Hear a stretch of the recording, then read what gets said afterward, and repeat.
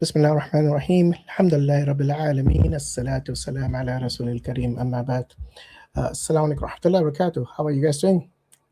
Wa alaikum assalam wa rahmatullahi wa barakatuh. Alhamdulillah, man, doing very, very well. Yes, Brother Samir, you're muted. Wa alaikum salam wa rahmatullahi wa barakatuh. We all are, alhamdulillah, doing good. And how are you, Brother Hashim? Yes, alhamdulillah, all good. Just trying to survive the heat wave we are experiencing here in the UK.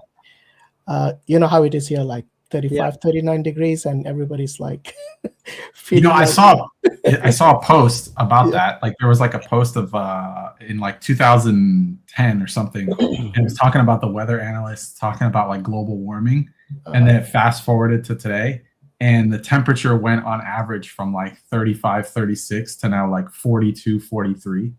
You know? No, that's too much for here, bro. Anything over 35 would be considered extremely hot here. I know it's not much for people in the Gulf where they're experiencing like over 50 degrees. You know, like I can imagine all those people going to Umrah and doing their Umrah in this heat, and also the recent Hajj and everything, you know, like it's pretty hot. Very hot. So may Allah accept from them, but for us it's good. It's 23 today. 23, yeah, you guys are very fortunate. That's Canada, right? Yep. Yeah. Very close to Toronto. Yeah. MashaAllah. So it's one of those things. Yeah, I think we have to live with. Things are going to change now. I think there's a hadith which says that the place which we call Arabia now is going to turn into greenery meadows once again. Yes. Which it was in the past. So I think that change is already happening, because we've seen more and more greenery, especially when people travel to Saudi and all. They can see this here. Yeah. And yeah, Europe is going to get hotter, and it's going to like probably be the opposite in the future. So Allahu Alam, you know. So yeah, it's good, alhamdulillah. But other than that, everything else is good. How are things with you, Brother Muris? I know you've been reading some interesting book lately. Maybe yes. Tell us about it. So coincidentally, I have it next to me. Highly recommend this book. So it's a very, very interesting read on the eternal challenge of the Quran. Okay. And I don't know if you guys can see all the little things that I see, all the like the dog ears that I made. All those, basically all those things are like points of interest that I have to revisit. What's the title and who's the author? Yeah, the title is The Quran, an Eternal Challenge.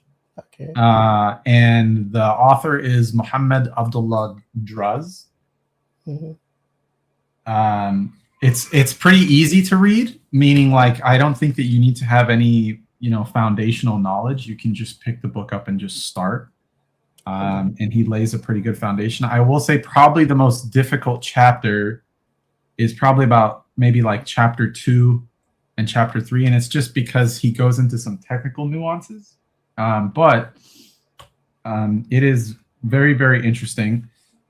And it's something that I had thought of myself, but I didn't have the answer to in great detail. So it was in regards to how the Prophet, you can tell the difference between his speech and Allah subhanahu wa ta'ala's speech, and no matter what his personal circumstance was, the Quran always came down in a what I would call like a singular tone. So like if he was happy or if he was sad, it didn't matter on the revelation. And what I mean by that is like it's Allah subhanahu wa ta'ala speaking, so you can just tell that there was no emotional influence in the literature itself, and the delivery of the revelation itself. Rather, it was just, you can tell that it's not from him, right? So no matter what his life circumstance was, the message would just be delivered in this kind of steady tone and a steady pace. And yeah, subhanAllah, man, the more that you sit down and you really read in depth as to how that matters, which is covered in this book, I think it's in the later chapter, like 6, then you start getting a lot of perspective, and you actually start doing a lot of introspection as well. So you start doing a lot of self-reflecting and realizing like, like this is going to sound a little funny, but we see that there's we see like movies and like superheroes and like aliens and all this other stuff, right? But if you really think about it,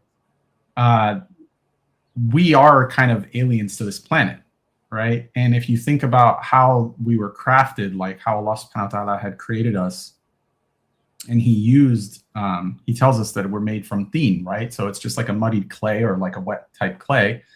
And I always reflect on the fact that every single food that I'm basically eating is literally just sunlight and dirt. Like, it doesn't matter if it's like a piece of corn or if it's like whatever, even if you're eating beef, right? That thing literally ate rays of sunlight, and it came, and likewise that whatever that vegetation had to be watered. And one of my own personal insights was, it's very interesting because we believe that water in itself is from Jannah, right? Like, if you see that these streams and these rivers, and then you have hadith of like about the Euphrates and all this, it has no smell, it has no taste, right? It has no color, yet we're consuming it. But what's cool, and also what's interesting, is it becomes almost impure when it's mixed with the earth.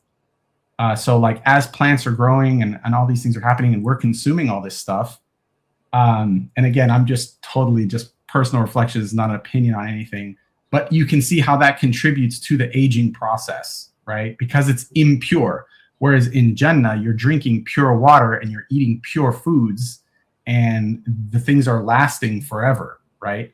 So not for the sake of like sustenance, like I'm hungry or anything like that, because that's a deficiency, right? In Jannah. But I can see how here, when we experience hunger and we need to eat this food, that it's all kind of interconnected. So the book kind of got me thinking in that direction as well, which was pretty cool. So highly recommend the read. And yeah. Barakallah fiqh, brother. Thanks for sharing. Yeah, and it doesn't look that big either. So it should be. No, I think it's I'll tell you right now. So including closing remarks, 235 pages. It's nothing. Yeah, that's. You polish it in like a week or two. Nice. Alhamdulillah. What about you, brother Samir? How is the Dawah in Canada going? Alhamdulillah, our regular Dawah, but now FIFA, was going on. So, yeah, but I don't know. Some That's the best time to do Dawah, brother. That's what you get lots of international guests. That's what I'm saying. So, time, FIFA is a very good opportunity for distributing Qurans and talking to people. Good interactions, that's a good opportunity. Yeah, different organizations participated, and it was good. Alhamdulillah. Yeah, alhamdulillah. I think a lot of brothers distribute quite a lot of Qurans and lots of shahadas. I heard from Sheikh Uthman, who's been doing dawah in different places in the US, I think. Yes. So yeah, alhamdulillah, it's indeed barakah, in this time. So, yeah, alhamdulillah. And other than that, everything else is, I'm with my regular, I've been doing my reruns of Umdatul Ahkam and all those, getting back to my revising into all the Islamic studies again, just rerun, just to keep myself, occupied and, That's good, yeah, mashallah. Also, a lot of people are fasting today. It's the day of Ashura here today. Yes. And also I think lots of other places as well. Yeah, we are. Over here as well. We all are fasting too. Yeah. But unfortunately, when it's Yawm al-Ashura, a lot of places, especially in Asia, they do this thing called tajia, which they build some sort of effigies and some models of certain things. Yeah. And this cultural thing they think is religious, and they're getting some ajr when it is completely opposed to what Islam teaches. So may Allah, give them hidayah and free them from this kind of. It's actually a bid'ah, no doubt about it, because they consider it to be a part of religion, and it's nothing that the Prophet ﷺ or any of the companions or even the first three generations ever, recommended to do, because they loved Hussein more than any of us combined. Hussein radiallahu anh, which was martyred in Karbala during this time, during Ashura. It's something that Yes, we as Muslims definitely, we love Hussein radiallahu anh, and he being the grandson of the Prophet sallallahu alaihi wasallam, obviously there is a lot of love and respect from the Muslims for him, no doubt about that. But in the mannerism in which it has been, completely turned around as to, not only hurting yourself, you're making yourself bleed during these rituals, which I don't know who started when.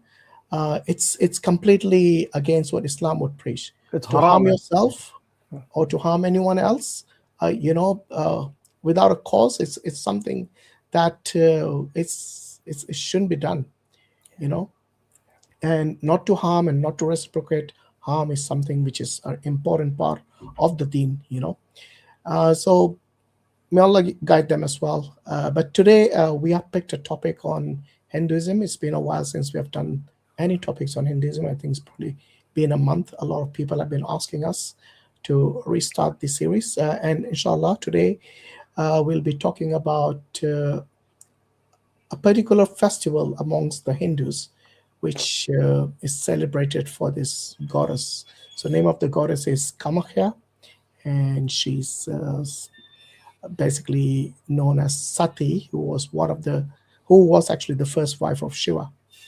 So it's an interesting story. It's from the mythology. The origin is something like so basically Sati is like this form of Shakti Ma, or within Shaktism, the Shakti is considered like the supreme goddess. Yeah.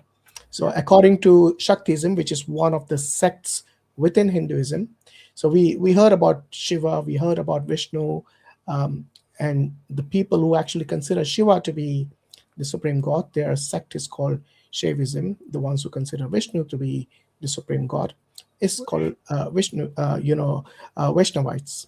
And the ones who consider the goddess Shakti as being the supreme goddess, where all these other gods, including Shiva and Vishnu and everyone, are subordinate to her, she's known as Shakti. And many Hindus believe she's actually the one who originated all life in this universe, and she's the one who is the one to be celebrated. So the mythology goes like this, that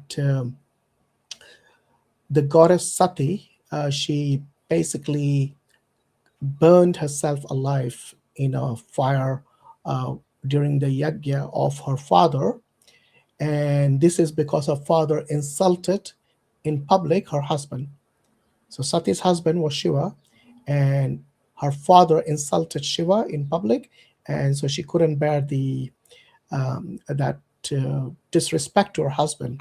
So she jumps alive into the fire, burns herself as a protest. Okay.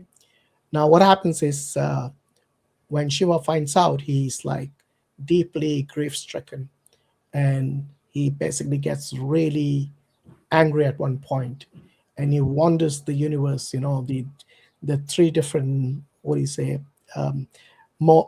different universes within Hinduism, and he's carrying the corpse of his dead wife Sati on his back, and he's wandering the universe like with anger, and he starts this dance, which they call, what is it dance called? It's called is it that, I forgot, something with T.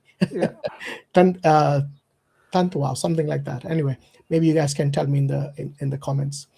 And then this fierce dance is basically it's one of those that can destroy the universe, destroy all existence. So in order to restore the cosmic balance, Lord Vishnu appears, and he basically uses his special disc, his weapon called Sudarshana Chakra, and he dismembers whatever remains of the charred body of Sati, which Shiva had been carrying. Brothers, Hashim, are you talking about Tandav? Yeah, Tandav, that's the one. something with T, I remember. Yeah, So Tandava. the Tandava dance is like The really dance powerful. of Shiva, very popular Yeah, dance. a powerful dance which can destroy all existence. So anyway, when Vishnu appears, he destroys the corpse of Sati, which Shiva had been carrying when he was dancing, and he basically separates them into like 51 pieces. They all fall on earth, which basically is just India mainly, and wherever it fell, it became like a place of ritual worship. So they have this different beats, they call it the Shakti beats. And from that, the most powerful one happens to be the one that's in Assam, okay, which is in Guwahati. The name of that temple is called the Kamakhya Temple. And this is where one of the parts of Sati, which apparently they call it yoni. So yoni is basically the female private part, and which is one of the translations of that. And it falls, they also translate it as womb, as the female private part, or something to do with the Shakti, or the energy of the feminine energy. And it falls in this place in Assam, Guwahati, and they erected a temple there. There's a story behind that as well. So inshallah, I'm going to play a few of the small clips. They have no idols for this Yes. goddess. So I'm coming to the temple part, but first I just wanted to give a bit of a background about how it originated this in the Hindu mythology. And the name Kamakhya, the name means like she whose title or definition is sexual desire. Okay, Kama means basically lust also, and sexual desire. So this is what her name actually literally translates to, the goddess called Kamakhya. And she represents both the desires and the grantor of desires. And she is the primal cosmic energy, or Adi Shakti as is known, where it's believed that both material and desires are fused within the spiritual liberation. So yeah, you're right, Brother Samish. Within that temple, the Kamakhya temple, there is no anthropomorphic idol of this goddess. There is only the form of the yoni, of the female private part, which is worshipped in there. So unlike many other Hindu deities, where they do have a form either of a half man, half animal, or a man or a woman, like a god or a goddess, Kamakhya Devi or Kamakhya goddess, she's represented by this. It's sometimes it's like a triangle which is upside down, to represent that shape of the yoni, and sometimes it's the yoni itself, in that form. And this is continuously fed by an underground spring as well. So there's always constant water coming out from that particular pot. And they say that every year, 3 days, the temple closes, because this is a time the goddess apparently goes through the menstrual cycle. And for that 3 days, they close the temple completely. There's no devotion, there's no offerings, nothing like that. And people say that even the fields around, the agriculture and everything, comes to a halt, because apparently she also represents Mother Earth, and Mother Earth, when she's bleeding, she needs rest for these 3 days, and nothing should be done, no work should be done. Even the women and all, they take a break, I think, for those 3 days, and they just have a festival, which it's celebrated. It's called the Ambubachi Mela, and this happens every year, where even the celebrities and rich people like the Ambanis, they come there, pay their respect, do their worship, pay their offerings, whatever. But the other thing that really is associated with this particular temple and this particular festival of the Ambubachi is like during this, I think throughout the year, not just, but so associated with this temple, which is the Kamakhya temple, there's a daily offering of animals as bali, which is a sacrifice. So on a daily basis, they sacrifice something like 3 buffaloes, 100 goats, and scores of pigeons and other animals I've heard as well, like cats and owl. And very recently, there was a case of the Bali or Narbali, which is basically a female sacrifice. They sacrificed a woman, literally sacrificed her, beheaded her, and she was like the Bali. She was a sacrifice. This happened as like 2019, not that long ago. So yeah, a lot of things associated with this particular goddess and this festival and the rituals that surround it. So inshallah, Brother Samir, I know he comes from a Hindu background, being a former Hindu, maybe he can shed some light on it. I'm pretty sure Muris heard about it first time, just like many of our viewers never heard of Kamakhya, because this is not something that all Hindus celebrate, but it's mainly in the eastern part in Assam, in India. But then a lot of Hindus who are not from that part do go there, and they want to partake in this festival because they believe that this grants them some sort of virility, and also in terms of feminine energy, and especially the tantrics, the people who practice black magic, the people who practice this dark the occults and all the other dark magic and energy and practices. So inshallah, Brother Samir, maybe he can tell us a bit more, inshallah. Alhamdulillah, wa salatu wa salam ala Rasulullah wa ala alihi wa sahbihi ajma'in, amma ba'd. Brother Hashim, you have touched upon most of the rituals and whatever happens actually. The only thing I want to tell you that during this particular period, a lot of evil acts happen. People, like for example, people who have hired tantrics to do some magic upon somebody else, or to gain wealth, or to get a child, or whatever. All these kind of thinking that this is going to fulfill their wishes. They hire tantrics and who go and perform these rituals during this period when the temple is closed, as you said. And thousands and thousands of pilgrims, ascetics, and tantrics, and these are the people who actually come over there, and they believe that there is a kind of a cloth during this festival that they use, and it's blessed or whatever, and then it is distributed as a sacred token. It just like when people go to that temple, again it's a female goddess, where people, all the North India, they go and they hang a piece of cloth in their car. You'll see even in the US and Canada, people, the Hindus, they do that, right? So what is that? Some might is I don't recollect now, but it's a similar thing. So this piece of cloth is distributed to all the participants as a sacred token, and it's been blessed. That's right. So they treat it as prasad or something. Yes, it's part of the prasad again. Yeah. And but what astonishes is that the kind of evil acts that happen, the tantric practices that happen, even sacrificing even humans and this and that used to go on. Then British had banned, as you mentioned, but these are the activities that go on there. I just wanted to highlight upon that. Yeah, no, I appreciate that. Yeah, that's one of the part I missed out. So what happens is they have this during the 3 days when they close the temple, because allegedly this goddess is menstruating.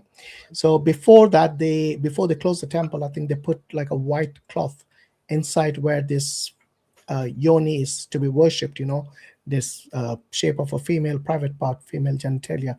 And then they just put like a white cloth. They say that after the 3 days are over, when they open the temple, they find the cloth to be red, obviously signifying that she has now menstruated, and they distribute this cloth, which is like a red cloth, basically pre-dyed. Obviously, there's no such thing. A lot of Hindus say the rivers turn red and the stream turns red. No, nothing like that happens. Okay, because the people who actually have gone there, they'll tell you that no such thing happens. And by the way, this thing is like a pilgrimage for them. So you talk about hundreds and thousands and even millions of people go there on pilgrimage. And there's a huge crowd. In fact, to even see that particular place where the actual goddess's yoni is, it's very few people would actually get the opportunity to go there, because when you have huge queues, and I think they have certain tickets. You have to buy a ticket, actually, apparently, to to actually go there and give your offerings. And the VIP tickets, they might be paying hundreds and thousands. I don't know. They'll get some sort of VIP treatment. You see, this is something I found quite unique amongst the Hindus, because the Muslims, mashallah, we have the Hajj every year. I've never heard of any VIP ticket to enter Mecca to do your pilgrimage, or to enter Mina, or to enter. I mean, of course, there's costs like transportation costs, hotel costs. That's different. Okay. The same applies to anywhere where there's pilgrimage. There's always going to be expenses for your food, your hotels, your transportation. So that's a given. But just to enter the site of pilgrimage, I mean, people travel there by helicopters, if they have money. People, because it's like on a hill or something. So there's quite a bit of climbing to be done. So anyway, I think I just wanted to mention the similar, as you mentioned, the similar privileges are given to people to the wealthy people. Most of the temples in India, like in Bombay, there's the famous temple where all the film stars and everybody, they don't have to stand in line. They don't have to, they just have to go to fast track. Do their thing, get their prasad and worship and blessings and all that, and come out quickly, when people are standing there for hours and hours in the hot sun. This is VIP culture, as you mentioned, and it happens. I saw a recent video, like this is a couple of days ago, or maybe yesterday or something, where this guy who came all the way from like UP or somewhere to Assam, and he said, we have been waiting in the queue for 8 hours. And there are people here who have got diabetes. We have some children here. We have old people. I mean, it's extremely hot. There's no arrangement, no organized method of bringing any sort of. I mean, he said we are not asking for any luxury, but the basic necessities. How can people wait in queues for 8 hours and still there's no guarantee we're going to go and perform the pilgrimage? So anyway, this is the case. So the female goddess I was talking about similar is the Vaishno Devi. Vaishno Devi. Yes, Vaishno Devi. They have the same thing, the cloth thing. The cloth thing happens there as well. Yeah. Brother Muris, I know you're in shock. I can see. I mean, so far.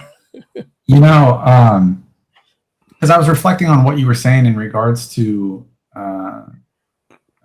was it Vishnu that showed up for Shiva, that had the little chakram or whatever? Oh no, that was Vishnu. Yeah. It's okay. So I know that I'm taking us way back, because there's a lot to be said. Yes. But inshallah, we'll welcome the guests or what have you. But I was just thinking, I'm like, okay, look, if you're seeing somebody it's going through like a major trial, right? And you don't just come in and like mutilate the carcass of their dead loved one, right? Like, what's up with that? Like, instead of just being like, hey, you know what? Let's just do like a proper ceremonial type burial thing situation, and let's work it out. We've got one guy god, whatever, threatening the existence of everything, and then another guy god basically just mutilating a dead carcass, and then that forces the other god to stop dancing.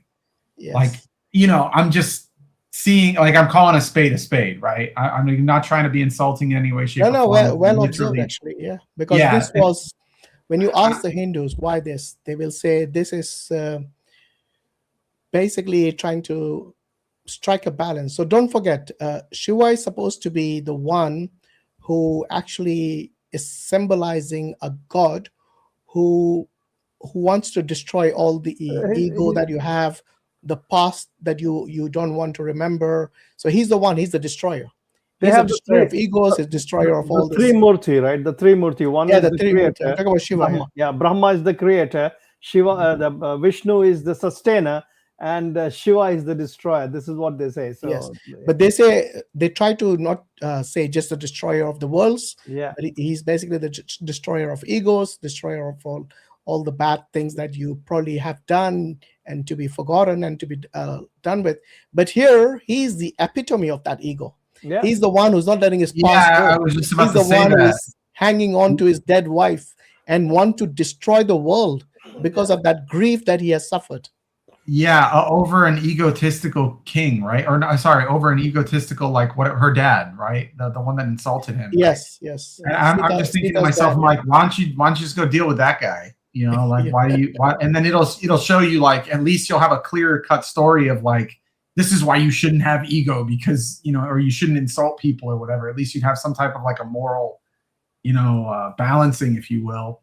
But no, everyone else has to suffer because, or be destroyed, should I say, completely annihilated, because this guy. Yeah, he wanted to destroy the universe, not just one world, everything, because of that. I mean, don't forget, he's a destroyer, but many of these guys, they believe that he's the one who originated the world. So it depends which Hindu you ask, you know, they'll give you all different answers. But anyway, I'm going to play some clips, but is there anything else you wanted to share, Muris?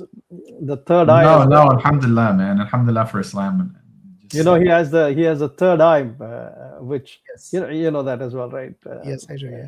So I'm going to bring up the third eye as well in one of the stories that we're going to see, because it does connect. Yeah. And yeah, so let me just play that clip quickly. Just one second.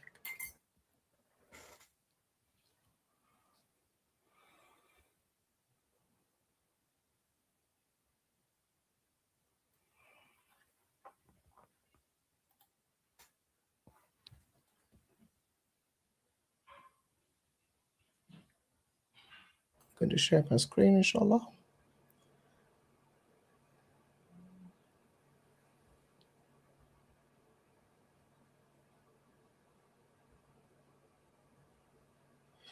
So this is going back to how it all started. Bismillah.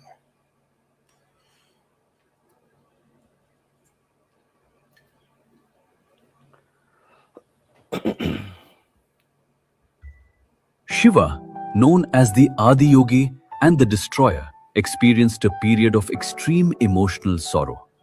Shiva could destroy the universe, but he could not survive Sati's death. Sati was Shiva's first wife. Sati died by leaping into a fire during a grand ceremony hosted by her father.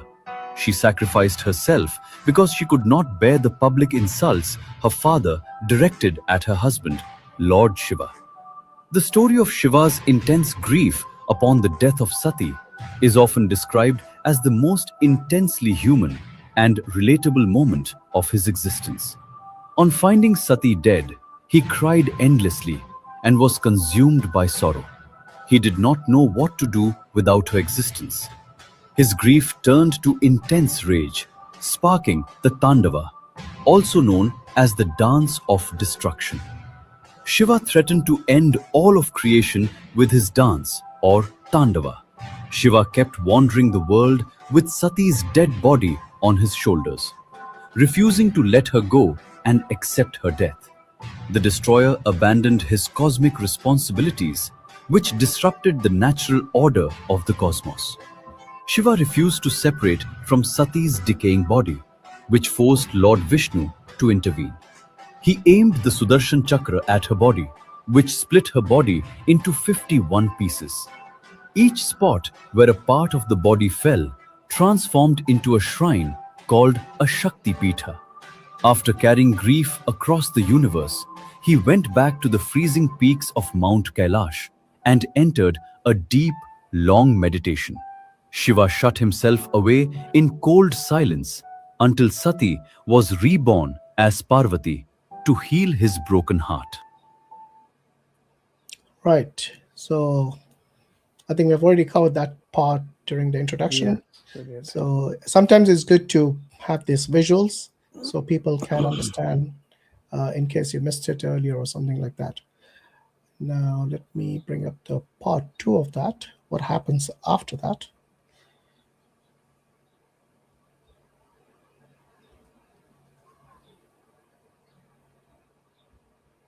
Okay, let me share the screen.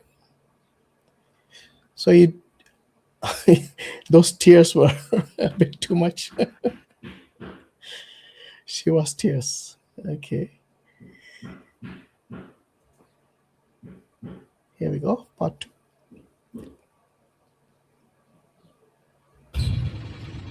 The union of Shiv and Parvati was very much necessary. With that notion in mind, the Devas convinced Kamdev to awaken Shiv's desire. Kamdev obeyed and shot his arrow at the meditating Shiv. But instead of awakening desire, it aroused Shiv's anger and opened his third eye, reducing Kamdev to ashes. The devastated Rati pleaded before Shiv to regain her husband's life. Hearing her plea and thinking about the imbalance in the universe due to absence of calm or desire, Shiv granted Kamdev's life back, but without body or form. He remained as a shadow, losing all his beauty. On Rati's request, Shiva advised them to find the yoni of Sati on the Nilachal hills and worship the Devi there. Only by her grace would he regain his beauty. As instructed, both Rati and Kamdev searched for the place. After a lot of struggle, they found the sacred yoni and meditated there for years. Finally, upon getting pleased, the goddess granted back the beauty to Kamdev, and he was restored to his full form. In gratitude, Kamdev, with the help of Vishwakarma, the divine architect, erected a magnificent temple over the sacred yoni. Since then, the region came to be known as Kamarup, the place where Kam regained his roop, and the goddess became known as Kamakhya, the one who fulfilled the desire of Kam. To end the atrocities of Tarkas, the union. Okay. So, did you learn anything from this second part? The one thing, I don't know if you notice, is that Shiva actually had the power to give life to a dead person. He could have given life to... He could have, awakened his dead wife. Yeah. And saved himself from the grief and the sorrow and all that weeping and the dance and the dance and the risk of ending all existence. Yeah. Probably he didn't have that power at that time. I don't know what it is. So maybe the Hindus who are listening, we'll have a Q&A, inshallah. You guys can maybe come and tell us, why did Shiva not give life to his dead wife, like he would actually do also for his son? Remember his son Ganesha, who was beheaded by Shiva himself because he didn't recognize him as his son. He gave life to him with the head of an elephant, So he did have the potential to give life to a dead individual. Why did he not apply that power for his own wife, Sati? This is a question we want to get an answer to from the Hindus. I know, please don't go down the route of it's symbolic, it's Leela. Okay, so even if it's Leela, symbolic, tell us what it means, for Shiva to become kind of helpless during his sorrow and grief when his wife died, to the extent where he basically lost it and wanted to destroy the entire world from his rage and anger, uncontrolled rage and anger. If it wasn't for Vishnu, he would have been dead, the whole existence would have been dead.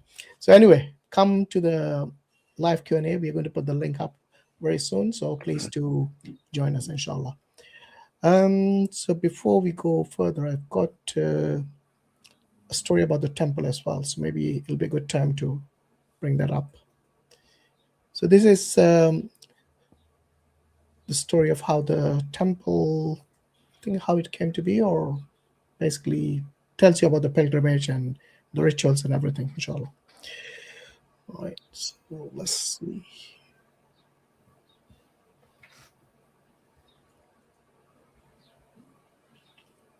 Just sharing the screen with you. Temple in Assam, where the goddess is believed to bleed once a year. The temple closes for 3 days, and when it reopens, hundreds of thousands have traveled from across the world just to be there. Kamakhya Temple, Guwahati, Assam, one of the most revered Shakti Peethas in all of India. According to ancient texts, when Vishnu cut Sati's body into pieces to release her from Shiva's grief, a sacred part of her divine form fell here on Nilachal Hill in Assam, and where it fell, Kamakhya was born. Unlike any other temple you have ever seen, there is no idol inside, no statue, no image of the goddess, just a natural rock cleft deep inside a cave beneath the temple, believed by devotees to be the living form of the goddess herself. Once a year, during the Ambubachi Mela, the temple closes completely for 3 days. No entry, no worship, no exceptions. According to ancient belief, the goddess Kamakhya enters her annual cycle during these 3 days, and then it reopens. What follows is one of the largest gatherings of tantric practitioners in the world. Agoris, Naga sadhus, tantric seekers from every corner of India, all gathered on one hill for one goddess. The prasad distributed after the 3 days is a small piece of red cloth considered deeply sacred by devotees and believed to carry the goddess's blessing. People travel for months just for a chance to receive it. Kamakhya is not just a temple. For millions, it is a symbol of divine feminine power, creation, and transformation, worshipped continuously for centuries. This is Yuga. Right, there you go. I think we covered that in the introduction, but again, it's good to have it as visuals sometimes. Now I was telling you about the human sacrifice, what had happened. So there's actually, it was in the newspapers everywhere in 2019 when this happened, because suddenly a mother disappeared, after she went to pilgrimage. And obviously the family got worried and they reported it to the police. And when they investigated, they found out she was actually a victim being sacrificed to Kamakhya Devi, to her temple. So yeah, quite it's something that we don't hear in this day and age, but as you know, anything's possible in India, especially during these sacrifices that they do. They consider it to be a ritual part of their belief, and it's by the way, to be fair, this is not something that all Hindus do ascribe to. It's those crazy, maybe the agoris, the tantrics, the ones who practice black magic, those kind of things. They have lost their moral senses, I guess, and because they indulge in everything under the sun which is repulsive to a normal individual. So don't forget, the agoris are the people who actually do cannibalize the corpses. So they eat the flesh of the dead. They basically even indulge in necrophilia, which is basically, it's kind of having pleasure from dead corpses. They also drink blood, drink the feces, eat the feces, drink the urine, their own excreta, and so on. All those disgusting things which normal society would find quite disgusting. But for them, it is a way of moksha. Remember the Hindus, when they tell you that there are many ways to seek God, this is one of the valid ways in which they can actually gain moksha, liberation, through this method of which we, the ordinary human beings, will find to be extremely disgusting. So yeah, I just wanted to show you that there were newspaper articles all over with regards to this particular news about, they call it Nar Bali. Nar is basically female and Bali is sacrifice, so female sacrifice. As you can see in this papers, so 5 arrested for human sacrifice at Kamakhya Temple, Assam police. And this is the body of a 64-year-old woman from West Bengal, was found near the Kamakhya Temple.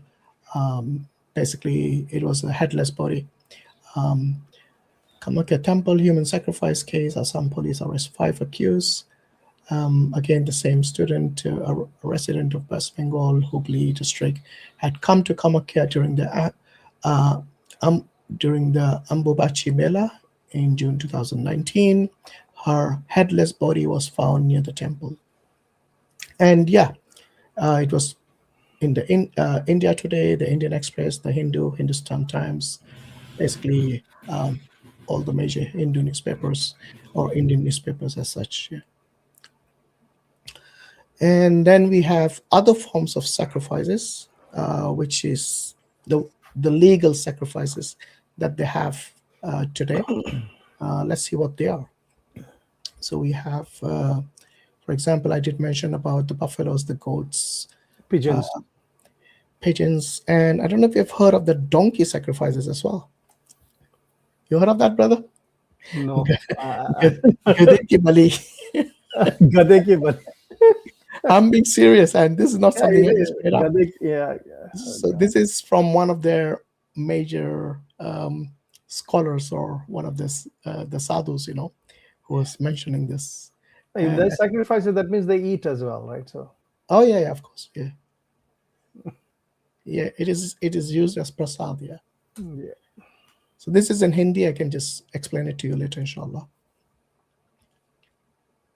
कि रोज 3 भैंसे कटते हैं और आपने कितने बकरे और कबूतर 100 बकरे जी। तो अब ये बलि क्यों चढ़ाई जाती है, किन इच्छाओं के लिए चढ़ाई जाती है? और हाँ, जैसे सेलिब्रिटीज जाते हैं, पॉलिटिशियंस जाते हैं, बड़े बड़े लोग जाते हैं, तो क्यों? ये बलि की जो प्रथा है वो महिषासुर से है, और महिषासुर मर्दनी माँ दुर्गा स्वयं है, और दुर्गा का ही रूप माँ कामाख्या है। बलि माने अपने नकारात्मक बल को घटाना, तो इसलिए बड़े बड़े इंडस्ट्रियल एरियाज, राजनेता या जो बड़े बड़े कॉर्पोरेट लेवल के लोग हैं जो नकारात्मक बल को घटाना चाहते हैं, तो वो जाके भैंस की बलि, अच्छा, बकरे की बलि, यहां तक मैं राज खोल देता हूं, गधे की भी बलि दी जाती है। गधा?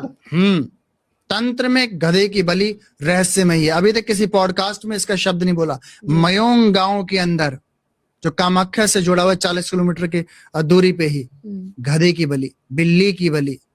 बलि प्रथा की आपने बात करी कि रोज 3 भैंसे कटते हैं और आपने All right, so yeah, you heard that, gade ki bali. Can you imagine? So donkey has been sacrificed as well. It's not just the 3 buffaloes and 100 goats on a daily basis, and scores and hundreds and thousands of pigeons. Throughout the year, you're talking about thousands of animals and pigeons and being sacrificed. Yeah, and he mentioned all the politicians and everybody coming there. And Yes. so. Yeah. So maybe, do you want to translate a bit of what was the reason for the sacrifices? I think that was a question she asked. Yeah, he said that to get their wishes. To fulfill their wishes, and so that's how they come for a particular, and that's what he said, right? For a particular, some kind of a magic thing, they sacrifice the donkey. Yes. Yeah. No, that's true. Yeah. So they believe that these wishes people have, for example, some people might be in debt, some people want fortune, some people might be divorced and they want to get married again, and some people want to, if they have any marital problems. So because it's a Devi, so it's a goddess. So anything that this female energy or Shakti can fulfill their wishes, they will ask for that. And a lot of these dark practices about magic, black magic, occult, all these things, they have potent energy during these festivals. They say during this time when she's actually allegedly, bleeding for this 3 days menstrual cycle. This is when they believe it's like potent for them. So they practice their dark, arts during these times of the year. But it's mainly visited by these agoris and Naga Babas and Naga Sadhus. Tantrics. Tantric, yeah. So yeah, Gade ki Bali, that means they also sacrifice donkeys, as you have seen this particular sadhu mentioning it here. I think we have covered most of it, so inshallah we should be opening for the Q&A.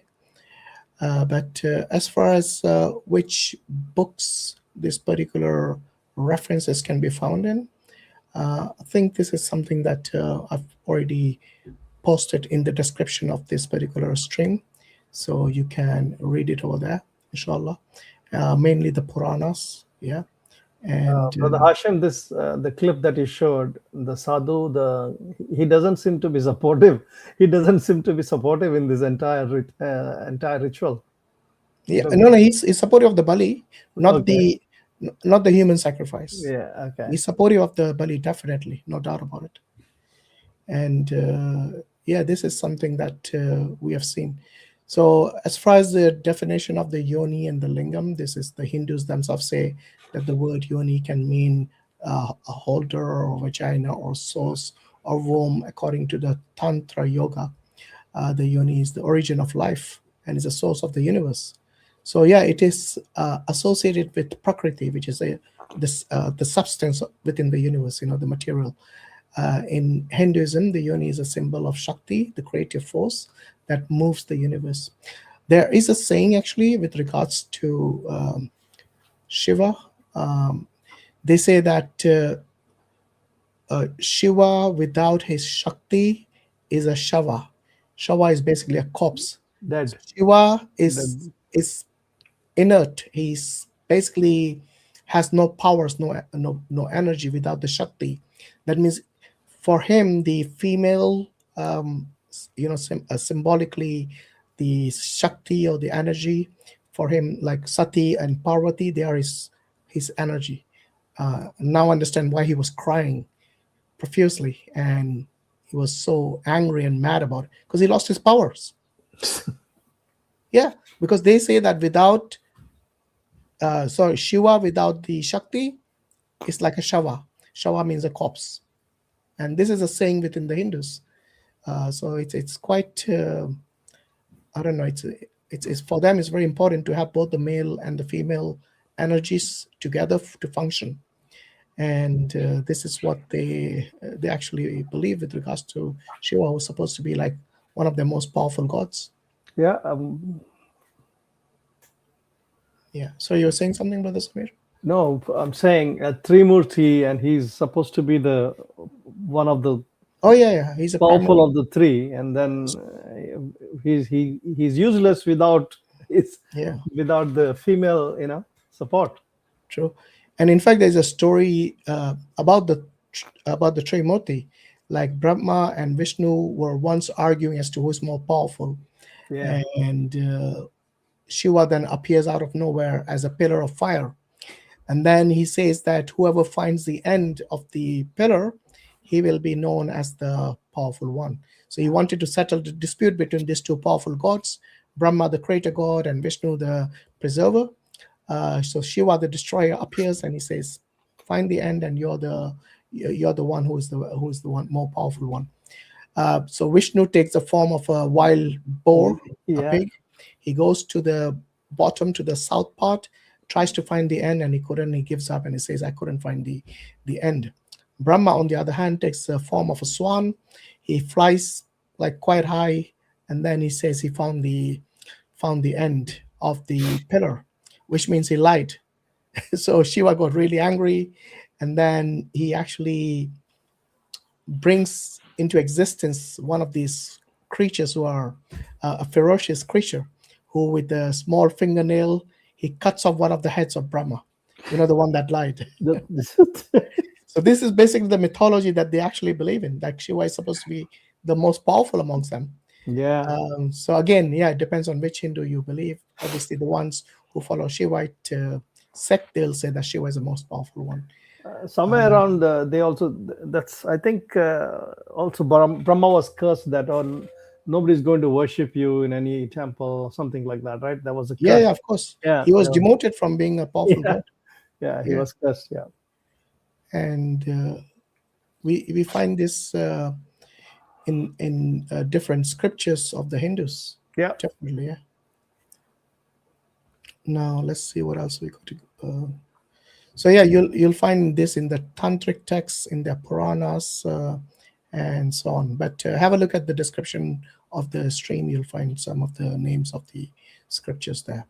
So inshallah, what we're going to do is we're going to see if there are any Hindus who want to come and tell us what they think of the stream, and if there are any mistakes we have made, now is a chance to come and correct us. Or if you think we left out something and there's a deeper meaning to something, then also, Enlighten us. do enlighten us, please, with your greater knowledge.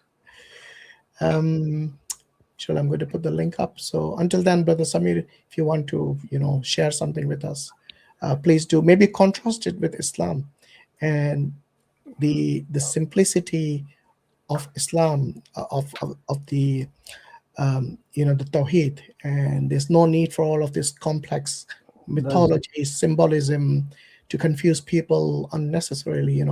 Maybe give us a. No, there's only Yes.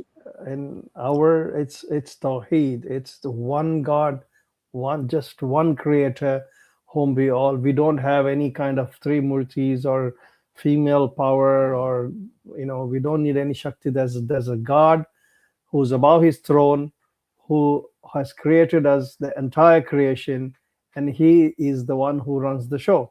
He doesn't need any assistance, he doesn't need any support, he doesn't need any kind, because he's the one and only with all the powers, and inclusive. And then we have the prophets that were sent to us to give us the direction, to give us whenever human beings have strayed away, there's always a reminder that the prophets have come and given us reminders and given us the laws. And similarly, with the generation of prophets that came, we have the final messenger, Prophet Muhammad sallallahu alaihi wasallam, after which there is no other prophets that's going to come. And we have the final revelations, that is the Quran, to give us the direction, to give us to understand who the Creator is and how to worship him. And we also have the laws that we use in our daily life and in our social life as well. So this is something from me, Brother Hashim. Yeah, so I've pinned a link already in the in the public live stream, live chat. And yeah, if there are any Hindus who wish to come and, join and give us what they believe with regards to this particular festival or this goddess, the Kamakhya goddess. Yeah. They have a similar temple in Tamil Nadu, because it's called Kamakshi Amman. It is not the same deity, not the same story, but it is revolving around the same, about karma and and all that, right? But she has this Kamakshi has an idol whom they go and worship. These are the two different aspects of the same, of the similar mythology. Yeah. Interesting. Yeah. Right. So while I put the link on our website, I just realized I wouldn't put a link over there, which I normally do, because we have like the portrait version where you cannot click on links. That's why I put it on our website. But those people who want to join from the YouTube link, the YouTube, which is the landscape mode, inshallah, you should be able to click on the link over there. So just let me update that. In the meantime, are there any Hindus in the back studio right now? If there are, let me know.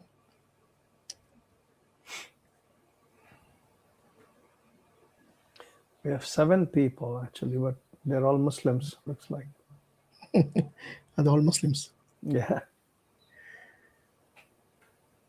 I want to join to talk a bit on it. Okay.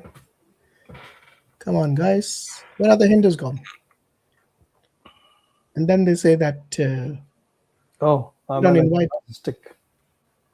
Nazar. Right. So we're giving priority to the Hindus first. So we'll just wait a bit more for the Hindus. If they want to join, you guys are welcome. If not, we'll start taking the non-Muslims. So Rakesh, you're in the back studio. Are you a Hindu? Can you let us know in the private chat, please?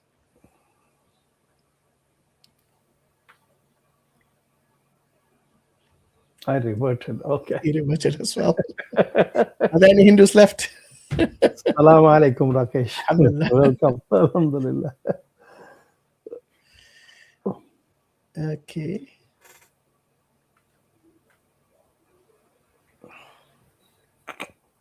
So the topic today is on Kamakhya. So all those guys in the back studio, if you have joined to discuss this topic, you're more than welcome. If you have not, please leave and come back towards the end when we might take a bit off topic. But right now, if you have joined, you're just wasting your time, because I'm not going to allow unless you're going to talk about this specific topic. Okay? Now this, yeah, somebody wants to speak on other topics. We don't know. Yeah. Okay, Rakesh, maybe you can give us your 2 cents with regards to this topic. Assalamu alaikum. Walaikum salam. Assalamu alaikum. Yeah. How are you doing? Good? So I wanted to give my perspective. So in the Quran, it says that the jinns were created from the smokeless fire, right? And if you look at all these rituals, fire is like the main element. Yeah, in the yagyas. Yes. Are you there, Rakesh? Oh, it's lost. Have we lost him? Can you hear me? Yeah, we can hear you now. Yeah. Can you hear me? Yeah. So, did you hear about what I said about the fire? Yeah. So you mentioned in their rituals they use fire quite a lot. Yeah. Yeah, and the Zoroastrians also, before the spread of Islam, it said that actually when the Prophet, peace be upon him, was born, their fire, which was burning for many years, suddenly stopped burning and it just went out, and like that. So I find it very interesting that fire is very important in these. I was actually discussing with a person, and he told me that, so he's a comparative theologian, and he said that Islam is the only religion that doesn't use fire much. If you take Christianity, they light candles. Now Hindus, they have all these lamps, all these homas, things like that. And and in the Quran it says that the jinns were created from the smokeless fire, but angels are created from nur or light. And it said that when you keep pictures, even pictures of people or anything with a face, whether you draw something, it actually repels the angels, right? So when you keep an idol or those things, actually it repels angels. What it means is it actually repels the nur of Allah himself, actually, because what it means is the beings that are close to Allah, they get repelled from it. And angels are important in this because angels cannot rebel against Allah, right? They cannot sin. That's the difference between Christianity and Islam. In Islam, the angels cannot rebel, only the jinns can rebel. So if you add it all together, what it means is all these, you don't have to go to it's not even about the darker things animal sacrifice, human sacrifice, even simple things like just keeping an idol. Some Hindus argue with me okay, oh, we are sattvic, we are vegetarians, we don't sacrifice animals, we don't drink alcohol, but we keep an idol, we offer flowers. See, so we should, that itself is shirk, right? And that itself is, so it's not just about the darker thing. Obviously the darker things are worse, but when it comes to shirk, we should not even look at even the most peaceful form of shirk is still shirk, even if it's Christianity, where it's all light. So what I it's first those entities shaitan, they bring us through peaceful things. They say, okay, Jesus is so close to God, so you just worship him. Then they say, okay, Jesus is too far away, so bring the saints. Then Mary, intercession. then like that. Now and if you take Hinduism, first it starts with, okay, be vegetarian, like sattvic things. Then they say, no, no, no, you need sometimes animal sacrifice. Like there are some fiercer entities. Then it gets darker, darker, darker. So we should first look at the door from which it starts. That's what I wanted to say. So like Kamakya is like the end point of that. Starting might be something simple like keeping an idol in your house, offering flowers, but it goes till there. That's what I'm saying. So it's like going deeper into hell, and eventually you can see hell in on earth itself, and that is what manifests as these sacrifices and things like that. Yeah, interesting point. Jazakallah khair for that. So yeah, we don't keep any idols or any sort of No fire. We don't keep any fire too. fire or anything. Yeah, even like that's- family members, like actually, like even keeping especially like dead relatives, like people keep. I think it's very wrong to do that. Like because it says that anything with a face, yeah, it is not allowed actually, True. according to the yeah. Sunnah. So Like if you anything that's living. resembles a living being, even like Yes. animals or like So we don't say it doesn't bring in Allah's nur, because yeah, we don't believe that, but we believe that according to the hadith, it says the angels will not be entering the home where there is any sort of living form picture or something like that kept in that house. So that's the reason. But yeah, the other things you said were pretty spot on, especially with regards to the connection of fire amongst. I think you'll see it in most pagan worships.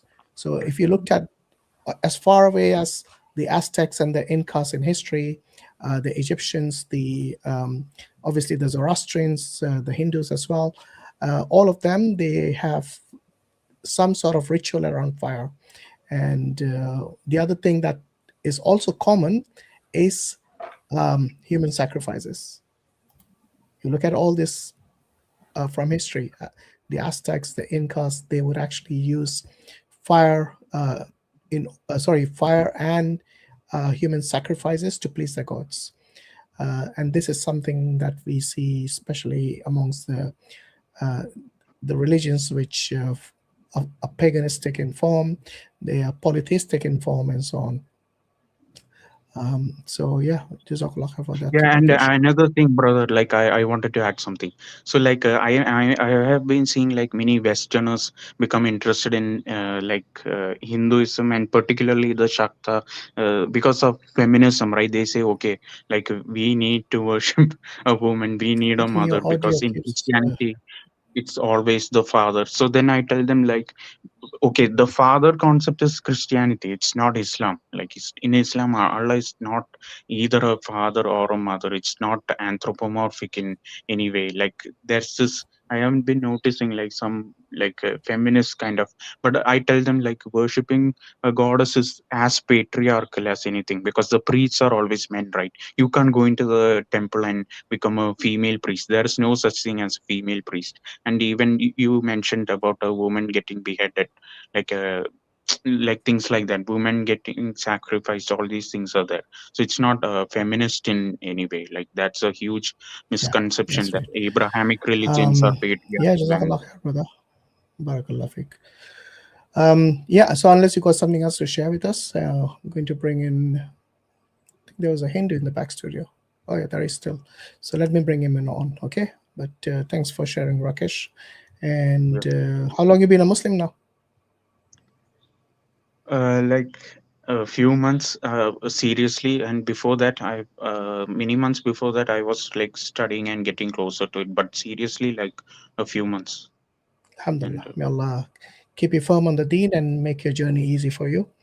And yeah, I mean, if you got any questions for us, to let us know, inshallah.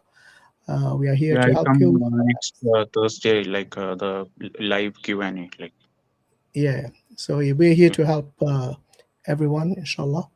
And yeah, you take care, brother. Assalamu alaikum. thank Okay, we got Anil here. He's a Hindu, I'm assuming. Hi, Anil. Hey, hi, Hashim. How are you doing? All right? I'm good, thank you. How are you? Very well, thanks. Where are you joining from? I'm joining from southern part of India, Okay. Hyderabad. So have you heard of this festival of the Kamakhya Temple, the Ambubachi Mela and all that? Yeah, in the past, like, You need to speak up. Can barely hear you. okay, is it audible now? Am I audible? Yes, yes. It's better, right? Okay. So yeah, I never heard that. I never heard that of that festival. Maybe Mhm. maybe in the past, maybe I could have heard. I mean, I might have heard it, but then I barely remember. So the Kamakhya goddess doesn't ring a bell? Mm, no, it didn't. Okay. All right, no problem. You wanted to share something with us? Yeah, so you're talking like Narabali is a female sacrifice, but it's not. It's a human sacrifice. So you like when you say Nara is feminine, Mhm. actually it's not. Nara is not feminine. It's Nara means human. Sorry, Naris? Nara means human. Human. Nara. Yeah. So human sacrifice. I don't know. Was it a part of the ritual sacrifice prior to the British banning it? Uh, I, I I think people say it as a tantric way Mm-hmm. of doing it, but I'm not sure. Like there were stories people have done it, like doing the human sacrifice. Yeah, Okay, but it's especially not. children. I heard a lot of children used to get Mm, sacrificed by these tantrics. yeah, Yeah, it's quite unfortunate, that's why. but Yeah. it's okay. Like there were stories even in fact Mm-hmm. in my I mean wherever I mean, in my contacts like people used to say people they used to do that human sacrifice and those things, but then it was not approved by the people, and at the same time some stories had remained as stories. Okay, and uh, because I mean, we never Okay. witnessed it. Mm-hmm. Yeah. All right. What is your belief with regards to Shiva? I know people in South India mostly are Shiva devotees, aren't they? So belief in sense, I mean, is there any specific thing? Like, okay, when you say you're a Hindu, what sort of sect do you belong to? What's your sampradaya? I'm not sure about my sampradaya. Okay. Do you And in have like fact, a favorite deity that you worship? yes, I do. And who is that? I do. Oh, I you worship don't. Balaji. You No, worship. I do. I do. Okay. Balaji. Sorry, Balaji, did you say? Balaji, yes. Okay. Lord Venkateshwara. Does he have another name? Lord Venkateshwara. I mean, Venkateshwara. Okay. So is he like an avatar It's a of avatar of Vishnu. Vishnu? Yeah. Okay. All right. Interesting. And what is your view with regards to Shiva? View sense. I mean, In the sense that, do you consider him to be God? yeah. I You mean, do, yeah. so, yeah. I consider him Okay. as a god because that's what we were told. Okay. And So when you I'm say following. God, you mean like one of the supreme beings or a demigod, or where does it belong in the hierarchy for you? I'm not sure about the hierarchy, but then so, since we worship him, like maybe I go temple to Shiva temple sometimes. Okay, maybe like maybe during Shivratri or something. On those days, I go to the Shiva temple. Okay. But you But don't then, consider him to be like a supreme God? um, yeah, not an ultimate god, okay, but he's one of the god. Okay. So who is the ultimate God for you? There's no ultimate god for him, like because whenever I feel comfortable, I mean, it's not comfortable. Maybe it's just like do there should be any principle or maybe any rule that someone should be ultimate God or something like that? So you think that there is no need for a necessary being, the ultimate supreme being? I don't think so. Okay. Let me bring Muris here. Muris, you want to perhaps engage with Anil and see? Yeah, I mean, why not, man? Why do you think why would you take that away, like as a thought?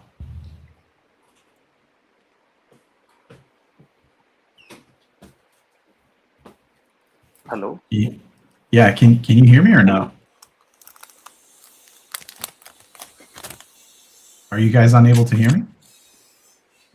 I can hear you. Yeah, Muris. Okay. Anil, can you hear Muris? No, I can't hear Muris. You can't hear me at all? I can guess hear not. you, but I can't hear Muris. Okay, let me try. I'm going to try rejoining. Maybe Okay.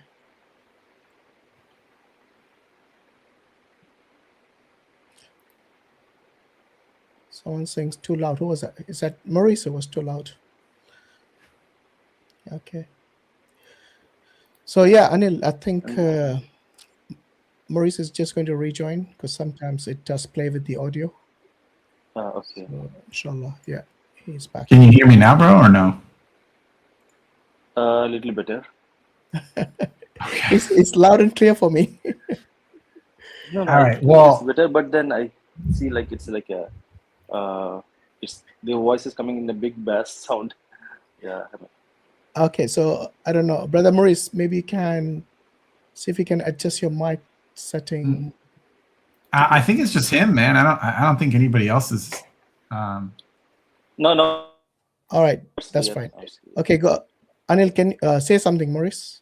I don't know if some people are saying that the mic is too loud now. Is that what's going on? Yeah. No, I can hear you clearly. Can you hear Anil? Can you hear Muris now? Yeah, I can. Okay, good. Go ahead, Muris. Okay. So why not? Why do you remove that as a possibility? Like, why don't you think that that's a rational thought to think that there's a supreme deity? One supreme being. I mean, why is it required? Why is it just one? Yeah, why is it required to have a hierarchy? Like someone should be ultimate God or something. I don't think that there is a hierarchy of gods. I think that it makes more rational sense for there just to be one. Why do you think that a hierarchy is more rational than there being one? No, but then the question Hashim asked me like, is there any hierarchy that I believe? So my answer No, is I don't. I believe asked in you that. if you believe in a supreme being. Like, look, even if you believe as a hierarchy, I know the Hindus do believe as a hierarchy, but you see, what we mean by supreme being is like he is the ultimate authority. Okay. Otherwise, you end up with these kind of stories like Shiva being sorrowful in grief, having a rage, having a outburst of rage to destroy the world because his wife had died and so on. So do you believe in this kind of hierarchies or this kind of emotions of God, which is very like the creation, basically? You know, we as Muslims, we consider the creation separate from the creator. So there was a point in time there was no creation, and Allah was the supreme God and always has been the supreme and the only true God. So you see, for us, the distinction between the creator and the creation is very clear. And we don't believe that the creator is like the creation. Allah says in the Quran, like the kamithli shay, that means there's nothing like him, like unto him. You cannot expect to imagine or make an image or draw or anything like that about Allah, because he's beyond anything that you can even imagine, let alone what you can create as a shape or a form or make a picture, a 2D picture or 3D, whatever it is. Yeah. So it's a belief or is it a truth? Say again? Is it a belief Both. or Yeah, it's Yeah, both. both. no? Yeah. It can't What be do you- both, right? If it is Why- a why if it is not? a truth, it can't be a belief, and if it is a belief, it can't be a truth. What are you How talking can we- about, dude? Do you believe that the sky is blue? Yeah. I don't believe. You don't believe you the don't sky is believe blue? the sky is? So is the sky blue, or Yeah, does the yeah, it sky is. exist? So does the sky exist? What? Yeah, it does. Okay, can you show Do me? you proof? wait? What is the sky? Can I Anil- show you? Have you gone outside, man? What is this, dude? Come on. Anil, do you believe you no, exist? Okay, fine. Anil, do you Uh, believe you exist? Let's keep this question straight. So, It is Muris, straight. you're Yeah? taking says, I'm just have a conversation with Muris. So he's asking me a question like, the sky is blue. Okay. So how does the sky looks? Does the sky look blue in the evening or in the night? Does the sky looks? Okay, I see what you're saying. So you're trying to get to the nuances of it. Is it a true blue color, or is it just being showcased as blue, right? So the way that we commonly understand it is blue. If I were to say the sky is green, do you think that I'm crazy? So obviously, yeah. So if you call sky is green, which no one else can see, obviously you're a crazy person. Okay, prove it. Is the sky green on certain sunsets? And then like the position of where we're at and in relation to what's going on and all. You see how like ridiculous now that things lose meaning now. You're going into like this what I would consider an irrational, unnecessary territory for like nothing. So No. remember your initial point of contention is something can't be true and a belief. Mhm. Like I really want you to think about that for a second. Do you believe that why don't I let's just start again. Okay, Do you believe that you're a human being? Do you believe you're a human being?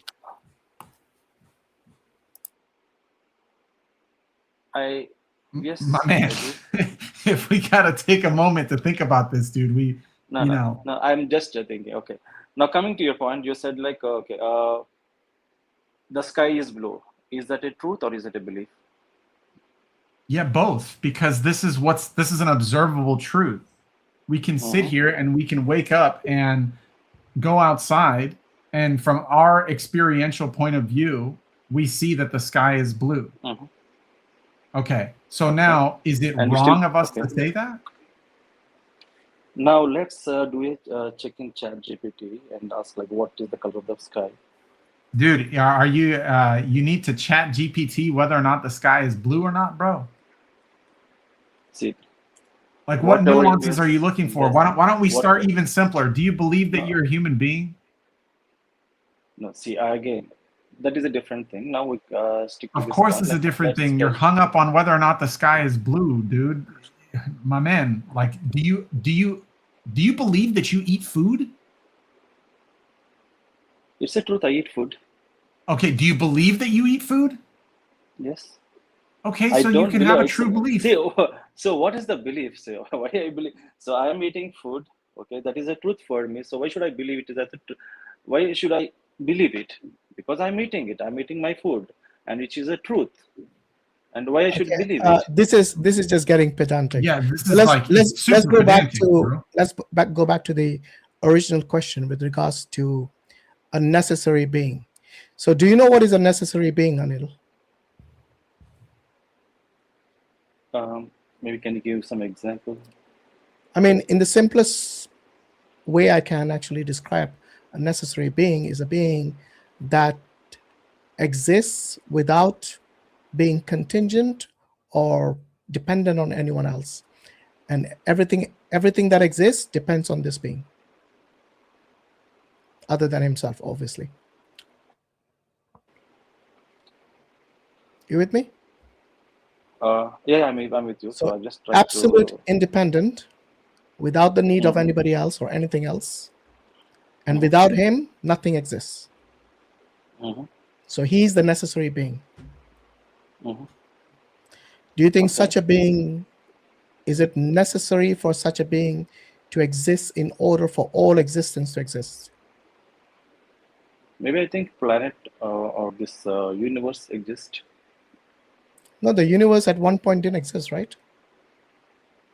So My brother, I mean this with all due respect. Are you actually tracking what's being asked of you? So no, see, do I'm you, just do going you with the believe planets conversation. to be this necessary being? The universe itself is dependent. Everything within the universe is also dependent. So it cannot be a necessary being. It's disqualified Okay. based on that definition of a necessary being who is non-contingent, non-dependent on anyone or anything else. Okay, so is Earth dependent on anything, or is this universe No, dependent on anything? no, he's not dependent on anything. He's without needs. No, But I'm talking everything about the else, universe. no, the I'm talking universe about the itself. Look, universe. I'll tell you what. Does the universe exist without the laws of the universe? Or is it dependent on the laws? So it's independent. It's dependent on the laws. Yeah, so the law, so if it's dependent on anything, then it cannot be independent. Okay. Okay? So Okay. let's So disqualify the universe. What else can you bring okay. in the equation? Okay. So according to you, now you're trying to say that uh, the God should be independent of the laws. Sorry, of the laws. God Yeah. created the laws. Okay. So the So laws are God dependent created on the him. laws. Like everything else, the laws are dependent on him as well. Okay. So If he you don't created have a everything, and definition of God, how are you? No, but no, no. Brother See, Muris, it's the Hindus approach the the definition definition. from a very different angle. So I do understand where Anil is coming from. Because, in the Abrahamic faith, it's pretty clear. We got one God, and he's a supreme being. Whereas in Hinduism, they have a hierarchy. They have, like, even sometimes on the same level, sometimes it's just the a God without form, without attributes, like they consider to be the Brahman, but then that's not a personal God, and he's not even worshipped. It is not even Okay, worshipped. so Anil, have you ever given this an actual thought? Yeah. Have you ever actually stopped to reflect on, is there something other than a hierarchy? No, I never gave the thought. Okay, fair enough. That's fair enough. So then, would it make sense to you that something exists that is not a hierarchy? Like it's not outside of a rational thought, right? And we're not sounding like a bunch of whack jobs out here, right? Sorry, come again. I didn't get that Like point. we're not sounding like a bunch of crazy guys to say that there is a being that doesn't involve a hierarchy. He's just absolute and standalone and is independent. There's nothing crazy about what we're telling you so far, right? Yeah, I mean, I'm just trying to comprehend like what you're saying. Yeah. So you're talking. I mean, what you say makes sense at some Okay. point. Okay. Okay. But then like, what's the hang up? What is causing you to not be able to so comprehend it? So like, so you're saying like there is a God. I mean, God shouldn't have. I mean, he's not dependent and he's an individual and he's not dependent and he's not He's bound to anything. independent. He's He's independent. independent. Yes. Mm-hmm. He's Absolute, independent and absolutely independent. that's Mhm. exactly what I'm saying. Yeah. I'm saying Okay. that it makes more sense and it's easier to comprehend than the alternative, which there being a hierarchy of gods or a pantheon or like representations or avatars or them having any needs. It's a lot easier just to say there's one God, he's independent, he's self-sustaining. That's very easy for me to comprehend compared to me saying, oh, well, there's actually a Trimurti, and then like there's like this destroyer and a sustainer, and then like they have these roles, and then they're dependent on one another, and they've had these experiences which we can't quite explain. Like, do you see how now things get more complex if I were to take your position? Maybe you're thinking my belief is a complex, but for me, I never felt it is a complex. Okay, it's not. I'm It's fine with my belief. Okay, so it's not about complex or simple in this case. It's about being coherent. So let me ask you, the God that you believe in, is your God dependent or independent? On what? In anything? Anything like Can you give me some example? Like, is it dependent on me? Anything. Like, Or when you are dependent on something, either of a hierarchy of who is higher, or maybe at the same level, or even at a lower level, then that is called dependency. You're contingent upon something else other than just yourself. okay, so maybe I can. For example, I am dependent on my father, okay, for food when I was young. Yeah. Okay. In And fact, then maybe you're still after grown dependent up, on food. yeah, I'm still dependent. But now I So can earn my you are food. But definitely not independent. You're contingent. no, yeah. I mean, at least now I'm just talking, like saying, like earlier I was dependent on my father, Hmm. but right now I'm working and I'm earning my Okay, money. is And yeah, Balaji dependent on food? no, No, so he lived without food as an avatar. yes, Are you yeah. sure? Are you sure about I'm that? thinking. Even Ram didn't live without food as an avatar of Vishnu. Neither did Krishna. Mm. So why did Balaji go without food? See, I'm not If you sure. don't know, I you're never. welcome to say I don't Yeah, know. I don't know. Okay. That's what. See, I Good. So don't know. don't speculate about your gods. And that Yeah. is another problem we have seen within Hinduism. They do not only speculate about the gods, they speculate about the form of the gods See, as that's well. what. See, Because none of them have seen the gods, yet they have an image, a form of the gods. Mm. Why speculate about God? I mean, if right somebody now. made a form Sorry, of go ahead. Mm. if somebody made a form of your mother which didn't look like your mother, okay, Mhm. would you be happy with that? Sorry, come again. If somebody made a form or an image of your mom whom you dearly love, Mhm. but it did not look like your mom at all, Mm. would you be happy with that imagery of your mom as something else? Obviously not. So why would you insult the gods in such a way? Because none of you have seen gods. Yeah. Mhm. So why make an Yeah, image or a see, I murti have a see. or idol of that god, and then they say we worship you? Most of these gods that you see, whether it's Ram or Krishna, or whether it's Shakti Ma, or whichever gods and goddesses that the Hindus normally have the images of, it was actually created, I think, in the 18th century by Raja Ravi Varma. Yeah, might Yeah, be. a guy But this who just idol, imagined the form of gods, and now everybody's worshiping those images. but Why these, speculate about your but gods? It's no, I, offensive. If someone does the see, same to your own parent, you'll be offended by it and you won't like it. Your see, I'm gods not should be of a speculating. much higher, what do you say, status than your parents, isn't it? Okay, so I'm not speculating my some other god into my god, right? I'm just believing that whatever the idol that I see is belongs to Lord Venkateshwara or Balaji. How do you know Okay, that? Have you so seen Balaji in your life, in I reality? haven't seen. I haven't seen that. I haven't seen the god. I haven't seen Balaji. But then I feel like, okay, I'm going to the temple since my childhood, and I had some bond with the god.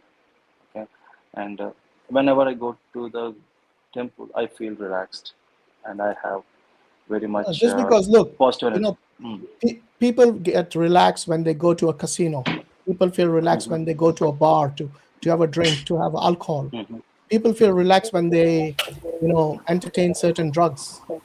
That doesn't Mm-hmm. mean that you have the truth. It's just a state of your mind at that time. It doesn't have to do anything with the truth itself. Yeah. So at the same time, we're not calling them the gods, right? So if someone goes to just that they're finding the solace or peace in doing something, okay, we are not calling them as gods. Even though people who find peace there, they don't call it as a god, No, but right? you do call this image that you worship as Balaji, like this one on the Mm. screen right now. Yeah, look at it. It looks like a human to me. Yeah. Okay, Mhm. decorated in flowers. Do you think God actually looks like that? Seriously? That is the. Yeah, I mean, see, like how that should. according to, or is there any ground rule that God should like this? That's the question I should be asking you. No. See, that's what I'm saying. Like you're saying that my belief is wrong. No, but this is Okay. I'm not saying, I'm saying this is a speculation of God, Yeah, is it not? maybe. Yeah. It's not speculation because that is my belief, and belief could be any speculation. Even I call. Okay, I'll tell you what. Do you actually think God looks like that? Seriously? See, that's what I'm asking. Like, is there any definition like how the God should look like? Maybe No, but according if to you your scriptures. look here, According to your scriptures. if you don't have the image of God or what he looks like, then don't make an image of him. Simple as that. Again, my question. So, what is No, the I understood your question. role? I understood your question perfectly. We Muslims do not say we know the form of God. We don't say that. Okay? Neither do we speculate his form and make his form like the way the Hindus So, what do. is the? So the question to the Hindus is, why would you speculate the form of God when you do not know what God looks like? See. Now, speculation. I'm trying to understand the meaning of speculation. Like, what is it a wrong thing or is it a right thing? You said it was a wrong thing when I used the example of your mother. Okay. Why did you consider that to be wrong? So that's what. Okay, now coming to this point, I have seen my mother. Okay, and I have seen my mother, and if someone builds a idol or statue of my mother in a wrong way, which doesn't look like my mother, and definitely I will get offended. I feel bad. I don't get offended, but I feel bad because okay. Now coming to your question, so I haven't seen. Why does the same not apply to God? Now again the same thing for the same thing. Now let's say if I haven't seen my mom, I haven't seen my mom, okay, and then someday someone brought a statue saying that okay, this is my mom. They told that this is my mom, okay, and obviously you will believe I will it? believe. Yeah, Seriously? obviously, because so if someone just brings some random picture or image, even though you have never seen your mom, let's say you were an orphan, yeah, at a very early age, you have never seen your parents. So you're telling me that one day somebody just brings any random photo and tells you this is your mom, you're going to believe it just like that at face value, yeah? So you will believe the earlier question, you didn't want to believe the sky is blue. No, now you want to believe your mom is your mom just because somebody showed you some random picture. See, that's what I get. So now, do you not see the absurdity in this argument? So you are missing the point here. Which point am I missing? I'm getting some background noise. Yeah, Samir, is that you? We can hear a lot of background noise from. I'm just going to mute you, okay, Samir? Okay, thanks. Yeah, go ahead, Anil. Yeah, sorry. So now, by the way, just one question that came to my mind when I showed you the picture of Balaji, which I showed you earlier. It looked like a human being. Yeah. Do human beings eat food? Maybe why can't we think in this way that we humans are created in the form of the God? No, but do human beings need food? So see, human beings eat food, animals eat food. How does it make difference? Anything that has a body. But then, yeah, everything has a body will eat food. Yes. Right? Okay. In that case, whether it is if that is a ground rule, okay, even gods will eat food because if they have a body and if they have a body, they will eat food. My point exactly. So this is what disqualifies the Hindu gods as a necessary being because they're dependent. Okay. You have literally answered my question. Thank you very much. No, I didn't. Assalamu alaikum. Okay. But I didn't get your question. Okay, I think Mubashir's got a question for you. Yeah. What is his name? Anil. Yeah, hello. So, the god that he's talking about, Ventakeshwara, just correct me if I am wrong over here. I'm saying in. Is Mubashir speaking? I can't hear him.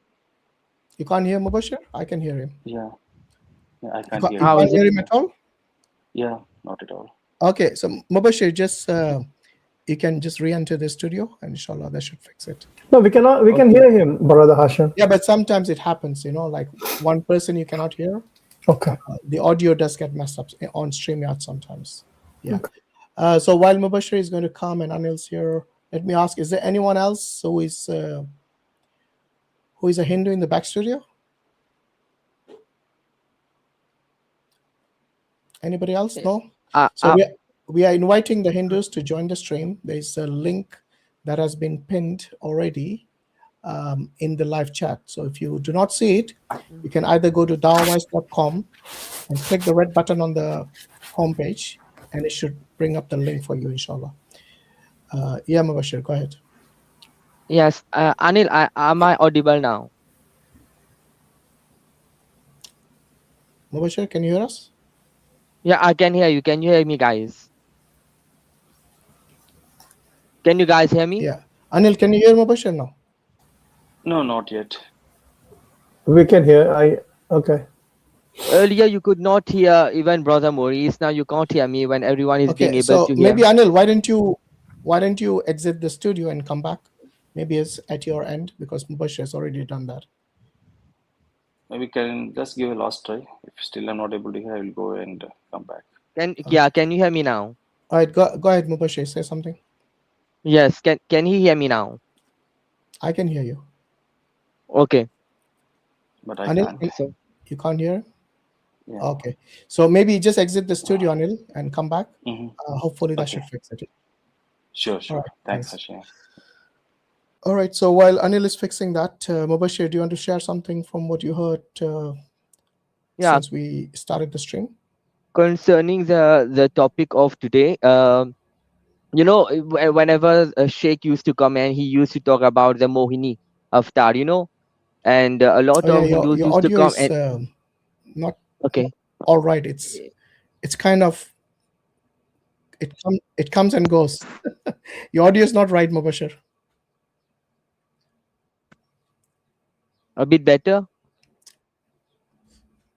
Okay, Anil is back. Let's see if we can hear you now. Brother, is it a bit better now? Anil, can you hear Mubashir? Yeah, it's better. Okay. Yeah. Okay. Go ahead, Mubashir. No, brother Hashim, you were saying that the audio is not clear. Is it good now? Yeah, it's fine. It's now I can hear. It's okay. Clear voice. Yeah. Yeah, it seems to come and go. That's the thing, Mubashir. So maybe just rejoin again one more time, and hopefully. Okay, I will try. Okay, I will try. Yeah. So Anil, where were we? Yeah. So you're talking about the photo. I think this is the belief of most Hindus, from what I know. The avatars are not the supreme gods; they are the representation of God on earth. Yeah, isn't that right? Yeah, that might be, because as far as I know, it's Balaji is the avatar of Lord Vishnu. Yeah. Okay. So yes. For you, the supreme god would be Vishnu, isn't it, Anil? That could be. Why didn't you answer that when I asked you who's your supreme god? You said an avatar. No, it's not supreme god. It's again avatar. Okay. So let's say if I'm okay. Anil, am I audible now? Yeah, Anil? You were audible, Mubashir. Okay.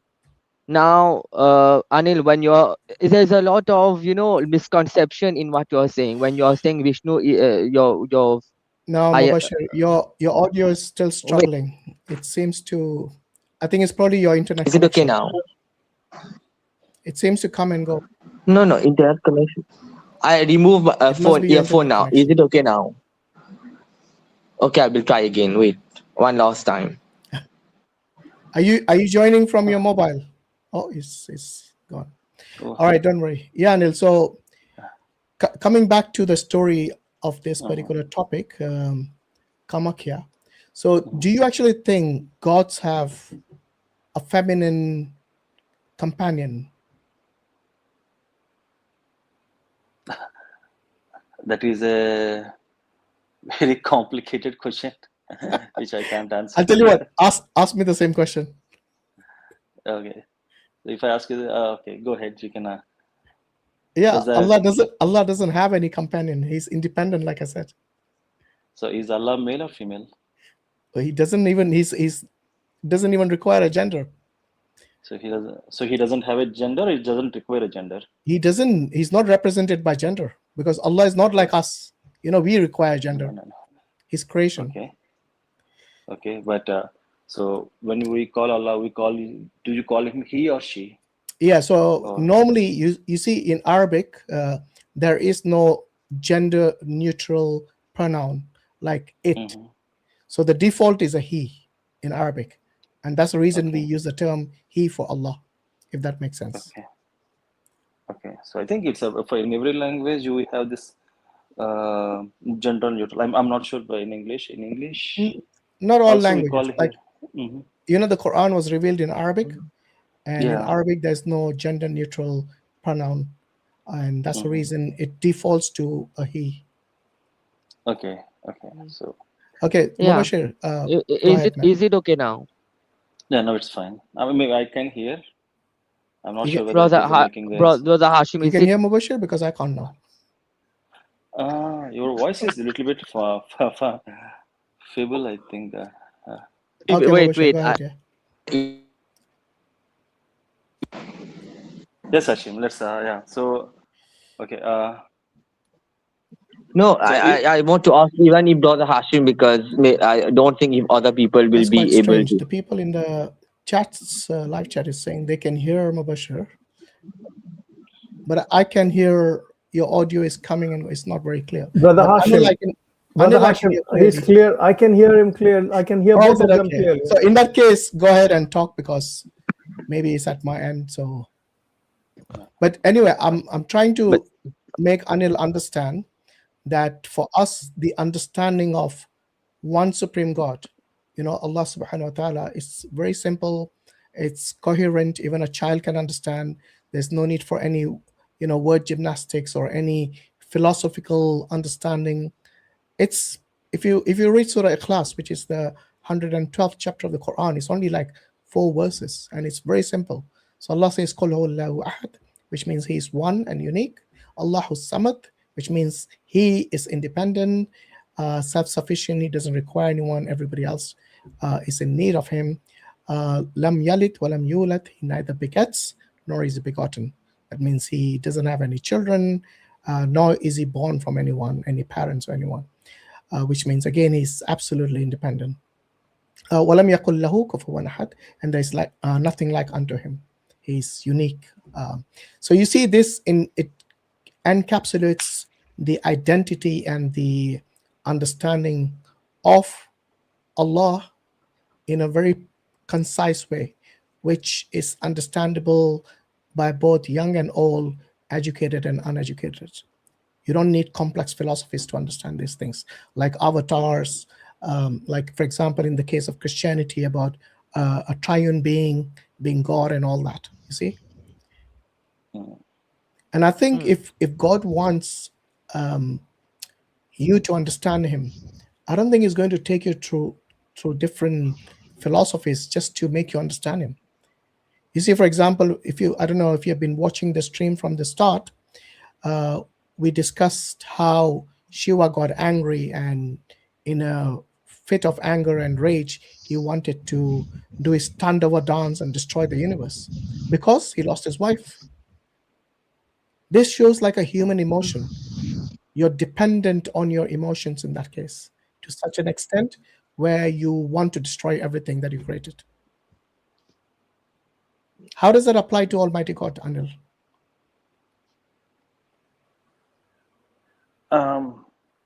See, it's a maybe, so since you call it as a mythology, let's take it as a mythology, and it's not it's a belief, right? It's not a truth. Do you agree to that part, to that extent? So are you telling me your gods are just mythology, they are not the truth? I'm not saying that. Okay. What are you saying? It's because we don't believe God is mythology. We believe He does exist. Yeah, so He's real, right, and He's exactly. the truth. So we value the truth, and we want to know who God is. And we use our scriptures, we use the testimony of the prophet. And for us, that is what constitutes both the truth and the belief and the faith. Do you understand? But for you, it seems like so far you have explained to us about the avatars being dependent, Even when I asked you about See, God, you were unable to see, explain whether I he's didn't dependent or explain. independent. In No, fact, maybe. Anil, you know, Go on, explain to me Sorry your for God. interrupting. all, Sorry for no, interrupting. I just want to make a Okay. small correction here. I'm not, explain anything right now, because since I just telling what is my faith and what is the thing. Maybe that's it. But it's not like maybe I didn't explain this. This is the ultimate truth, or this is the story, and this is the reason. I didn't give any reasoning. I just told about my belief. That's it. But why did you call it Let's a keep it. mythology? Assalamu alaikum, Brother Yemeni. Sorry? Why did you call Anil? Why did you call your belief mythology? See, I didn't call. See, some people call it as a mythology. So some What people call it do as a you truth. do? You think So it's that's a, do you think it's a mythology, or do you think it's see. factual? So if it is a fact, then you would also believe it, right? So it's a different thing. So that's why we call it as a belief. Look, it's Okay. it's not up to me. It's up to you, because you're the one who believes in See, these that's things. what. See, I believe in that. When I say believe, okay, there was a stories thing, and when I say Spider-Man, okay, someone say there is a Spider-Man, okay, that is a story. So and people like it. So maybe By the way, you maybe Spider-Man is fiction. That's it's even a worse fiction. than just believing a story. Yeah, so maybe it's Spider-Man. Okay, maybe let's take that Spider-Man as a different example. Maybe some Christians say Jesus is the truth for them. Oh, we Okay, believe Jesus but is the truth. We are Muslims. We wouldn't be okay, Muslims if we believed he wasn't the truth. Again, a bad okay. example. Try again. No, I'm just saying, like you be. That's what. See, you say maybe you believe that Jesus is truth, and Christians believe Jesus is truth, but I'm not sure Jews believe whether Jesus is true or wrong. Oh no, Jews do I mean, believe in the existence of Jesus, mhm. but they just Okay, don't believe like he's a Messiah. he's a God. Or Okay, no. okay. By the way, there are many Christians who don't believe Jesus is God either. You know, like the Oh, okay. Unitarian Christians and even the Jehovah's Witnesses and all. They don't believe he's Almighty God. But that's a different story. Let's talk about Hinduism. So first and Okay. foremost, what would be the actual source to know God for a Hindu? Something that I see. is a truth. See, I'm not that scholar or a thing You don't in need to be a Hinduism. scholar. No. See, that's what again I'm saying, right? I believe in God. So I told you the reason why I believe Lord Balaji. Okay. So for me, it is my belief. Oh, Okay. by the way, And you didn't tell me why you believe Lord Balaji. You told me that's you what. believe in him, but you didn't see why. Mhm. You didn't say why. See, because maybe as I mentioned earlier, I found peace there whenever I go to the temple, and I found some relation being built, and so Okay. whenever okay. You see, you probably were made to believe that he's God. But have you actually researched it independently by yourself? See, Like, have you objectively looked into the facts that, I mean, number one, an avatar is not a supreme God. You have already admitted that, right? So, okay. so this So Lord Balaji is not really a God. He's like a manifestation of God on earth for you. He's not the real God. okay. Okay, so that already disqualifies him as the necessary being or as the Almighty God. So for you, would it be Vishnu who is the real God? When I say real, I mean the absolute or the supreme God. see, if I believe that Vishnu is a absolute God, then I wouldn't gone to the Tirupati, right? I mean the Balaji, right? No, you So would, because for he'll be of a see, lesser hierarchy. It's see like the that's what. See, Greeks. You know, the Greeks had no. demigods, and then they had like Zeus, who was the supreme God. Okay. Maybe I'm not sure like whether there is some hierarchy in Hinduism as far as I know. There definitely Like is. That's why you call it an avatar. Maybe we'll call it avatar, but then it's a manifestation, right? And maybe see in the same, like we have different many avatars, right? I mean, the Vishnu has many avatars, and some people will worship the Narsimha avatar of Vishnu. Yeah. Okay. Yes. And What, some people, some is it people, nine avatars? Yes. Or is it 10? 10 avatars. 10 avatars. Oh yeah, the 10th is a Kalki avatar who's yet to come. Yeah. Kalki avatar. Yeah, yet to come. That's what I say. Okay. All And right. then, so still, I have some confusion in the Davda, but then I'm sorry, but somewhere I'm getting a lot of noise. Is it? No, no, that was Brother Sabir. I think he's probably got some work going on at his place. Hashim, Okay. is it audible So from my look, side? I don't know if you have realized this, Anil. No, no, Yemeni, can you hear Mubashir? I can hear him, but then his voice. I can hear. Yeah, I I can was hear able to Mubashir. hear him. You can hear him, yeah? I don't know why it's only happening Is with it him. is I it can hear you all. echoing? Or All right, no problem. Okay, Mubashir, you wanted to say something? Go ahead, yeah.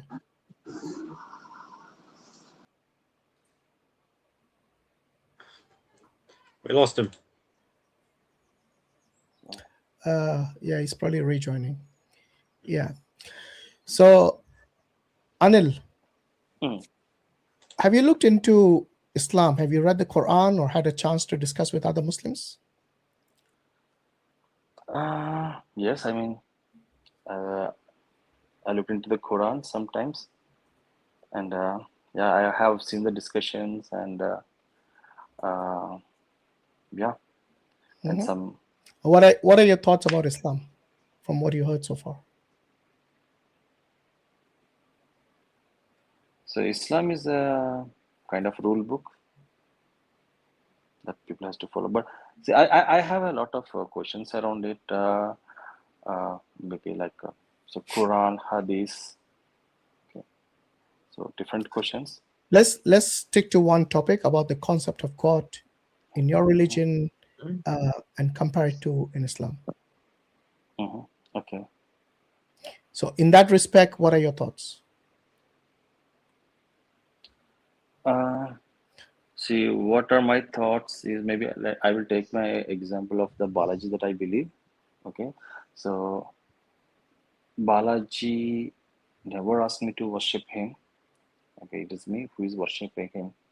Okay, and yeah, and between me and Balaji, right, there is no middleman's. Okay. Okay, so when you go to the temple, how do you worship Balaji?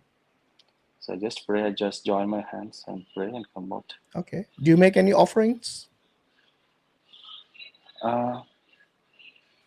Sometimes I do offerings. Yeah. What do you offer to Balaji? So money. Sorry? Money. Like you offer money to your God. Should it not be the other way around? Brother, I'm not trying to be funny here. I just you should be the other way around. Is it okay now? Am I audible God now? gives you rizq, gives you the money, whatever it is. No, see, because of his blessings, I'm earning money, and the money that I am donating to Lord Balaji is not to the Balaji, but then that is being used for the welfare of the people. So because No, wait. Bro, am I audible now? I need to add something here. Yeah, you are audible to me. Go ahead. Okay, Brother Hashim, if I'm audible. Yeah, you're audible. Okay, so when you offer money to the temple or Balaji, I can't hear him, but you carry on, Mubashir. Okay, when you offer money to Balaji in the temple, it is not because it goes to the poor, whatever. It is because when your God wanted to get married, right? He did not have money, and he asked the god of wealth, the god of prosperity, Kubera, to help him and to give him a loan. The god of money gave your god Tirupati money, and he is in debt. Your god is in debt, and that is why till now. Wait. Till now, your god is indebted to the god of wealth, and that is why devotees are, helping him to pay his debt, and that is why you offer money to the temple. That is a common belief, and you also know about it, but you're hiding it here. And wait, one more thing. Wait, so you have to say, don't say I'm giving money because it goes to the poor. Just say you are helping your God to get rid of its debt. Just say it clearly. And the temple of Tirupati is one of the. You complete your point. I will make my statement. Yeah, I will complete my point. Yes, thank you. I will complete my point. The main, you say that not ultimate God, etc. No, The very purpose why Vishnu took the form of Ventakeshwara and came on earth, it is because he was superior to other gods. Why? Because sage Brigu Rishi, he wanted to test the Trimurti, who is the strongest of all. He went to the creator Brahma and he tested him. Brahma did not, give him attention. He went to Shiva. The sage went to Shiva. Shiva failed the test, and then he went to Vishnu and kicked him in the chest. And See, because he kicked him in the chest, you're telling me the wait, story that I know. Okay, no, so but the fact is that, but so you're talking. You listen. made a No, wait, claim. Yeah, wait. Just wait, let me sorry for complete it. interrupting. Give me a minute. No, Let no, me no, no. complete my You point. just said you No, will no. give I me. will tell. I mean, I'm just No, no, making my wait. point. Brother, Go ahead. when you talk so much, I did not say anything, please. Okay, So go ahead. when Go ahead. Yeah. when your God, his wife got angry because my husband got kicked in the chest. So the wife of your God came on earth, right? And following her, your God came on earth and he was hungry. When he was hungry, you said that no, God doesn't feed. No, your God was weak and hungry, and Shiva and Brahma, two other gods, came into the form of two cows and gave him their milk to drink. So your God was weak at some point of time. Two other gods helped him and gave him milk, and hence then he fell in love with another woman. And when he wanted to get married, he did not have enough money. So if I don't know if Brother Hashim or Brother Yemeni is being able to hear me. So one of the richest temple in India today that earns in I don't know millions of rupees every year. It is Tirupati Balaji temple, Yeah. the god that he worships. And why it is the richest temple? Because the devotees are helping their god to get rid of its debt that is indebted to the god of wealth because he needed money to get married to a lady. Is it true that he is indebted or not? That's true. So did I deny it? And you're telling me Okay, the so you're story which I know.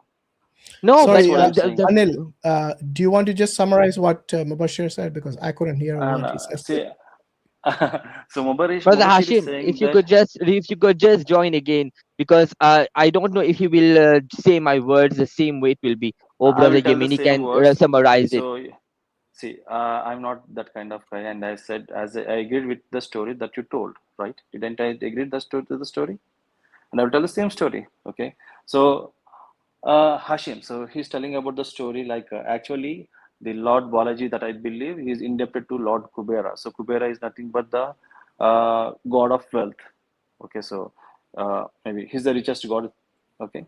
And then the story starts like Brigu Maharshi was went to Shiva, Brahma, Shiva, and finally went to Vishnu. And Vishnu also like I hope you know this story. Maybe if you don't, I can tell it again. So No, that's fine. Carry Vishnu, yeah, Vishnu had ignored him, but then Vishnu and that Maharshi had hit Vishnu on the chest. Okay. And then this made Lakshmi angry, and then Lakshmi came down, and Vishnu followed her back, and then like Lord Vishnu was weak, okay, when he came on the earth, okay, and then Shiva and Brahma came down and gave milk in the form of cow and gave milk to Lord Vishnu, okay, and then Vishnu loved Lakshmi, who is the in the other form or on the earth, okay, and in order to marry that Vishnu, I mean Lakshmi again on the earth, he has to borrow money from Kubera, and then and right now whatever the offerings that we make are considered that we need to that he is repaying the debt to the Kubera. So Mubashi, did I miss any point? Yes, you did not say it That's fine. exactly the No one you problem. wanted to. I think we are drifting away from Exactly. the. Yeah, no, exactly point. So I'm not sure that will be like a big story. So yeah. So but the gist is some same, right? Okay. Okay. But then my how this story or and my offering is related. Okay. So you may call it as okay. I am offering my God so that he do the repay the debt. Okay. But then I do it to the when I go to Shiva temple. I do it the same when I go to Rama temple or Krishna temple. Okay, as long as if I find something good is being done there, I donate money. Okay, and I do the same like there is a dargah to my house and I pay the money. Okay, because they're doing the good service to the people. So as long, so wherever they find the service I find, okay, that people are doing good, I donate money. So The that belief, doesn't make any the belief is that you are helping your God to repay its debt. The belief is not that God told you to help poor people. The belief is there that you need to help your see. God to That's repay what his debt. again It is I'm not with the saying. aim and objective that you need to pay poor people. For example, in our religion, But God to is be telling honest, us to. Mubashir, I understand what you're Can saying. you? Yeah. The thing is, Anil has already, confessed that the um, the Balaji is actually an avatar of Vishnu. So by that definition itself, he's not the supreme God, because an avatar is not supreme. He's just a representation on earth or a manifestation, and it has only a part or a subset of the power of the supreme. So I think let's come back to the comparison of God Okay. within Hinduism and Islam. I think we should focus on that mainly, because if you look, as I explained to Anil earlier, that the concept of God and the identity of God and the definition of what God is and what He is not is encapsulated in a small surah of the Quran, Surah Al-Ikhlas, with only 4 verses, which even a child can understand. And I think religion should be simple like that, because the whole purpose of God sending us the guidance through the different messengers over time is to guide us and not to overwhelm us with philosophies and complexities unnecessarily. Don't you think, Anil, that should be how it is? Because God wants to save us, and He wants to guide us in a way which is clear and coherent, without any complexities unnecessarily. See, as long as it doesn't conflict with my senses, yeah, I can worship any god, or it's not. See, worship for me, it's not, worship is not my ultimate duty. My duty is for me, like, okay, if I do a worship, okay, there is a reason. Okay, there is a reason, and since I'm doing and also I don't worship the god on a daily basis, on every day, or in the morning or the evening, or like maybe once in a week when I feel uh, I go to the god and do the worship, I do the prayer. Okay, so yeah, and as you said, yeah, maybe No, but the identity of the God in definition, your case the is definition something of that God. is. Yeah, as I agree to your point, like Do you not see the issue here? The contention which I'm raising is that the God that you worship is something which is a man-made thing, in terms of its shape, in terms of what you have to do, like even offering money to it. I think some people offer, they shave their hair and they give it to the Balaji as well, isn't it? Both, yes. including the women. So where did this come from? Where does so Balaji say that you have to offer it money and shaved hair and including stuff like that? see, And this is I'm where not I'm sure. coming from. I'm saying these are Yeah, man-made. right. See, yeah, These are man-made things. These are rituals, cultural things which were adopted by people, maybe your forefathers at some point, and it became worship. Just like, today is Ashura for us Muslims. In India, they have these tajiyas. They make these huge models of certain objects, I think. Not with faces and stuff like that. Maybe they do Yeah, now. we call it spears. Yeah, so these things are cultural. This is not part of Islam. So we reject that. Okay. Do you understand? We see a clear-cut distinction between what God and the messenger ordained for us as part of worship versus what culture and human beings created or kind of made it as a ritual part of worship. We made a distinction between the two. One is cultural, man-made, the other is ordained by God Himself. And that separates the purity of worship of what God expects from us, rather than what we imagine and speculate what God wants from us. Okay? Maybe Brother Yemeni can add something here. Brother Yemeni, today is Ashura, and I don't know if you know about these things. In Asia, there's a big thing about this thing called Tajia, where they make this huge, models of, I think sometimes of a mosque, sometimes of something like this mosque in Karbala or something, and they think that's part of Islam. No, of course not. Yeah. Like you said, it's a cultural thing, something innovated. And this is the thing across all cultures, really, that when Allah sends a messenger to the nations, they first they hold on to that which came with their respective prophets, but then they innovate in their religion, and then the innovation turns into disbelief and polytheism. So we see much of this happening across the world and across history. So it's no surprise that this has happened even in India, especially where Hinduism has become prevalent. But at the end of the day, Anil, we take the example of Abraham, when when his father was a maker of idols, and he fashioned them, and his people worshipped them. Ibrahim alayhi salam, he had the mindset to be able to ask, like, can these things even hear? Can these things talk? Can they do anything? And if they cannot do anything themselves, why should they be worthy of any sort of worship? So, with all the avatars that you believe in, I don't know much about Hinduism. I know the very basics, but it is no different to the polytheism of old, where people have taken other things as gods besides Allah, and not necessarily as the supreme deity, but as intercessors. And this is something that the Quraysh themselves did in the time of the Prophet Muhammad ﷺ. They did not believe that any of the idols that they worshipped were Allah himself, or even manifestations of Allah. Rather, they thought that they were things that could be used as intercessors between them and Allah. But why?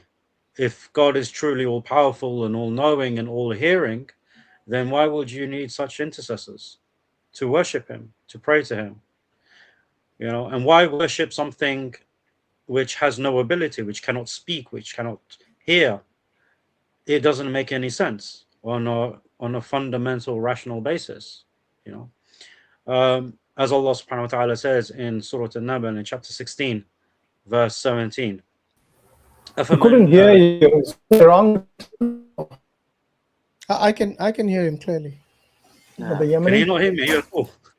Did I just say all this and he can't hear me? Sorry, who was that? Was it Anil? Anil, could you not hear? No, I'm hearing like he was it was Samir. Okay, you're here. So Samir can't hear me. Yeah, it's okay. He's Muslim, so it's fine. Yeah, we don't preach to the converted, huh? Yeah. So as Allah subhanahu wa ta'ala says, أَفَمَنْ يَخْلُقُ كَمَنْ لَا يُخْلَقُ يَخْلُقُ is he who creates like the one who does not create? They're not the same thing. So when we invite you to Islam, we invite you to worship Allah, who is the laws of the heavens and the earth, the one who created you and I, the one who told us exactly what our purpose is, as he mentions in the Quran, that he did not create man and jinn except to worship him, being very explicit in what he wants for us, how he created us, what he does for us, and that he shares no partners, as he mentions in Surah Al-Ikhlas. So,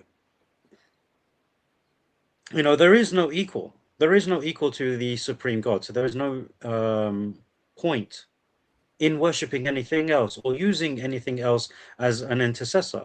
And even if you are to use these things as an intercessor, who gave you the authority? Where did this authority come from to use them as an intercessor when the one who is all hearing can already hear your prayers? Okay, so you mean to say like Allah hear all our prayers, or he hears everything. He hears everything. Okay, but and does he respond? He responds. Does he respond? Okay. Yeah, as Allah subhanahu wa ta'ala says in Surah Al-Baqarah, فإذا سألوا عنك فإذا سألوا عني let me just bring up the verse quickly. I just got it mixed up. I'll say it to you in the translation. If they ask you about me, indeed I am near. I ujibu da'wat al-da'i idha da'an. I answer the prayer of the one if he prayed to me. So that's what is mentioned in Surah Al-Baqarah. I forgot the first part, but that's essentially what he says. Very explicit in the Quran. The thing is, the beautiful thing about the Quran, and inshallah you read it, is that everything you need for the core understanding of who Allah is, what He does for you, what He expects in return. And what He expects in return is very little. When we read Surah Ar-Rahman, for example, Allah keeps going on about when He says, فَبِأَيِّ آلَاءِ رَبِّكُمَا تُكَذِّبَانِ. You know, which of the favors of your Lord will you deny? Yeah. Oh, there's the ayah. وَإِذَا سَأَلَكَ عِبَادِي عَنِّي فَإِنِّي قَرِيبٌ أُجِيبُ دَعْوَةَ الدَّاعِ إِذَا دَعَانِ. Okay. Okay. Meaning? Chapter 2, verse 186. Okay. Very explicit. Allah does not have us guessing about whether He can hear from us. And this is why He says, you know, that He is the all-hearing, the all-knowing. Right? Okay. So, subhanAllah, this is what we invite you to do away with things that have no authority, to stop worshipping things that do not benefit you. In fact, you know, one of the beautiful things is, you know, with us, the Muslims, we have the black stone in Mecca, yes? When Umar radiallahu anhu, when he was doing tawaf around the Kaaba, circumambulating the Kaaba, and he got to the black stone, he pointed at it, you know, as the Prophet ﷺ pointed at it. And he said to it, and he said, I know that you cannot benefit me nor harm me, but I kiss you because the Prophet, peace be upon him, kissed you. Okay. Okay. So this is a pure understanding of monotheism, that even those things which are revered, they cannot harm us nor benefit us. They are simply objects which have a special status, but there is no authority with them. There is no means of intercession with them. We don't call upon the dead. We do not call upon statues. We don't even call upon those who are alive but absent from us. Because why call to them? You know, for example, right now, my mother is in a different country, right? She's on holiday.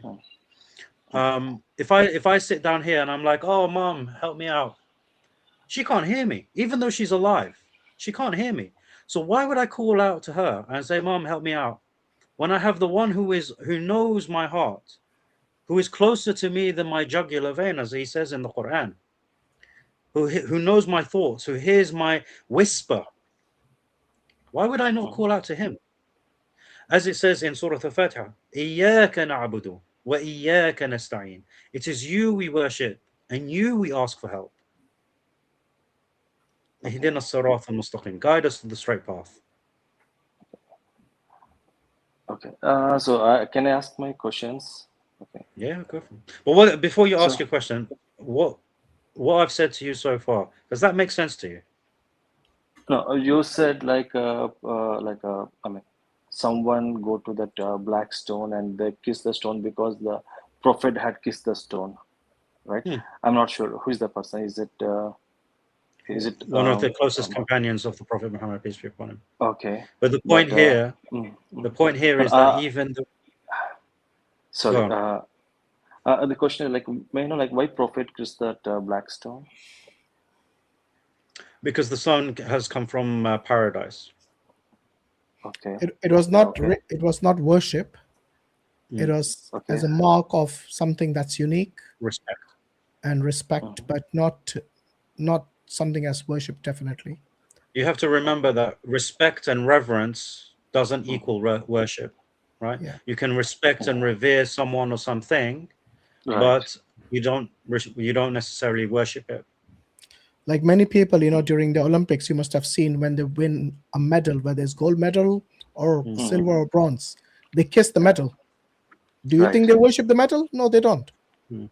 It is something that they see of value, something that they see as special. Right. Because we have to understand what worship is. Do you know what worship is? If we are to define worship, Yeah, what would that I be? understood. I understand. Okay. Like, I know. I mean, worship is like something that we give the ultimate respect to ultimate thing. Is my understanding correct? Not entirely. It's more nuanced than that. So when it comes to worship, it is the thing you submit to completely and obey, right, in all of its commands. Okay. And of course, there is a balance of love, fear, hope, right? All of this is part and parcel of worship. Okay. And by the way, we in Islam are taught to worship none other than Allah. So, whenever you see the Muslims going around the Kaaba or even kissing the black stone, from their lips, what comes out is Allah is the greatest. They don't say the black stone is the greatest, or the Kaaba is the greatest, or this place, Makkah, is the greatest. No. Always during every step of their worship, they say they praise and they glorify Allah. Yeah. And they sing His praise, not anybody else's. Because if anyone worships a Kaaba, they are not a Muslim. Anyone worships a black stone, and when they kiss it and they actually feel that they are worshipping it, that is not a Muslim. Okay. So you see, if they do it deliberately, then definitely takes them outside the fold of Islam. Okay. So for us, there is we no make a distinction significance between of the creator and the creation. Whereas in Hinduism, what we have noticed is that they make their god in the form of a creation and then they worship it. And that too, the idols made of their own hands. And then they give it money as well. I mean, all of this is like showing you that the gods are dependent on human beings, both in order to make their form, and once they make the form, for them to receive the worship, and then to give offerings in the form of either money or food or basically shaved off hair, Yeah. So I mean, maybe in Hinduism, I mean, so it's like, I mean, maybe what we can say, like someone said, like if they get a job, okay, and they will give money, but they will donate money to the temples, okay, and maybe it's kind of a paying, bribe to the god. It's not a bribe. I think it's a statue has no need for money. Yes, it's not the statue. Inanimate objects do not require money. Exactly, the true, right? See, it's not the god. So why give it to an idol instead of giving it to some poor person who actually needs the money or the food? Because right now I'm donating the money. I'm giving the money to the temple, and they donate the money to the poor people, and they're doing. Why don't you give it directly to the poor people? Because we know a lot of these Hindu temples, they hoard a lot of wealth. Some of them billions of, amount of jewelry and gold and everything. I don't know if the temple that you go to, which is basically is it the Tirupati temple? Yes, Tirupati temple. Yeah, they are. These guys are millionaires. It's not. They are millionaires. It's like it's not a business. Maybe it's a trust. How do you know it's not a business? How do you know that? Have you done an audit of their donations, where it goes, how it's collected? Yeah, they have their, like recently, the Ram Mandir, there were like 200 crore rupees just cash being stolen from there. And all the gold that's donated, all the silver, all the jewelry, nobody has an account as to where the money went. They actually had to, put in place a special investigative team by the government, because there's a huge scam that has happened with the temple and whoever was taking care of their finances. Okay. So if this can happen in the Ram Mandir, why can't it happen elsewhere? That's what. So this temple is under the control of the government. Okay. So so it's like what we call. So is the Ram Mandir. The Ram Mandir is actually. No, I'm not sure. It's a Ram Mandir is under the trust. No, the trust, and the people who were elected by the government one day. No, I'm not sure, because see. So if you're not sure, you can't say no.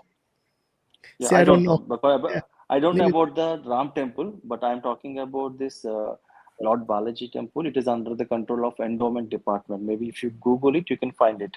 Yeah. Okay, so it's But under the control of and endowment who says department, and who endowment says the department. government departments don't steal?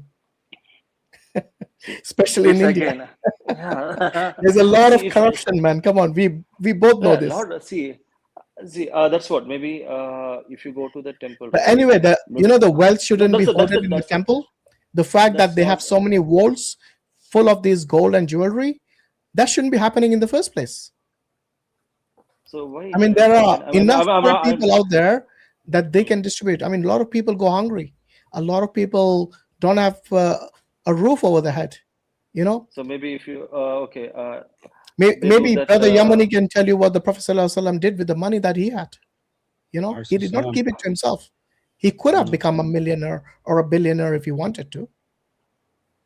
In fact, the Rasul See, when he was, when Rasul was given a fifth of the booty, that was used to distribute and feed and take care of the poor Muslims. So, for example, the people of Ahlul Sufa, they benefited greatly from that. In fact, there is a hadith of the Prophet ﷺ where a man came and he asked of something of the Prophet ﷺ, and the Prophet ﷺ gave him an entire flock of sheep, and he ran back to Quraysh, if I'm not mistaken, and or the people of Medina, I can't remember which. And he said to them, and he said, "Oh people, accept Islam, for Muhammad is generous." Alayhi salatu wasalam. So this is the kind of character that the Prophet ﷺ had when it came to distributing wealth. Everything was open, nothing withheld. okay, And but all okay, yeah. So going back to the topic, like earlier, like you told about the black stone, and it came from paradise. Okay, and and the second thing you told about Allah is close to than our jugular vein, right? just before we move further, I mean, I said a lot more than that. What Okay, makes yeah. you So focus? What makes you focus on these two things? Why is it not your focus on the very aspect that those you call upon besides Allah cannot hear you? You cannot benefit from them. They cannot harm you. They can't answer see, your prayers. see, Isn't that no, more see, important? see, my answers were prayed by Lord Balaji. So I wanted a job, I got a job, and that is why I I am Well, still hold on a busy that second. work. How can that job be given to you by a statue which cannot do anything for itself? Okay, so the same thing. If I ask Allah, can I? And he gets Yeah, the but job. If Allah is someone not a gets the job, statue. Allah is not a so Allah is statue. not He a is starter. So no. exactly, He that's is what the my one. question. He is the It's one not that a statue, created you. but still, yeah. See, that is maybe yeah. He's created me. But my question to you is, like, let's say if you have a wish and if you pray, worship Allah, and if you ask for a wish, do you think it will be fulfilled?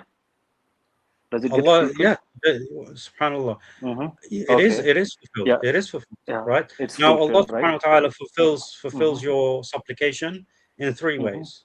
Okay. Okay. Either it's answered immediately, either Mm-hmm. it's answered later on, or Mm-hmm. he gives you something better than what you asked for.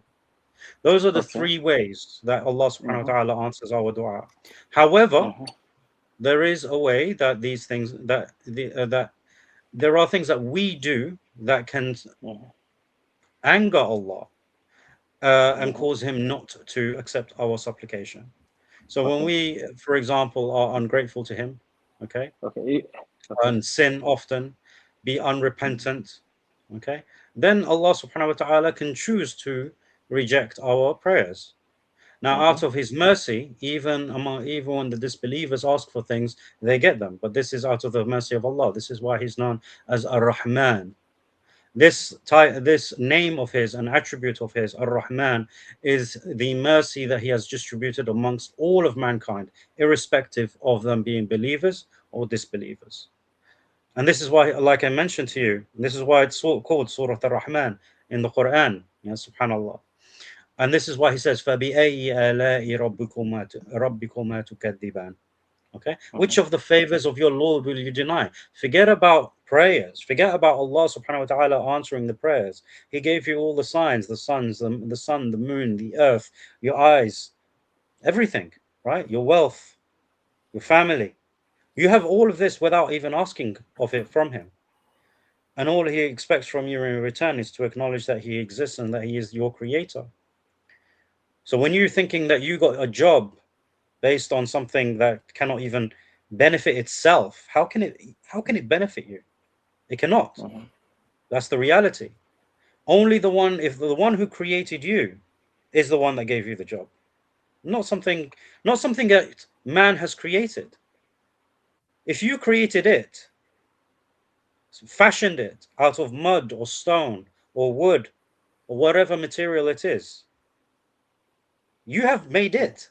How can it give you anything? It could not even exist without you. And yet you are saying, you are attributing that to it what Allah has given you. So you mean to say that, like, if I get a job, is it because of Allah that I got? Or? Of course. Allah has given you your sustenance. Okay, so not only job, every atom of the air you breathe is from Allah. Okay. Okay, so your sustenance, like I said to you earlier, Allah is independent. He depends on no one, but everything else depends on him. Okay, but I'm just confused because, like, if Allah gave me this job, and when I asked to Lord Balaji, so is there any relation between Allah and Lord Balaji? No. Or is just here? Balaji is a creation of man. You already know this. See, it's an idol. Idol is a creation of man, but no, the entire concept of Balaji itself. Okay, because he's an avatar. Number one, what is the purpose of an avatar if you get an all-powerful God? Tell me. Why does God need avatars? If he's omnipotent and he's omniscient, why does he need partners? Why does he need anyone? Okay, so can't we apply the same question to Islam? Like, why can't Allah? I mean, is Allah also maybe a man-made concept? No, but that's the thing. We already spoke about this, and I explained to you why we believe Allah is this necessary being who is the one who is independent, and everything else, if you look around, everything else is dependent. Right. I mean, see, who is Allah? And Anil, what do you know about Allah? Who is Allah? So Allah is a Tell God me of about Muslims. him. Tell me about him. Allah is a God of Muslims. That is what I know. Only Muslims? No, that's where you're wrong. I mean, when I say Muslims means who worships Allah. I mean, Muslims worship Allah. That's what I know. Even if you don't worship him, he's still your God, right? Allah is as he says in the Quran, Rabbul Alameen. Yes. Yeah, the Lord of the worlds, right? Maliki Yawmiddin. He is the king, the owner, right, of the day of judgment. Allah owns time itself. Okay. He and then this is why he says in chapter 2, Ya ayyuhan nas, yeah, all mankind, not all Muslims. Yeah. Ya ayyuhan nas, a'budu rabbukum alladhi khalaqakum walladhina min qablikum la'allakum tattaqun. Yeah. So, O mankind, worship your Lord, the one who created you and the ones before you, so that you can be mindful of him. Yeah. Brother Hashim, excuse me, Brother Hashim, Jazakallah khair. I'll take off because I have to do something else.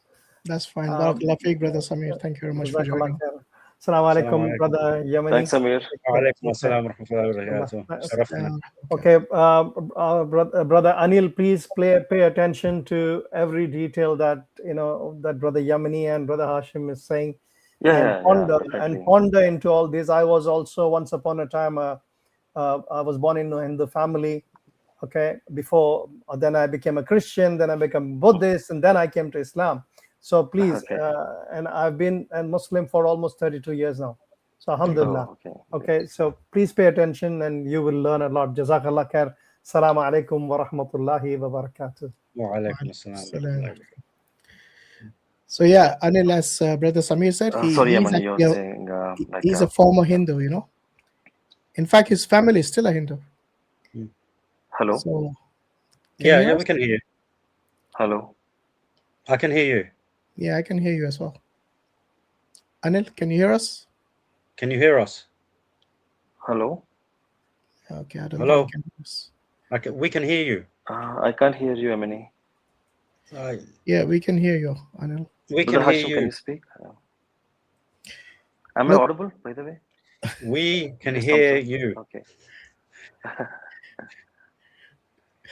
Yeah, I'm unable to hear you. Yeah, check the PM. How do I tap that in there? Okay. Can somebody write in the chat check your private message? So I can flash it on the screen. I'm too lazy to do that. Right, I'll just write it. Because it goes to all the places, isn't it? I don't want to do that. Oh yeah. I'm not sure, but somehow I'm not able to hear you both. So can I exit and come back? Yeah.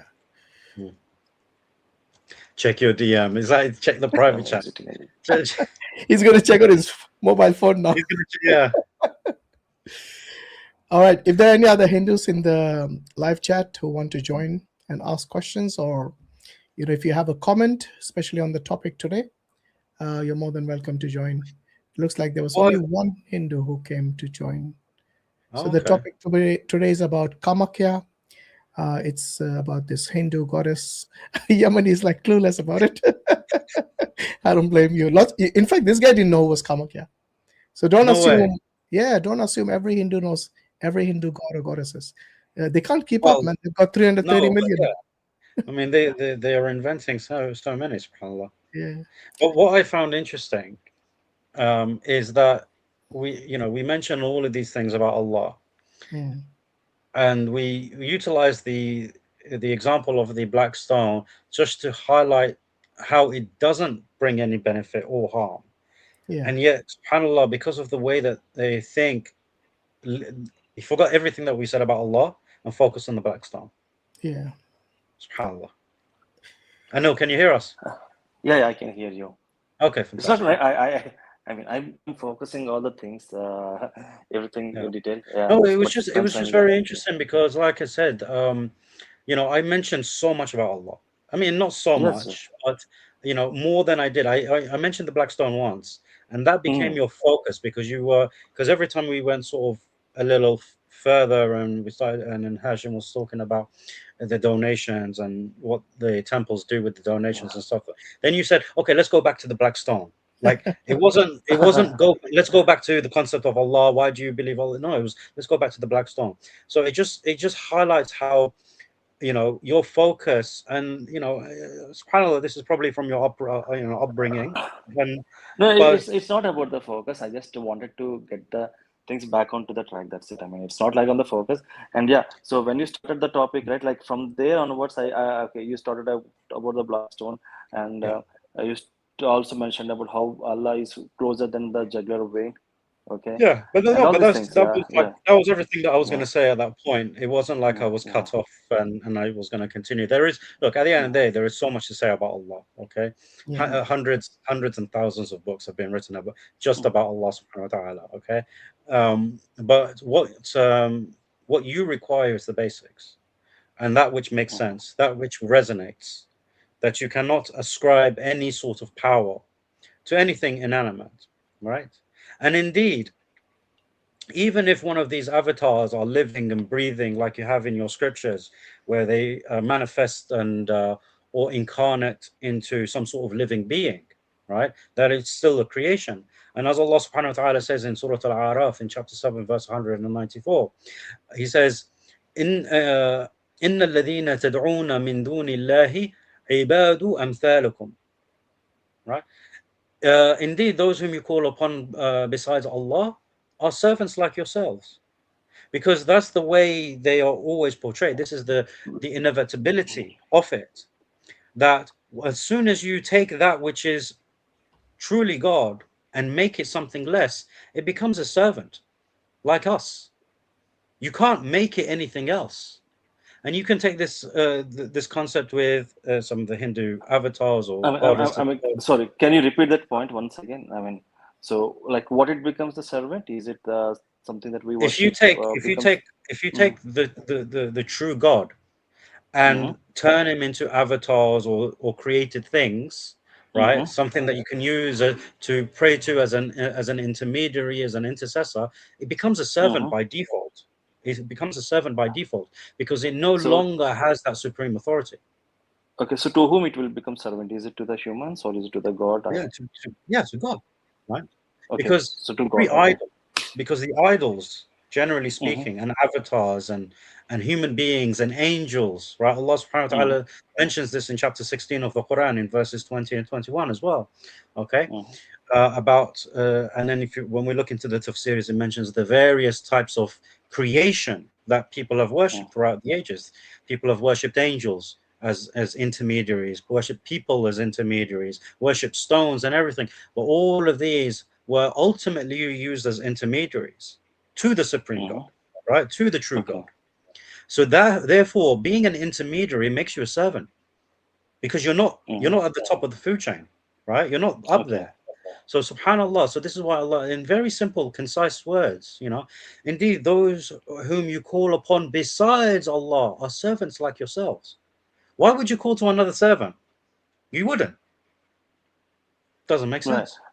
Right. Yeah. So you make sense, but then let's say maybe your example maybe well aligned to my faith, because maybe I believe Lord Balaji, but then again I feel that Balaji is the manifestation of Lord Vishnu, okay, which is a ultimate God, people will say, okay. But then what? Yeah, but why manifest?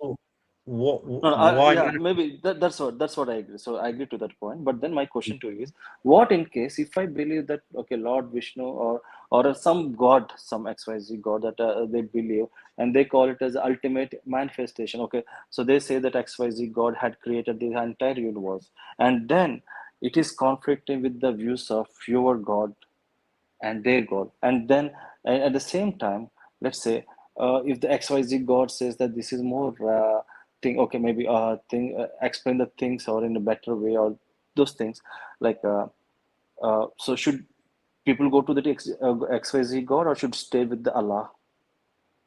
You got my question? Not quite. Simplify it for me, inshallah, because I like I said, I'm not too familiar. Maybe let's take an example of Jews. Okay, so Jews believe in forget about the Jews and the Christians. I'm more aware with them, but like just try and simplify the concept that you're trying to communicate to me here. Okay, maybe okay. Let's leave about Jews for a while. Maybe let's say maybe within Hindus they say Brahma is the creator. Okay, Lord Brahma is the creator, and there are people who worships Brahma, saying that Brahma is the creator and he created everything, and he created the whole universe, which is a whole earth, universe, and he created humans, plants, and in fact they go to the minute level of the creation, okay, which describes more and which is relatable. Okay, so in that case, so should I go with Lord Brahma or should I go with Allah? Allah is my question. Yeah. Okay. So you would go with Allah. Now, here's the difference. But okay. Yeah, go on. So you are ask your question. Sorry.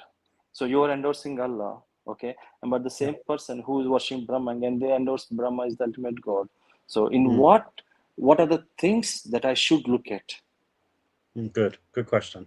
So at the end of the day, when you look at Brahma, right, the very idea that Brahma would allow for himself avatars causes deficiency, right? See, Allah subhanahu wa ta'ala makes it very strict, okay? No, that there Lord, is sorry for interrupting. So Lord Brahma doesn't have any avatars. It's just Brahma is a god, okay? So Brahma doesn't have any avatars. And in fact, there is something called Surya Siddhanta, which is in the Hinduism, I'm not sure. But then there's something concept called Surya Siddhanta, which was written by, which people say that Lord Brahma had written this one, and it explains the entire creation of the universe, the distance of the planets, and everything. Okay, so Okay. so Oh, forgive my ignorance. sorry. So, well, in that case, because now you have two concepts which are similar, right? But the name is different, right?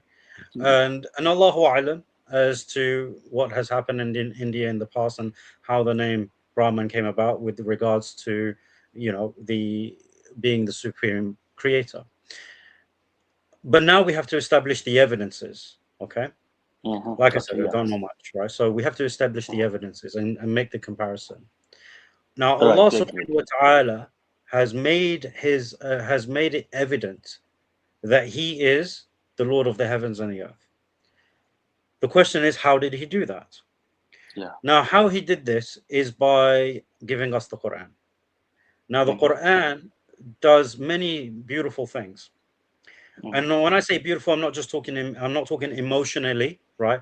I'm talking in the sense that these are things that surpass human ability. Okay? Like, for example, Allah subhanahu wa ta'ala documents the psychology of all of mankind within a few verses. Okay? Allah subhanahu wa ta'ala refutes all the possible ideas that could ever exist against true monotheism simultaneously. Again, in very concise verses. Allah subhanahu wa ta'ala Sorry for interrupting you. Yeah. So does Allah explains about the monotheism in Quran, or is it talks about the human behaviors? Or both, everything. Okay, both. So Allah subhanahu wa ta'ala gives human behavior, human psychology in particular, and it groups all of mankind into a few categories. And if you look at all of mankind, they never fall out of these categories. Okay. Likewise, like I mentioned, all the arguments against polytheism in any form it takes, which is what I've been mentioning to you throughout this the conversation. You know, some of the verses that I mentioned to you throughout this conversation, combating the very ideas that you have, right, and others have. And these are not complicated arguments. They're very simple arguments, which shows that Allah subhanahu wa ta'ala is appealing to all of mankind. Those with a weak, academic ability, laymen, and those with a high academic ability, right? So it's accessible for all of mankind. So when the claim is made that this book is for all of mankind, it is evident in the book by using simple language that everyone can understand, simple argumentation for people to think about. So these are sort of the evidences. And of course, also within the Quran, you have miracles, prophecies, things that are outside of human capability, things that are impossible for any man to predict or do, right? And then we have the witnesses that can testify to these things, the witnesses to these miracles, the witnesses to these prophecies, when they have been said and when they have been fulfilled. Okay, so these are some of the evidences that Allah subhanahu wa ta'ala utilizes through the Prophet sallallahu alaihi wasallam, by giving him the Quran and by giving him the miracles and everything. What do you have to establish Brahman as the true God? So does Prophet have miracles? Sorry? Yes, does Prophet have miracles? Okay. Yes, he has over 1,200 miracles. Sorry, that's prophecies. Okay. That's prophecies. Well, he has hundreds of miracles. Alayhi salatu. So may I know what kind of miracles are those? So, for example, Rasul he had water coming out of his fingertips, right? For the people, so water would flow from his fingers for the Muslims to do ablution and to drink from, right? That's one of the miracles. One of the other miracles is when one of his enemies, she was going to come and she wanted to abuse him, physically, and she wasn't able to see him, even though he was right in front of her eyes. She saw his companion who was sitting next to him, Abu Bakr radiallahu anhu, but she couldn't see him, right? Likewise, for example, the poison sheep. When the Prophet ﷺ, the meat informed him that it was poisoned and he ate it. and his companion who ate it with him, he died immediately, but it did not affect the Prophet ﷺ. I mean, as in it didn't kill him. Oh, sorry, are we on a? Can we say that, or are we on some sort of other platform? Yeah, you can. You can. It's YouTube. Don't Okay. worry. All right, cool. Anyway, Unalive. so yeah, unalive. Yeah, so we have that where although he did feel some of the effects, but it didn't kill him. The Prophet ﷺ, food multiplied with him, right? To the point that when the people finished eating, the food was more than it was originally when it was first cooked. And there are various, of course, the one in the Quran, the moon splitting. Yeah, the one of the greatest miracles documented in the Quran, and the greatest miracle that came with the Prophet ﷺ, the Quran itself. The Quran itself today, which is such a miracle that Allah subhanahu wa ta'ala challenges the people to produce something like it, if they believe that it's from other than God, and to call upon all their witnesses if they are indeed truthful. And then Allah subhanahu wa ta'ala also gives the warning. And if you cannot, and you will never be able to, then fear the fire of which man and stone, of which the fuel is man and stone, prepared for the disbelievers. The warning is given, right? But also the glad tidings is given in the Quran.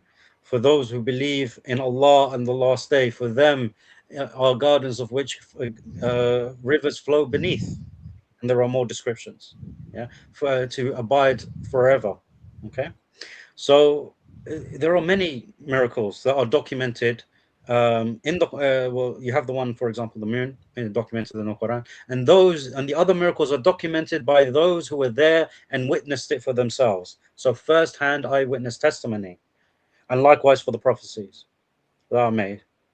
So these are the evidences that Allah subhanahu wa ta'ala has established for us, that which we can look at today, and because we see many prophecies be fulfilled before our very eyes today, and indeed in every century that has come before us, you would find testimony of those who would say, I have seen this thing that the Prophet ﷺ has prophesied about, going all the way back to his lifetime.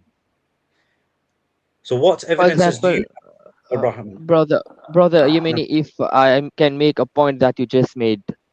Yalla, bismillah. For example, Anil, the brother said that the Quran talks about human psychology, and it talks about the human, the human mind, etc., and it make prophecies as well. For example, I will give you an example. The Quran says that when it is said to the unbelievers, to the non-Muslim, follow what God has revealed, they do say that we will follow our forefathers. Now, you tell me honestly, when you ask someone in India, around you, the Hindus, when you ask them, why are you a Hindu? Usually, what reply do they give? Do they give evidences why the Hindus? Also going to tell you that we worship idols and we follow our rituals because we found our forefathers doing it. You know the answer, right? When you ask any Hindu, why do you worship idols, or why are you a Hindu? Why do you follow Hinduism?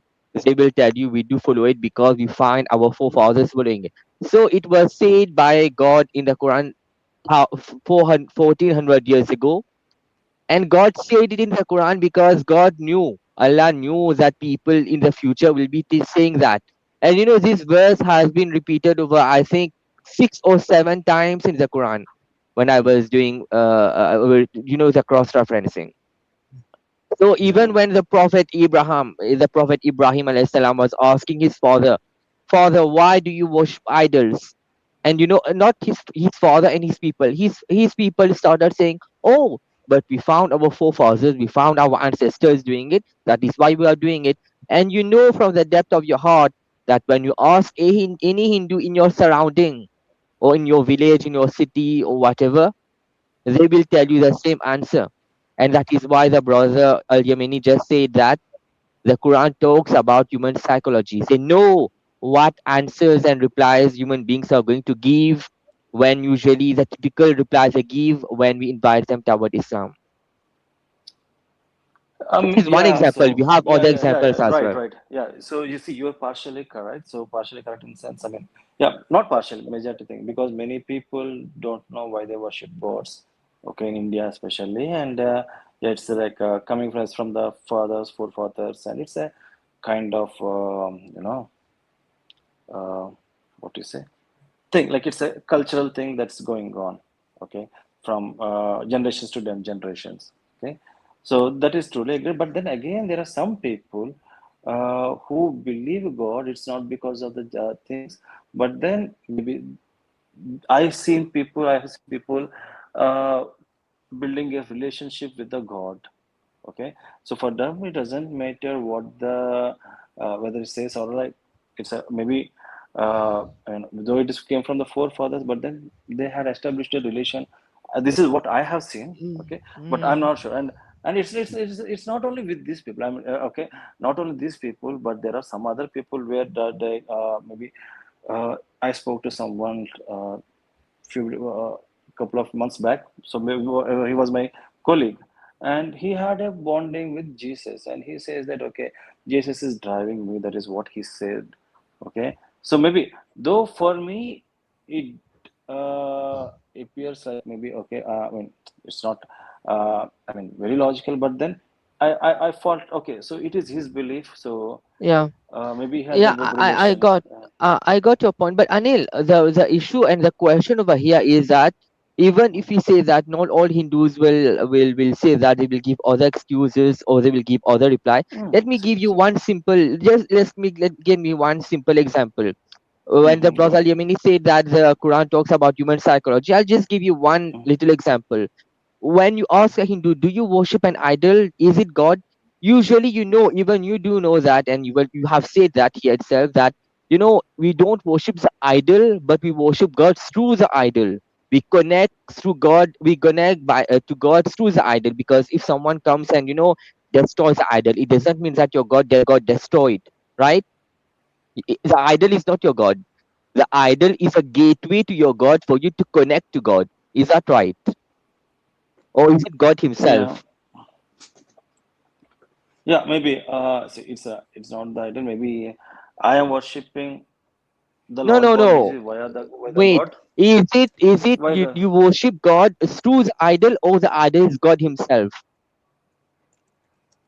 through the idol. Okay, that is what I'm saying. When the Quran said, the Quran says that is why for the future generations as well.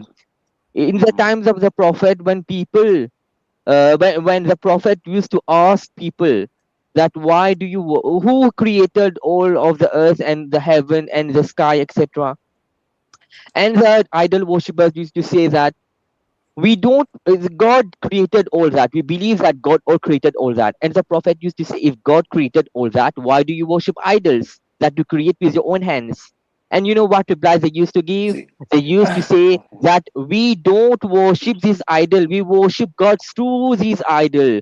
So these idol are like a medium for us to connect to God. And that is the same reply that nowadays a lot of Hindus or idol worshippers are giving. That because the idol worshipper won't be able to say we worship this idol because it is God, because the idols get destroyed sometime. So he will fail in his argument. The see, idol idols worshipper can won't be wait. destroyed. Let me But the Mubashir, let idol. him answer as well, man. You're Okay, making too okay, many okay, points. Let okay, him okay, engage. okay, brother, reply. No, no. All yours, reply. So I actually sorry, Mubashir, to say, but then what Yemeni is saying like is making more sense to me, and like it's a things like he's more explaining, but you are making it as an argument. I'm so sorry to say this, okay, but I would look to hear more from Yemeni about the God and these things. Okay, Now, I think so to be fair, Anil, Mubashir made some good points there. Maybe he yeah, did good not point. Yeah, he made articulate it like yeah. Yamini, but his point was that what you're saying as an argument when he asked you the question, whether you worship the idol or you worship the God in whose form you made the idol, the the response is the same that was given 1400 years ago to Prophet Muhammad, peace and blessing be upon him, when he asked the disbelievers who were the pagan Quraysh who used to worship idols as well, as to why do you worship these idols? Do you get any benefit from it? And they would respond like, no, we don't worship the idol itself, but the God that the idol is representing here. That's the point he's making, Yeah, which to me and seems like a fair point. Yeah, and Anil, Right. when you are saying that Al Yemeni is brother said that he's not well acquainted with Hinduism, but I am well aware of your beliefs. I studied it. I Yeah. lived among Hindus. Okay. That is why. Wait, Mm-hmm. that is why when I'm speaking from the excuses and the arguments that Hindus usually give. That is why I'm saying it in such a way.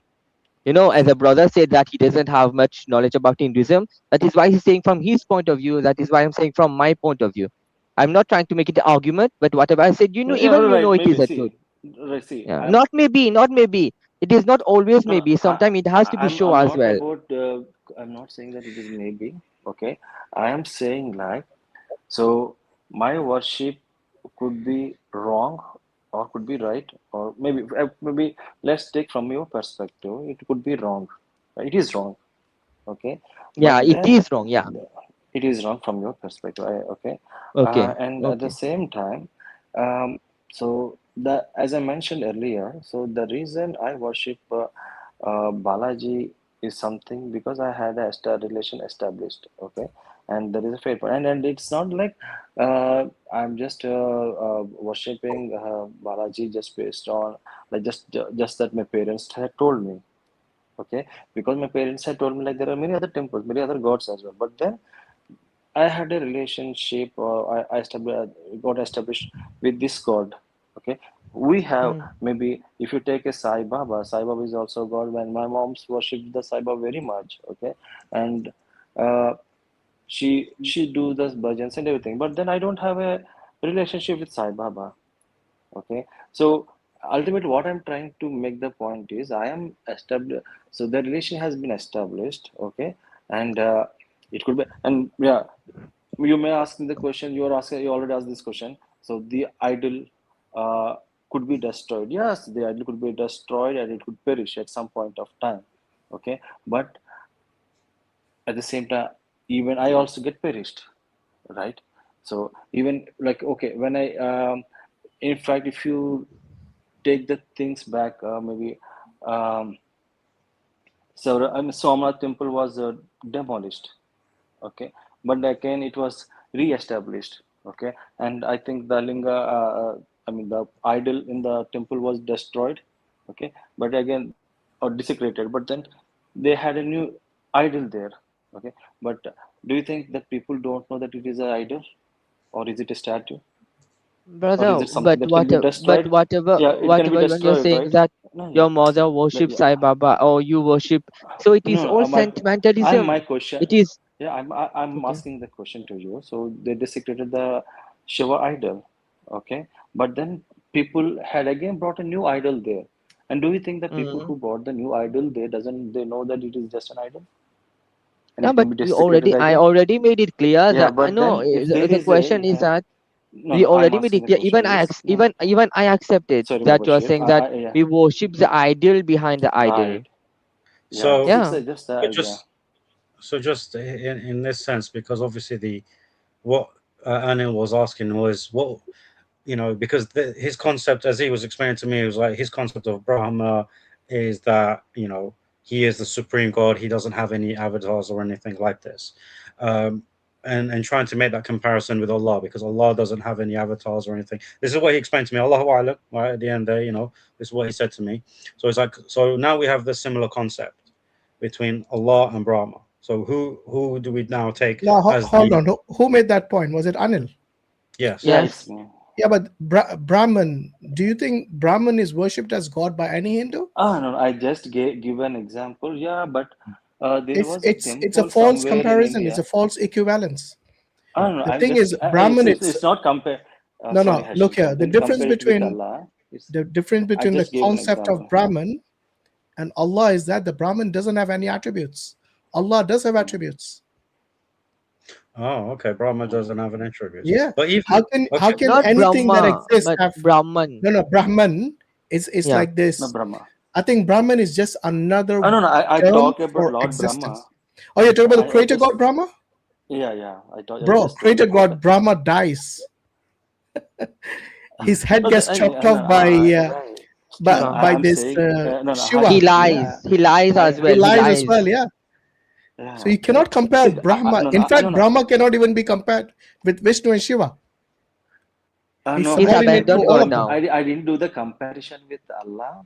Okay, I didn't do the comparison. You can't compare with of Allah, Brahma bro. with Allah. That's what I'm saying. Like that's what I said. Because I think you're only looking at this term but called. Then I just gave an example. Creator. Like when I asked about, when I told like, okay, so you're talking about Allah, and if Jews worship other god.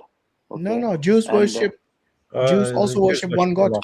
Yeah, Jews worship Allah. In fact, if it was an Arab Jew, who spoke Arabic, he would say Allah to his God. Similarly, an Arab Christian would also say Allah. When he prays to God, he'll pray Allah.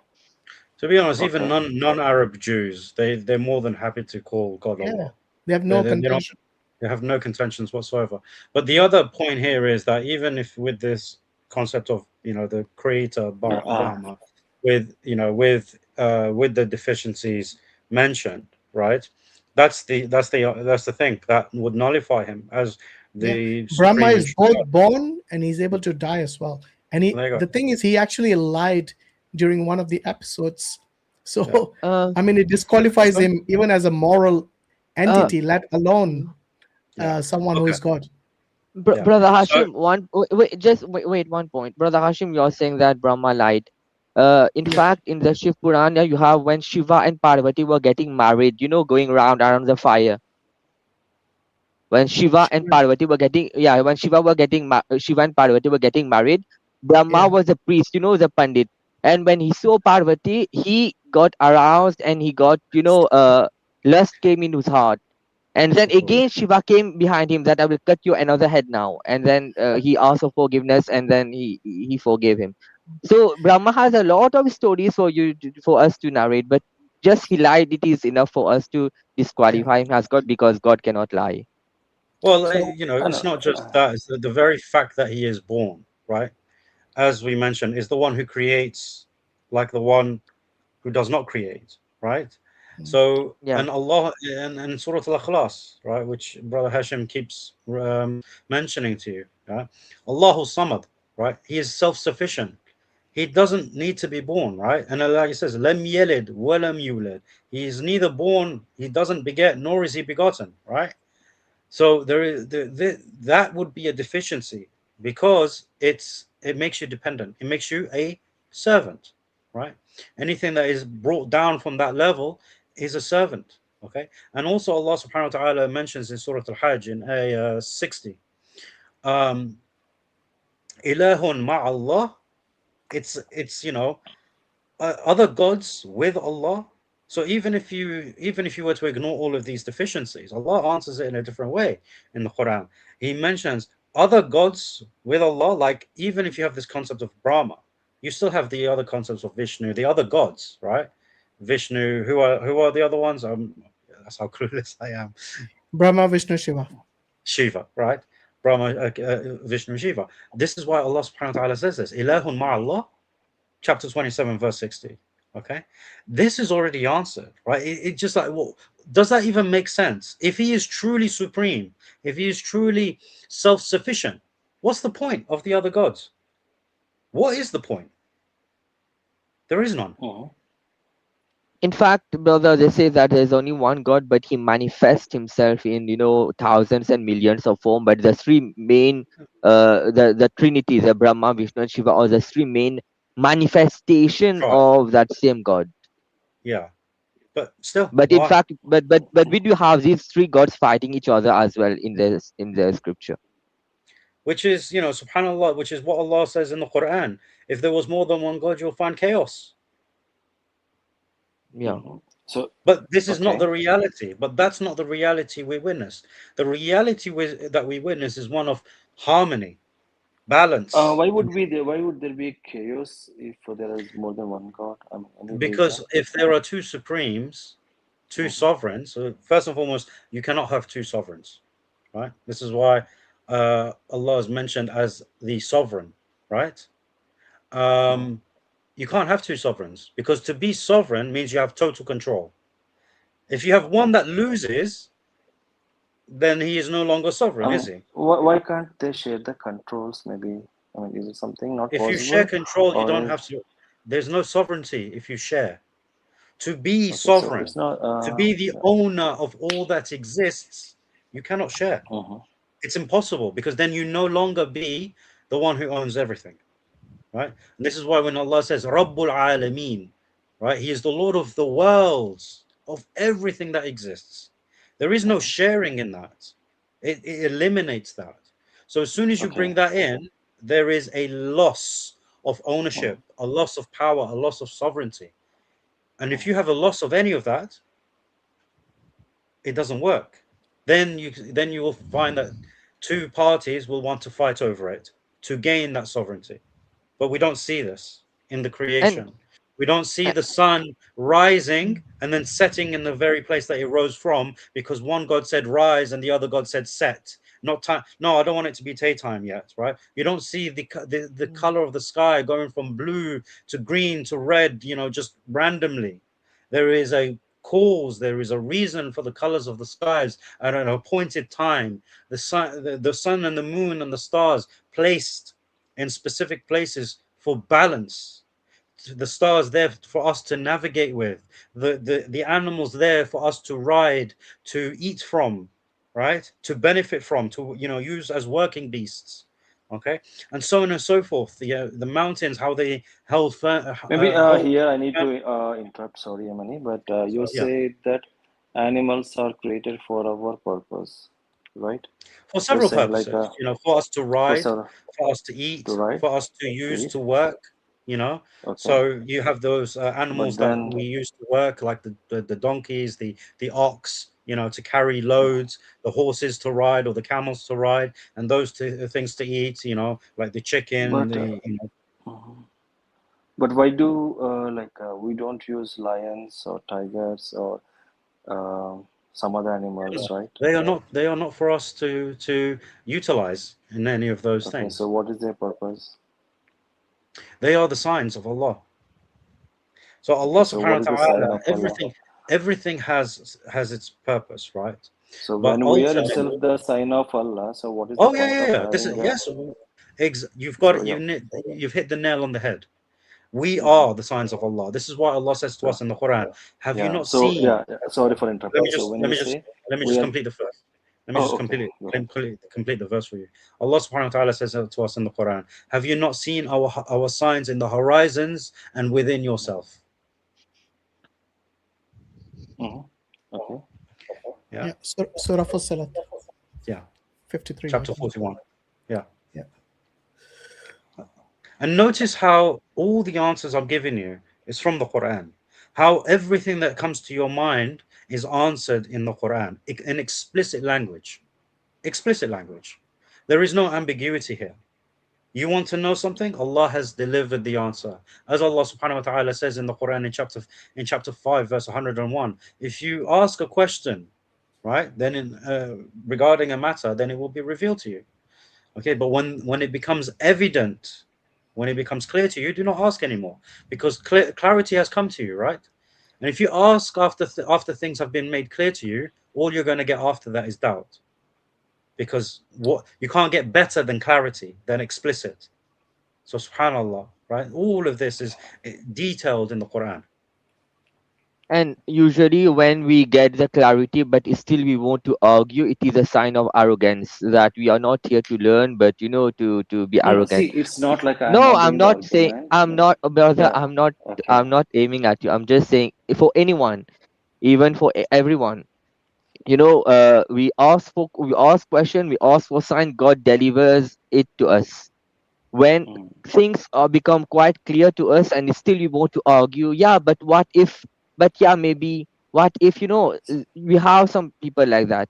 So that is a sign that we are here. So far, in the Let me complete, brother. Go ahead. Yeah. So that is why we ask. Okay, continue. Like whether my understanding is correct or not. Okay. So so it's like in right now, like whatever Yemeni you are talking about Allah, right? Like it's like attributes and the characteristics of Allah, okay, and He created a certain things, okay. But my question, I want to have, I mean, it's a question like So what is the purpose of the existence of this entire universe or entire humans, according to Islam? For humans, it is to worship Allah. The creation, it's in its entirety, is it has several purposes. Okay, but like I mentioned, the main one which Allah constantly emphasizes in is that they are signs for us to recognize that He exists, that He is the creator of all that He is mentioning in the Quran. This is why even in the Quran, Allah subhanahu wa ta'ala swears by His creation to highlight the importance of certain aspects of His creation so that we may ponder upon them, right? So, like for example, when Allah says وَالشَّمْسِ وَضُحَاهَا, right? وَالْقَمَرِ إِذَا تَلَاهَا وَالنَّهَارِ إِذَا جَلَّاهَا. Okay, and so on and so forth, right? He points to certain aspects of His creation for us to ponder upon, right? And these are mighty things, right? When he talks about the sun, look how mighty the sun is. Just think about that alone, right? The moon, right? And the day, the night, the sunrise. Okay, the point where what's the word we call it when it duha? What, the horizon? Yeah, when it just peaks over the horizon. I forget what it's called. Don't know. Is the I Arabic can't word? remember. No, the English word. There's an English phrase for it, but can't remember what it is now. But but again, right? Like Allah Subhanahu wa Taala says, "Watina was zaytun" as well, right? The olive and the fig. Why does He point to these things? That's it. The breaking of dawn. The breaking of dawn. That's what I'm thinking about, right?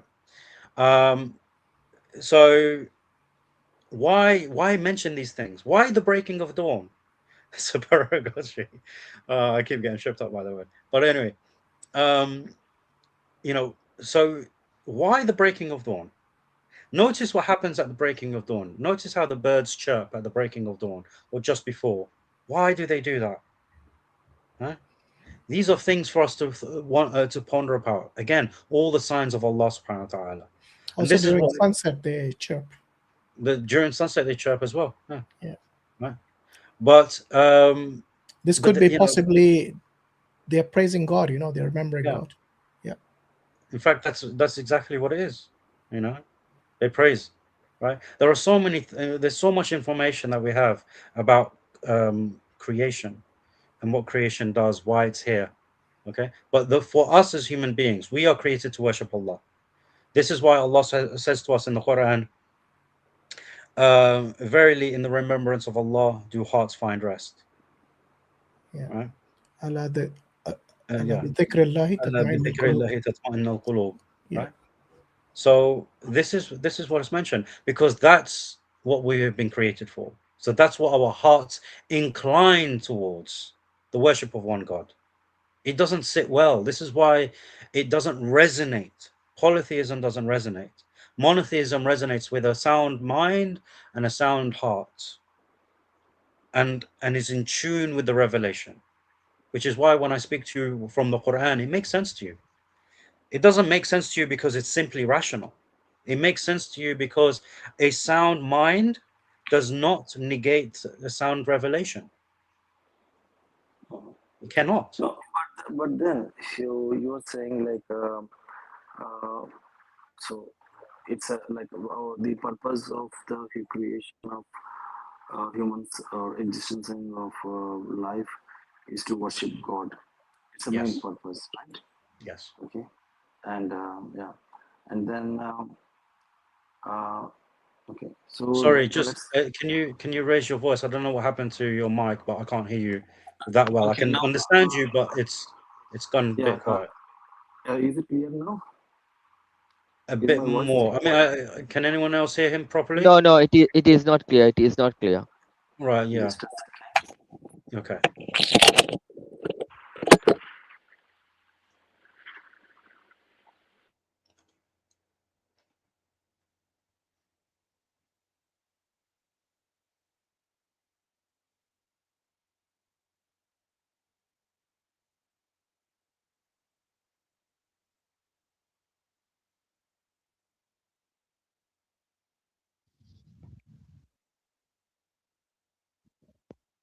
Anil, can you hear Hello? us? Yeah, Yeah, I it Yeah, is. can that's hear Yeah, it you. is good now. much better. Okay. That is much better. Yeah. Okay, so yeah. So the question is like, what is the journey of the human? So we were You're, created, we were existed, and we were, the purpose of the creation is to worship Allah. So when we worship Allah, what does Allah? So because Allah is expecting worship from us, right? Mhm. Isn't He Yes. expecting from? Okay, Yeah. so so why is He expecting a worship? Why is He expecting His creations to worship Him? Because this is the best thing for us. He is not in need of it. Allah is Allah, whether we worship Him or not. Indeed, Allah was Allah when there was nothing, right? It didn't affect Mhm, Him. He didn't become anything less than Allah, right? mhm. So Allah subhanahu wa ta'ala is not in need of our worship. That's the first thing. So everything He Okay. has commanded of us is for our benefit. Mhm. Okay. Okay. Indeed, So what Allah is the subhanahu wa benefit that ta'ala. we are going to get? So I'll explain to you the journey, inshallah, because you asking about the journey is Yeah. very, very Sorry. important. Yeah. Yeah, no, Okay. that's Okay. fine. So Allah subhanahu wa ta'ala mentions that everything is for the son of Adam, except for fasting. Fasting is for him. Mhm, And even that is not because it benefits Allah, it's just the most beloved thing to Allah, fasting, right? mhm, Well, one of the most beloved things to Allah, okay? As to the true wisdom behind why he singles this out for himself, Allahu A'lam, okay? But it just goes to highlight that every act that we do in devotion to mhm, him, in submission and obedience to him, is for our benefit, okay? So the question that doesn't become why does Allah need, require our worship. The question then becomes, why should we not worship him? Because everything is mhm, for our benefit, and for us as human beings, let's be honest, we're selfish. We want things to benefit us. So Allah subhanahu wa ta'ala, understanding this, he made everything beneficial for us. Nothing benefits him. So mhm. everything is for us, and we like that. We do, right? So when we Okay. pray, when we get up to pray, and we Mhm. remember him, we remember him. Give me a second, sorry. Sure. Sure. Sure. Yeah, till then, Anil, I had a question for you. Till Mhm, the brother is whatever questions that you're asking about, why God wants us to worship So Him or what is the purpose of life, etc. Okay, brother, I mean, you can continue. I yeah, will sorry. ask him later. Yeah, it's just a quick call. My apologies. So Yeah. so when we get up in the morning and to pray and everything, and we remember Allah, look, notice the 5 daily prayers, right? Because at the end of the day, look, there's no need to go beyond the 5 pillars of Islam. No need to go mhm, beyond that for you to understand our journey and our purpose and how it's beneficial for us. Our 5 daily prayers, it breaks up our day perfectly. Because when's the best time to be productive? It's in the morning, right? And not any morning. Even when you talk about these, really successful people, what did they say to you? They say to you, we're up from the morning, from sunrise. The mhm, Muslims are up before sunrise. Before the sun rises, before the break of dawn, we're up worshipping Allah. And mhm, Allah subhanahu wa ta'ala says to us that for those who get up and for the Fajr prayer, this is when Allah distributes the rizq, right? The sustenance. So those who want success in this world as well as in the hereafter, they wake up for the morning prayer, for Fajr, right? Before sunrise. And this is the best time to have a shower, to cleanse ourselves, to worship our Lord. And it's only two. So he makes it easy for us as well. It's only 2 rak'ahs. Whereas in the middle of the day, the two prayers in the middle of the day, they're 4 each. But the one in the morning is 2. That's it. Okay. So he makes it easy for us. So we're the ones that make it difficult for ourselves. We're the ones that become lazy and everything. But for those of us who get up, we become active and so on, and so on and so forth. So there's much benefit. Okay. And again, every single time, because then you get busied with the work, with the things throughout the day, the worldly life. So Allah gives you a break. 5 minutes with him alone, no one else, not a care in the world. Remember your Lord again. Worship him, speak to him, let him speak to you. Okay. And again, you get busy with the world, and there's nothing that prevents you from it. Allah tells you to get busy. with the world, right? In fact, even in Surah Al-Jum'ah, chapter 62 of the Quran, he mentions that when the call to prayer comes, leave everything, leave this world, and answer the call to prayer. But when the prayer finishes, disperse across the land and seek the bounty of Allah. So for us, worship is going out to work, going out to fulfill our duties, our responsibilities, to look after our family. All of this is part and parcel of worship. It's not just the ritual stuff, right? But then giving charity, the zakat, okay? Giving the charity to those who need it most, okay? This is part and part. He doesn't need it. It goes, like Hashim was saying earlier, it goes directly to those who need it so that they can benefit from it immediately. Nothing goes to the people, right, who distribute this wealth. And if anyone steals from that, their punishment is with Allah, okay? But that's where it goes, right? Immediate, nothing withheld. 2.5% of our disposable income every year. 2.5% of our disposable income every year to those who need it most. Again, Allah makes it easy for us to disperse this charity. And even the Prophet ﷺ, when he sent Mu'adh bin Jabal to Yemen, okay, to my country, to give da'wah, when he said to them, teach them about Tawheed, if they accept, teach them about prayer, and if they accept, once they learn to pray, then teach them how to give zakat. And when you take this zakat from them, take from them what they are happy to give away. Don't take from them their most prized possessions. Again, to make it easy, to make charity beloved to the people. The fasting of Ramadan.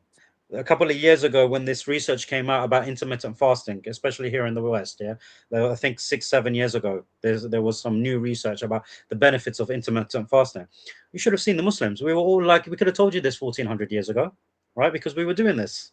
The month of Ramadan, where we fast from sunrise to sunset, benefit for us and disciplines us, makes us grow.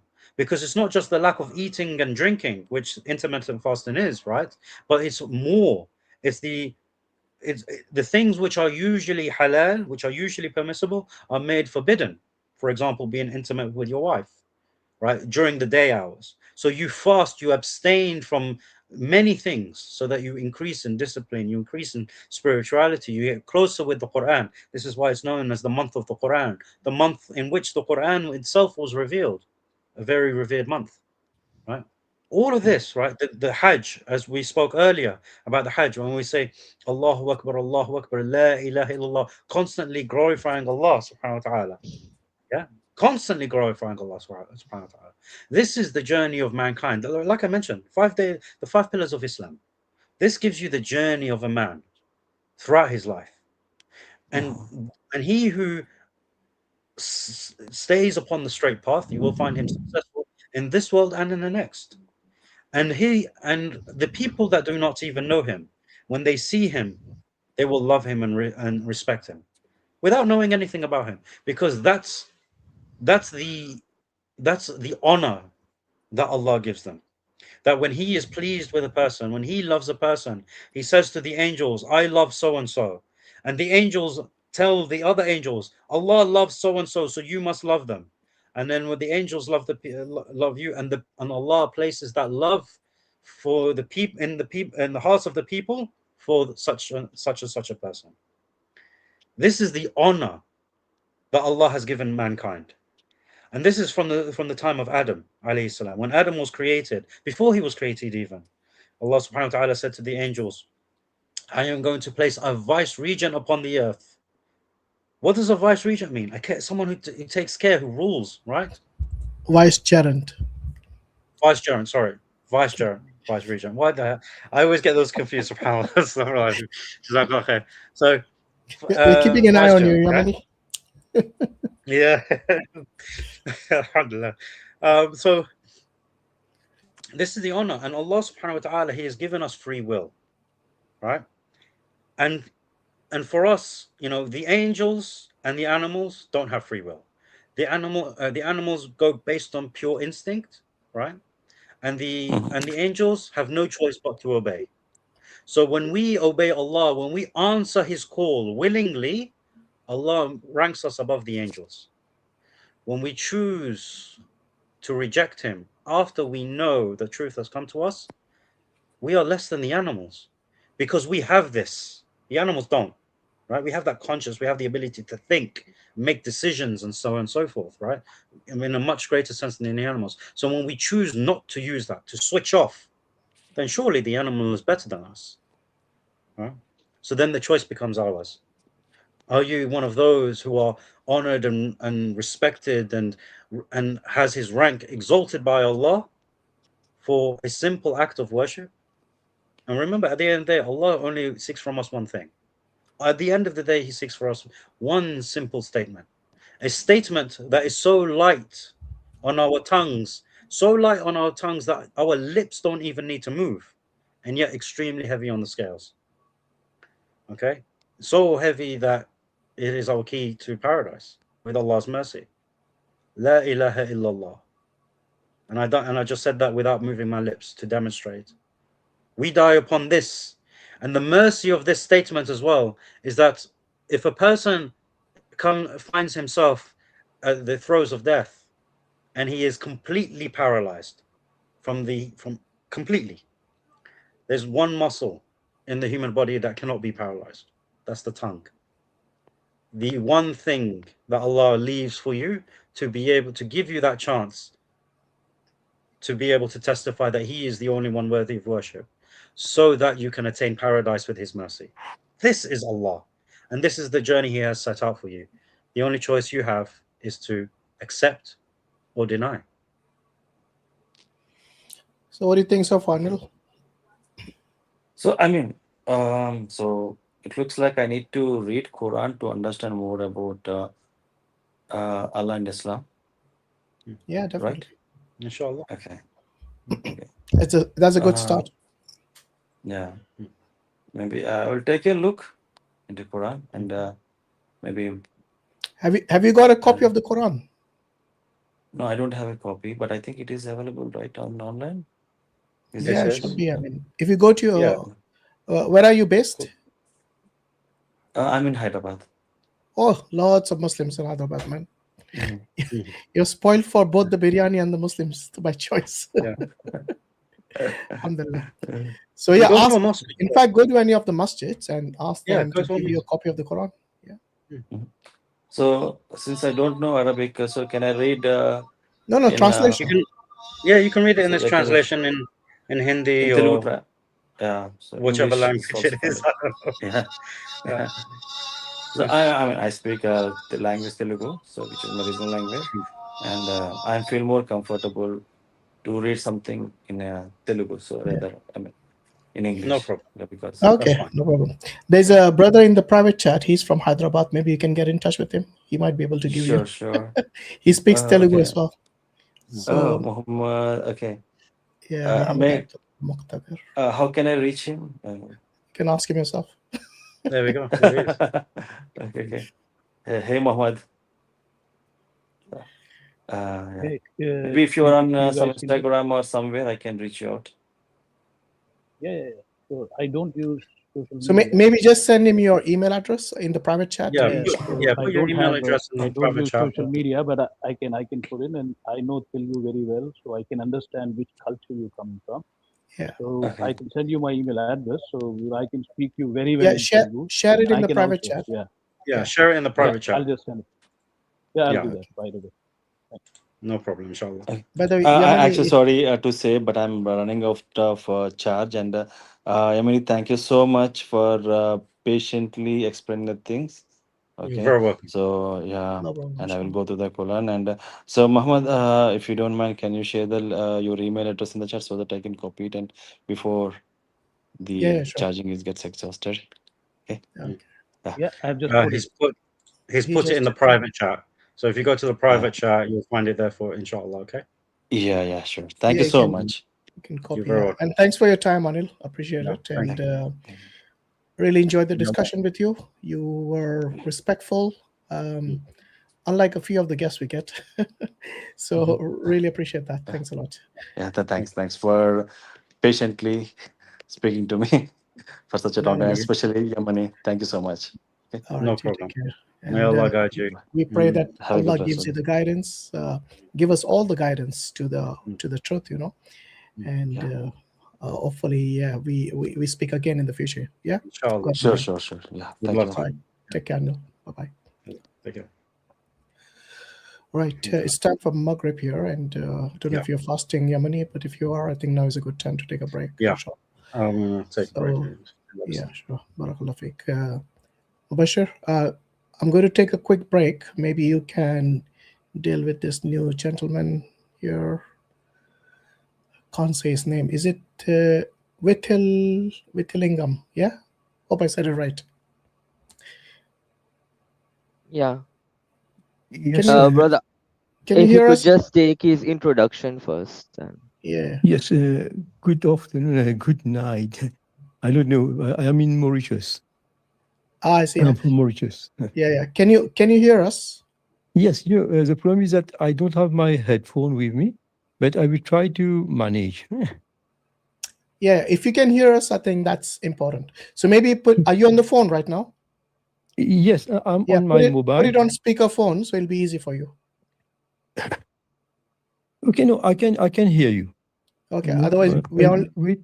yeah, we want to see you when you speak, not your ears. I think you can hear me. Yeah, I can hear you and see you as well. Yeah. Okay.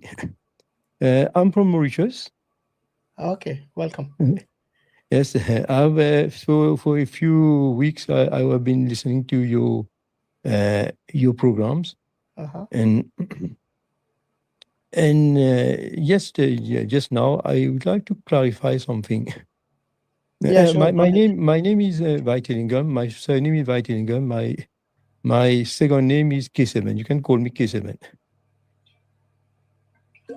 Okay, no problem. K7, what's your background? Are you a Hindu? Yes, I'm a Tamil and Tamilian, but I follow the Hindu scriptures. Okay, that's good. So, do you know what the topic is today? Yes, I've seen the topic. I've seen the Kama, something like this, no? Kama. Yeah, Kamakhya. So it's about the goddess Kamakhya, which the Hindus worship. I don't know. Are you aware of this goddess? No, no. In fact, the first time I've heard about it. Okay. Just the first time that I've learned about it tonight. Trust me, you're not the only one. A lot of people, including the Hindus, don't know about this goddess.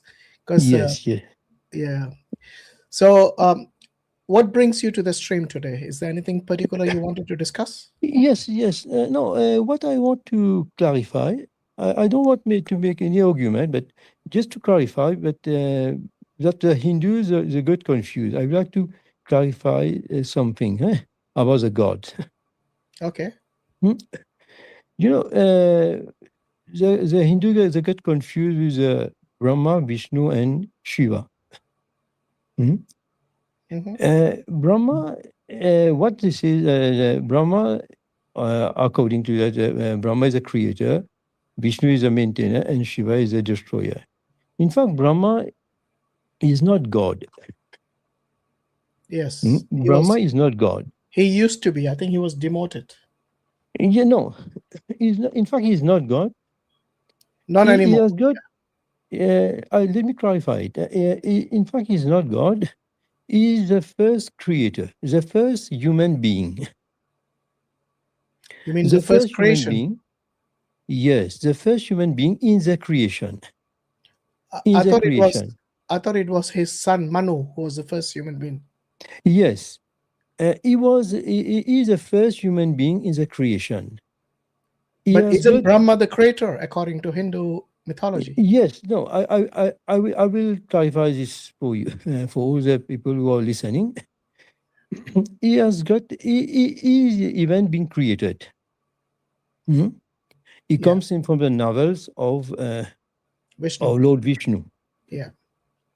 And then he was given to cut short. When he comes in this universe, he doesn't know anything, and then he just meditate. When he started meditating, and then there was the first sound that he heard is a tapa. Tapa means meditation. Tapasya.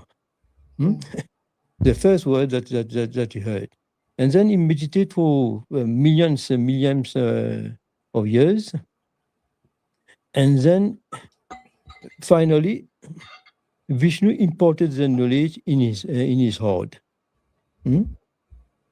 All the knowledge, and then he was given the power to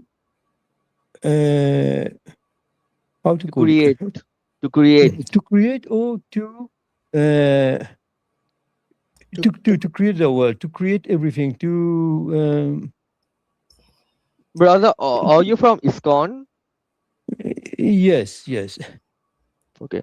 So in Vishnu or Krishna is original creator, the primary creator, and Brahma is a secondary creator, right? No, he's not the creator. This is what he is, a human being. He is a human being. Any reference where he is called a human being? Because as far as I know in ISKCON, Vishnu gives the knowledge of the Vedas to Brahma, and he creates the world. So he gives him the inspiration. In fact, he's like an architect. He develops the world. He develops the world. Yeah. He's the first human being. He got the power. He was given the power. He was given the power to develop the world, to create all the human beings, all the creatures, and to develop the world like an architect. But he himself, he is born and he will die. Okay.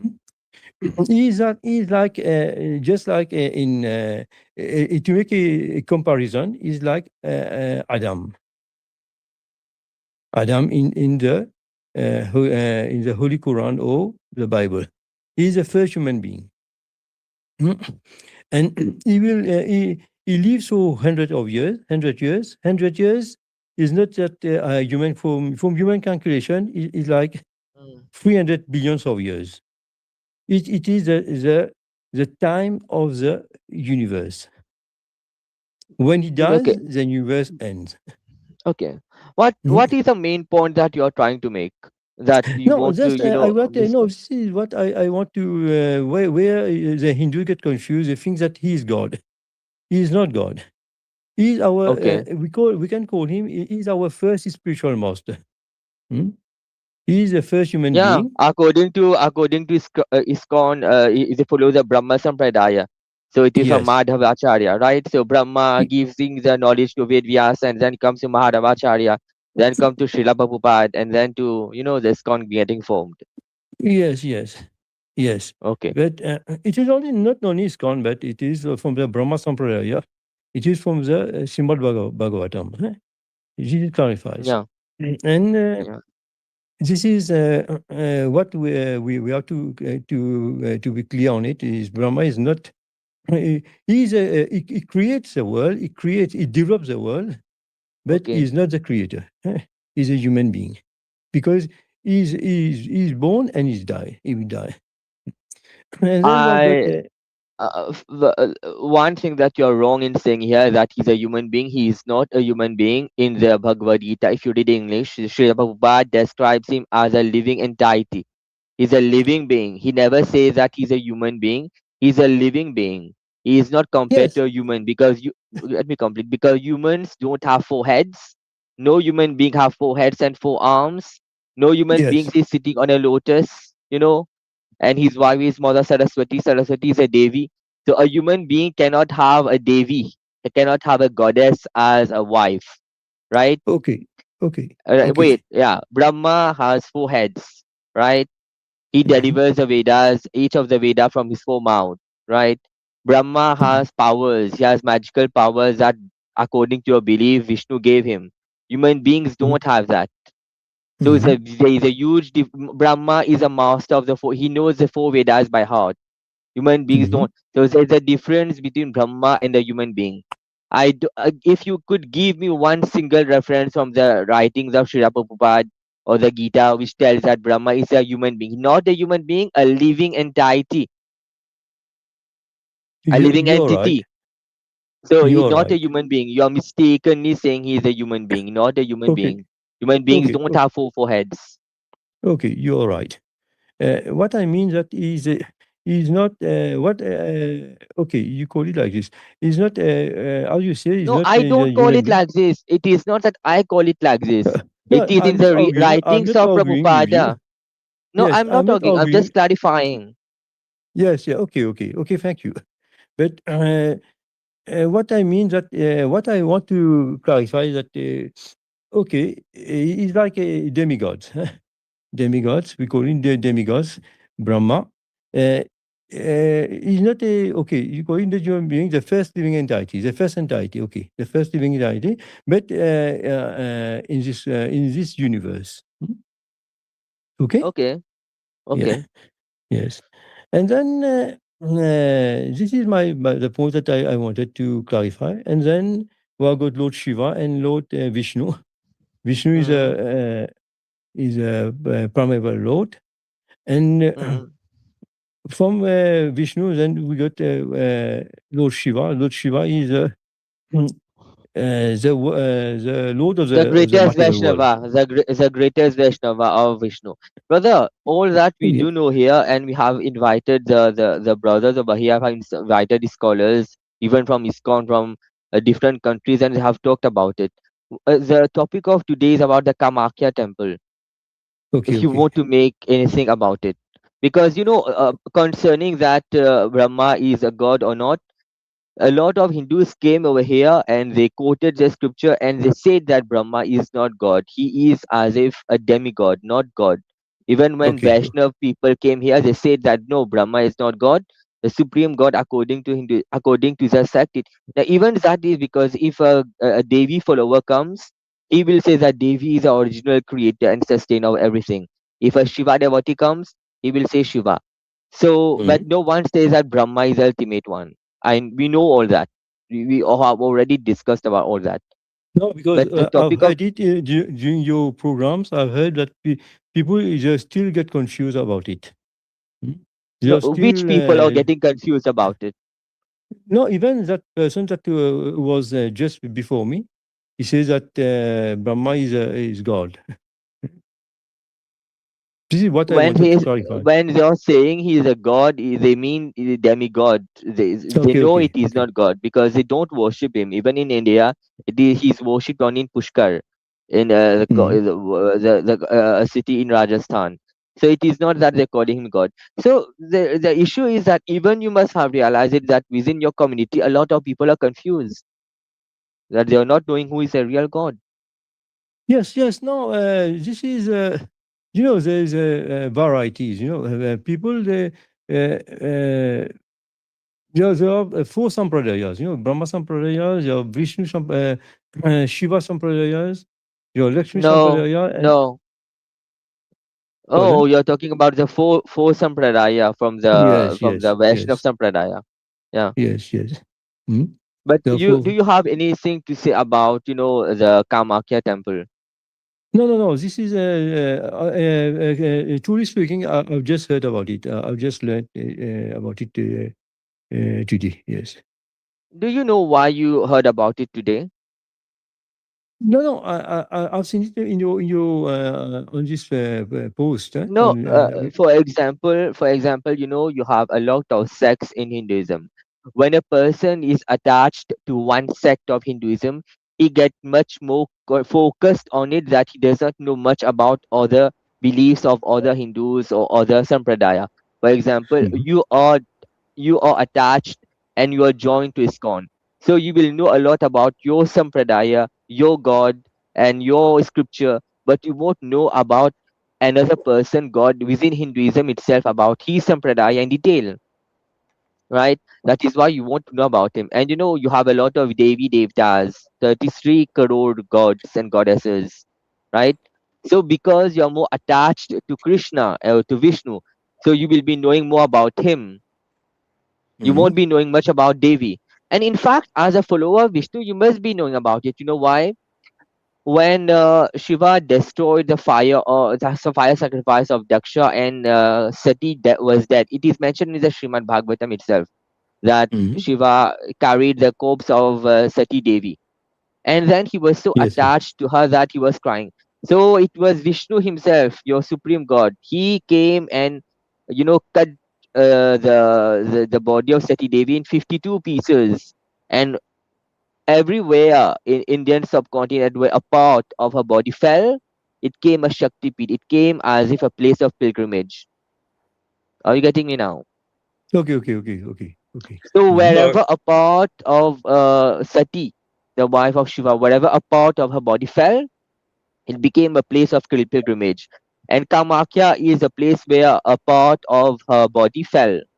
You must know what is a body part, right? Okay. Mhm. Inshallah, So, just obviously part of the hikmah of giving da'wah here is that while he may not believe what mainstream Hindus believe or what's necessarily in their books, inshallah, let's just deal with what he believes and okay, deal with that, inshallah, mubashir. Yeah? okay. Allah, bismillah. So he was saying, brother, among the Trinity, he the sect that he belongs to, they focus only on one of the Trinity, and that is, Vishnu and his incarnations. Vishnu takes a lot of incarnations, and because they're focused only on one God, they do not have complete knowledge about the other gods, but because Doesn't they are matter. focusing on, yeah, Doesn't matter. yeah. He focuses on this one. No, Let's deal no, with maybe this one. you're misunderstanding. It is not that when we are focused on one God that we don't know the other gods. But there are thousands of gods. We know there's the positions. That doesn't mean that we don't know about them. Hmm? No, you do know about them, but ultimately the main focus is Krishna or Vishnu, right? Yes. Mhm. Yeah. Yeah, then Okay. inshallah, Mubashir, if you want to deal with those two, considering those are the ones that he worships and focuses on, inshallah, deal with that one. Because Okay. we're not here, because obviously we are not here to teach him his religion. His religion Yeah. is his religion. Mm. Let's, inshallah, you know, give him da'wah and in the best possible way to help him realize that those he worships are not worthy of worship. Give me a second. I'll be back.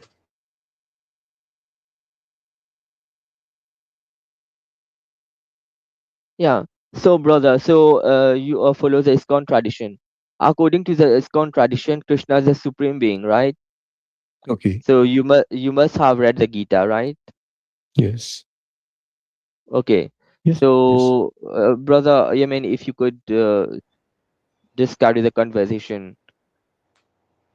Yeah. So it's going to be. I don't know how much you heard when we were speaking to the last guest, Anil. Did you hear much of that conversation? No, I don't follow you. Can you repeat, please? I asked, how much did you hear of the conversation we had with our last guest, Anil? Did No. you? I just joined. Maybe. Oh, you just joined. Okay. Yes. So Mm. let me ask you, with regards to the Krishna and Vishnu that you worship, why do you Yes. worship two? Which one of them is sovereign? Which of them has No. all power? Yes. In fact, Vishnu and Krishna is the same person. Vishnu and Is they? Krishna is the same persons. Hmm? Krishna is a origin, and from Krishna, then you have got the incarnations. Huh? It Yeah, incarnates and expands the expansions of Krishna. Then we have got all these avatars. right. So avatars are not powerful, right? They No, are they are not. powerful. They are the No. same. Well, they cannot be, because an No, avatar is. Let me explain. An avatar is not the same entity as the original, which is why it's called an avatar, because it will change in its attributes and its form, so it ceases to be the original, right?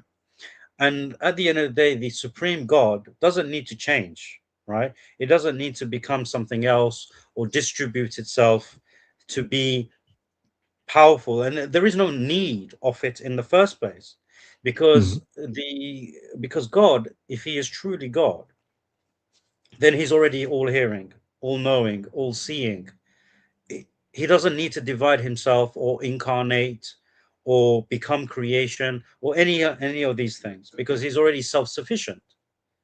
If he becomes anything other than who he already is, becomes a creation, then he becomes dependent. And as Allah subhanahu wa ta'ala says in the Quran, Allahu Samad, right? He is self-sufficient, right? There is no God except him. Because there is, you can't make that, you can't bring the one who has the perfect attributes and make that something inferior in any sort of avatar. Because even in the avatars that you believe in, there will be some sort of deficiency, like you even mentioned. Let me no. I'll listen to you. This is your opinion. This is your opinion. This is your way of thinking. There's no deficiency. Vishnu and Krishna are the same person. There's no deficiencies. Even the avatar. This is our philosophy. Achinta Beda Beda Tadva. One and simultaneously, one and different. There may be is avatar, maybe incarnation. They are the same person with the same qualities. There's no deficiencies. This is God. He can expand. Did Krishna not die according to your belief? Krishna is eternal. Vishnu is eternal. They don't die. Who was the hunter who killed Krishna? No, this is a pastime on the earth. Krishna is not limited to the earth. Was he not God on the earth? Pardon? Was he not God on earth? This is a pastime. When he descends on the earth, this is the point we make. On the earth. Pastime means that this is a. You can't just say pastimes. When he literally was killed, he was cremated, and even his wives committed sati. They threw themselves in fire and burned themselves alive. You can't just say pastimes. Come on. No. You're getting it wrong. Which part am I getting wrong? Yes, you're getting, because Krishna is eternal. It is. You're not addressing the question I asked you. You're not addressing. I asked you, was Krishna killed by a hunter? Number one, was he cremated by the people around him, including on the earth? Brother, you need to listen to the question. Yes, no, I understand. You mean that? I don't think you understand. You're not addressing the question. The question is this: was Krishna killed by? Listen, you need to first. No, let me say something, and then you respond to me. So Krishna was killed by a hunter. Number one. Number two, he was cremated. Just like when you die, your body will be cremated by your family. Similarly, Krishna's family and his people around him, like Arjuna, they cremated his body. Then, number three, his wives committed suicide. Yeah? Are you aware of this story? No. Who committed suicide? Who committed suicide? His wives. Many of his wives committed suicide. No, whom? Do you know Rukmini, his wife? Yes. Yeah, so they committed suicide. So now you tell me, how is he a god when he gets killed by his own creation? You know what the hunter hit when the hunter? The hunter. Which part of his body that the hunter hit? Kisavan, you're clutching at the branches of the story. Look at the foundation. When I mentioned to you deficiency, no, what I mean. You know what was the hunter? Which part of his body does the hunter hit? His toe, the toe of his foot. He hit the toe of his foot. Yes, yeah. You know why? Because Krishna wanted because it doesn't look, Kisavan, with respect, you're my elder, okay? The reason why, how it happened, it is not important. When I mentioned deficiency, being dying in any form, whether it's a natural way or by being killed, right? That in of itself is a deficiency, right? There's no deficiencies. There's no. That is by definition is a deficiency, because perfection is not about just being eternal, right? It's about being fully perfect, fully what's the word? Let me ask you one immune, question. Let me fully- ask you one question. Let me. You If think I that could just, if I can just, you think if I can just no, finish. no. Let me ask you one If I question. can just finish my statement. Okay, If I okay, can just okay. finish my statement, right? It's for God to be God, he has to be fully immune of anything, right? Nothing can touch him, nothing can harm him. He encompasses all, and nothing encompasses him. To put it simply, right? This is the attribute of God, right? One of many attributes of God. So anything, if anything can encompass God, right, or overpower God, whether it's fatigue, tiredness, drowsiness, hunger, life, death, anything that can have some sort of power over him makes him deficient, right? This is what makes us deficient, and this is why we are the creation and he is the creator. He is God and we are his servants, the ones who submit and obey him, because we are the ones in need of him while he is self-sustaining, right? In need of nothing, because he encompasses all and nothing encompasses him. So this is what is meant by deficiency. We can talk about the details, but here is the important thing, that deficiency is by being killed or dying in any sense. When the hunter hit his foot, some of the people they were seeing on the laying down, others were seeing he was emerging. He was going. He was emerging from the earth. Therefore, Krishna does not stop living. He is the same person. He is the same person. This is what I'm telling you. This is the pastime on the earth. When you come here, this is the pastime. He come here for a short period of time. He comes and he goes. He continues to exist. God continues to exist. God does not die. There is a contradiction.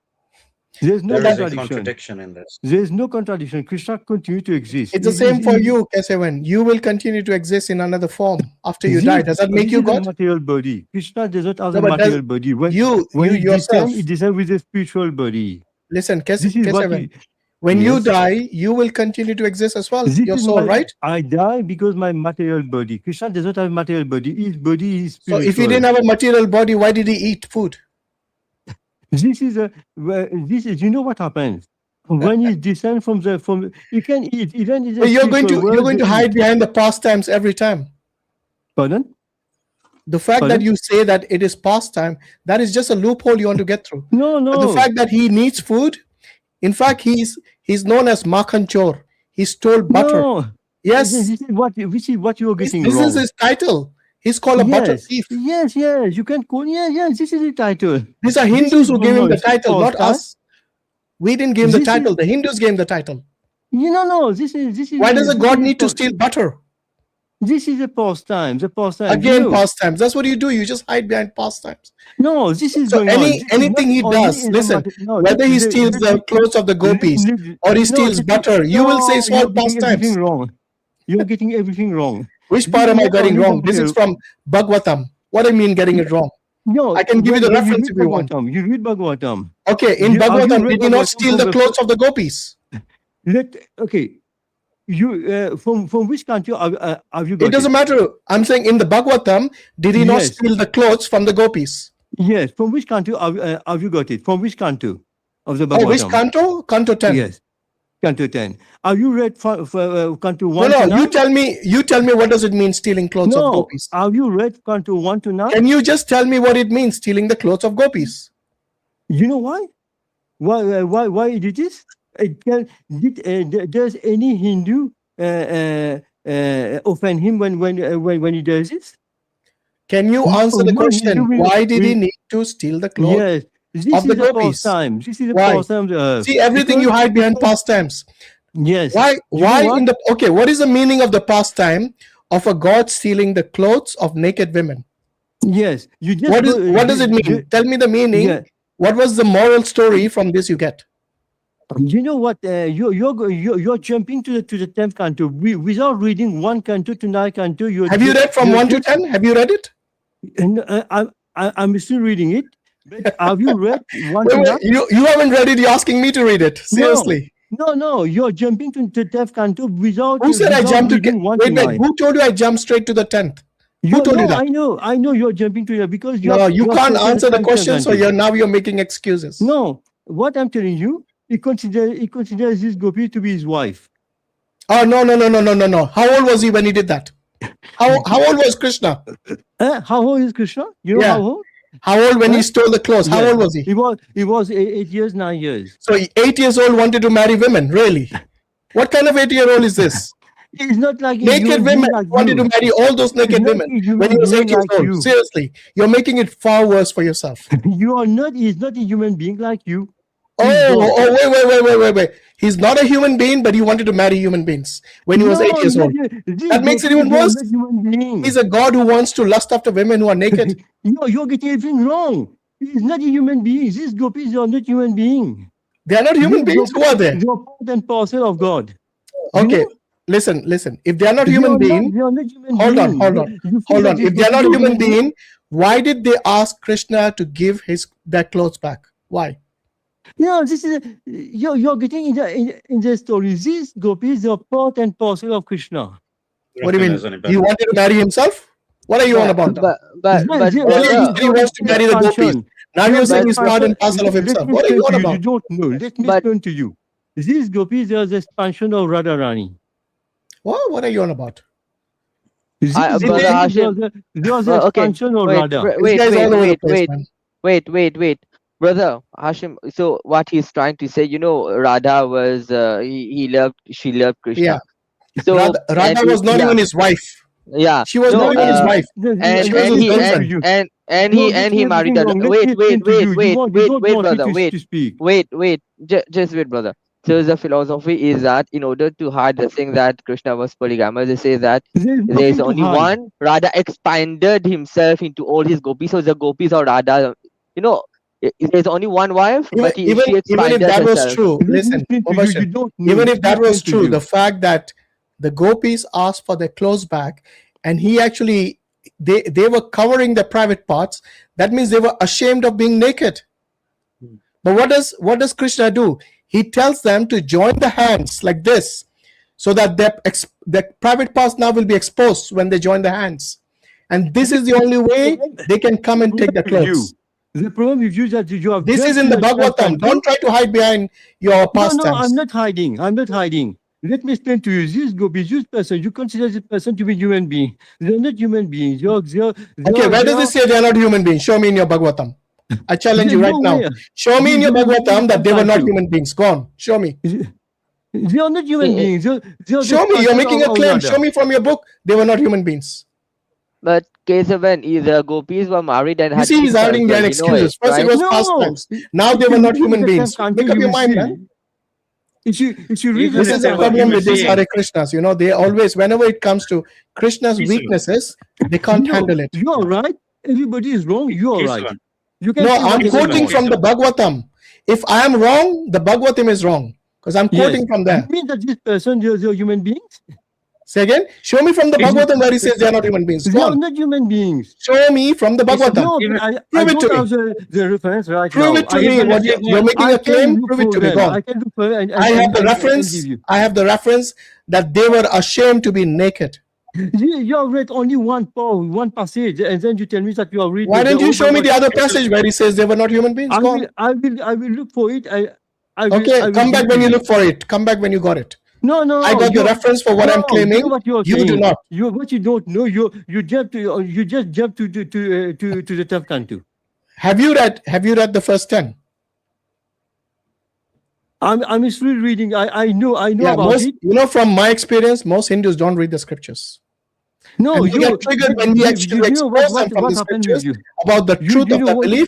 They get triggered that time. But when we ask them, have you yourself read this book? Most of them say we haven't. 99.9% of the Hindus do not read the scriptures.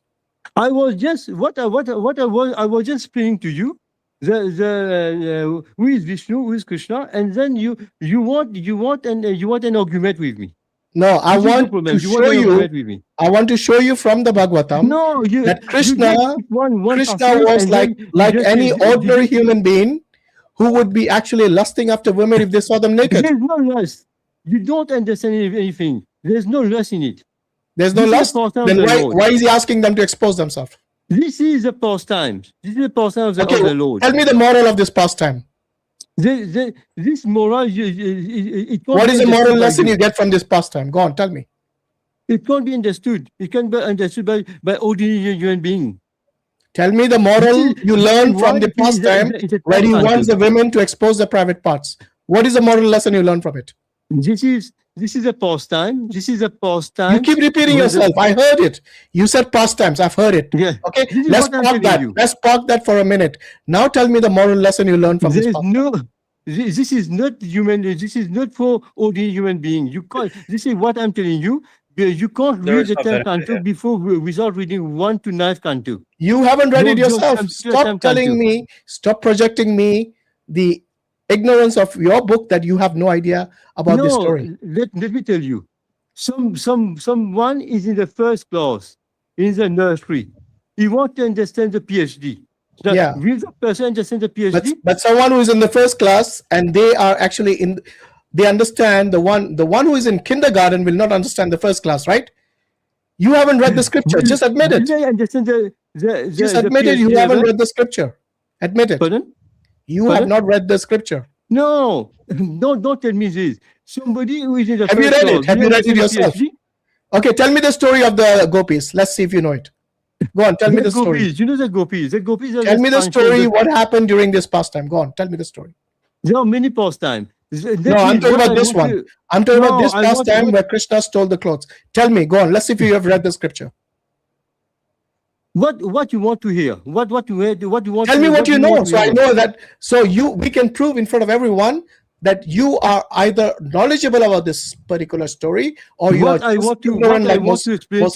So tell me the story or admit you are ignorant of the story. Before I come to this point, I want to clarify with you, these persons, these gopis, there's an expansion of Radha.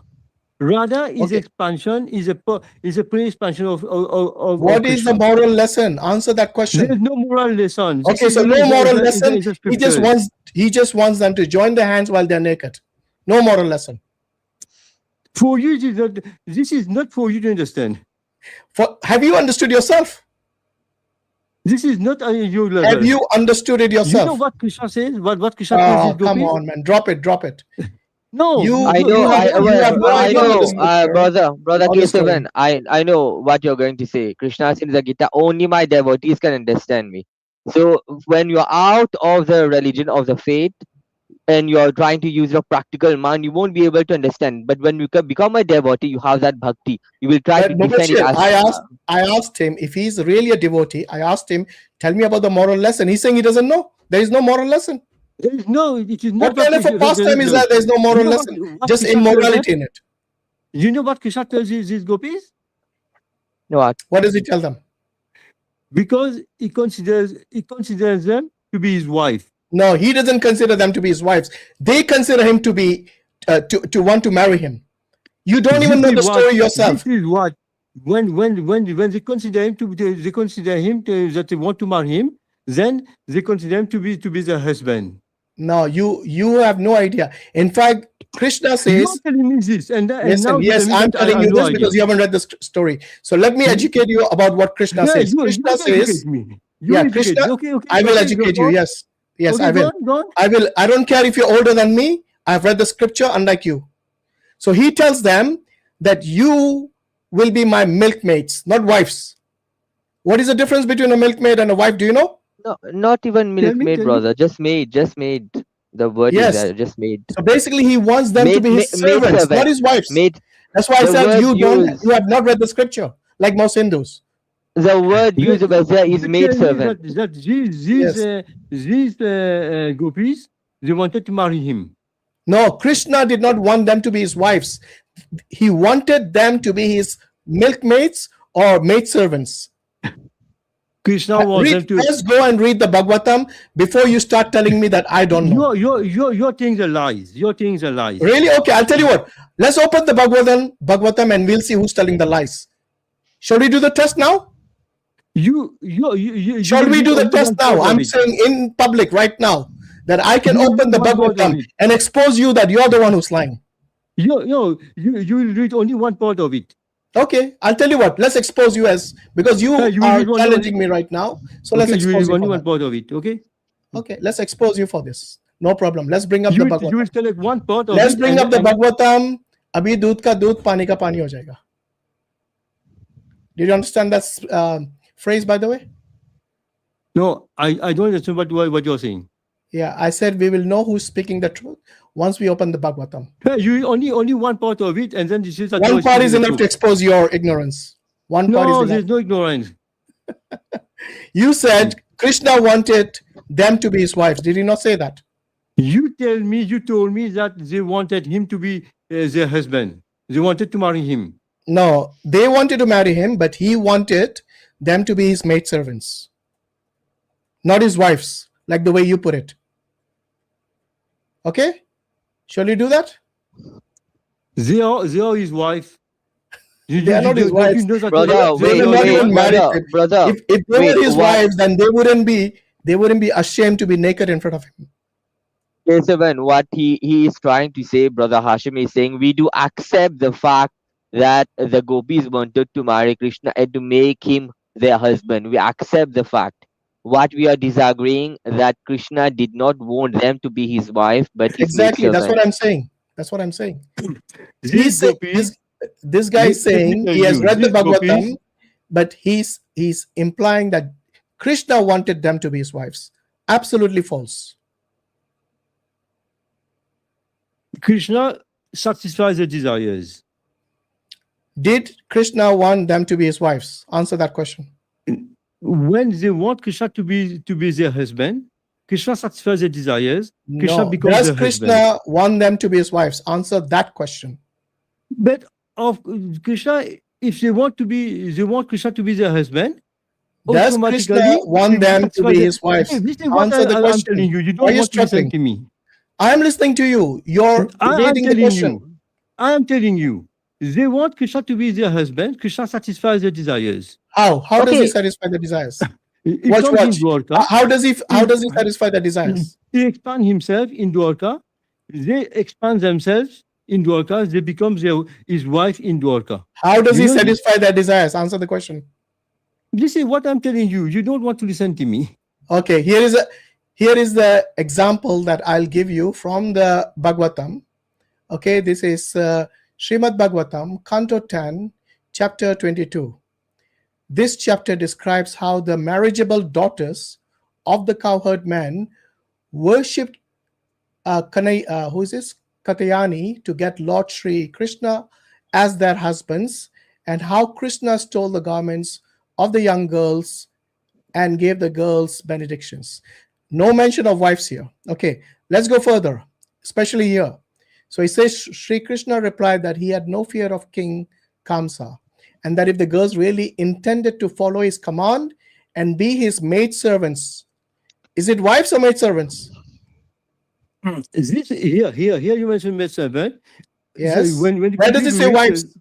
Where does it say Krishna wants them to be his wives?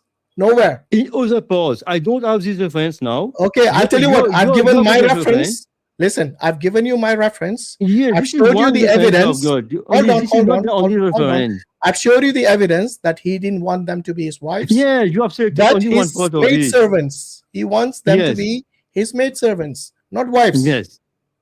Thank you. Thank you for admitting finally. That's why I said you haven't read the scriptures. No, let me explain to you. Krishna expands himself again. He goes to Dwarka. These gopis also, they expand themselves. They become his wife in Dwarka. Do you know this? In Dwarka, who became his wives? All these gopis expand. They become Satyabhama.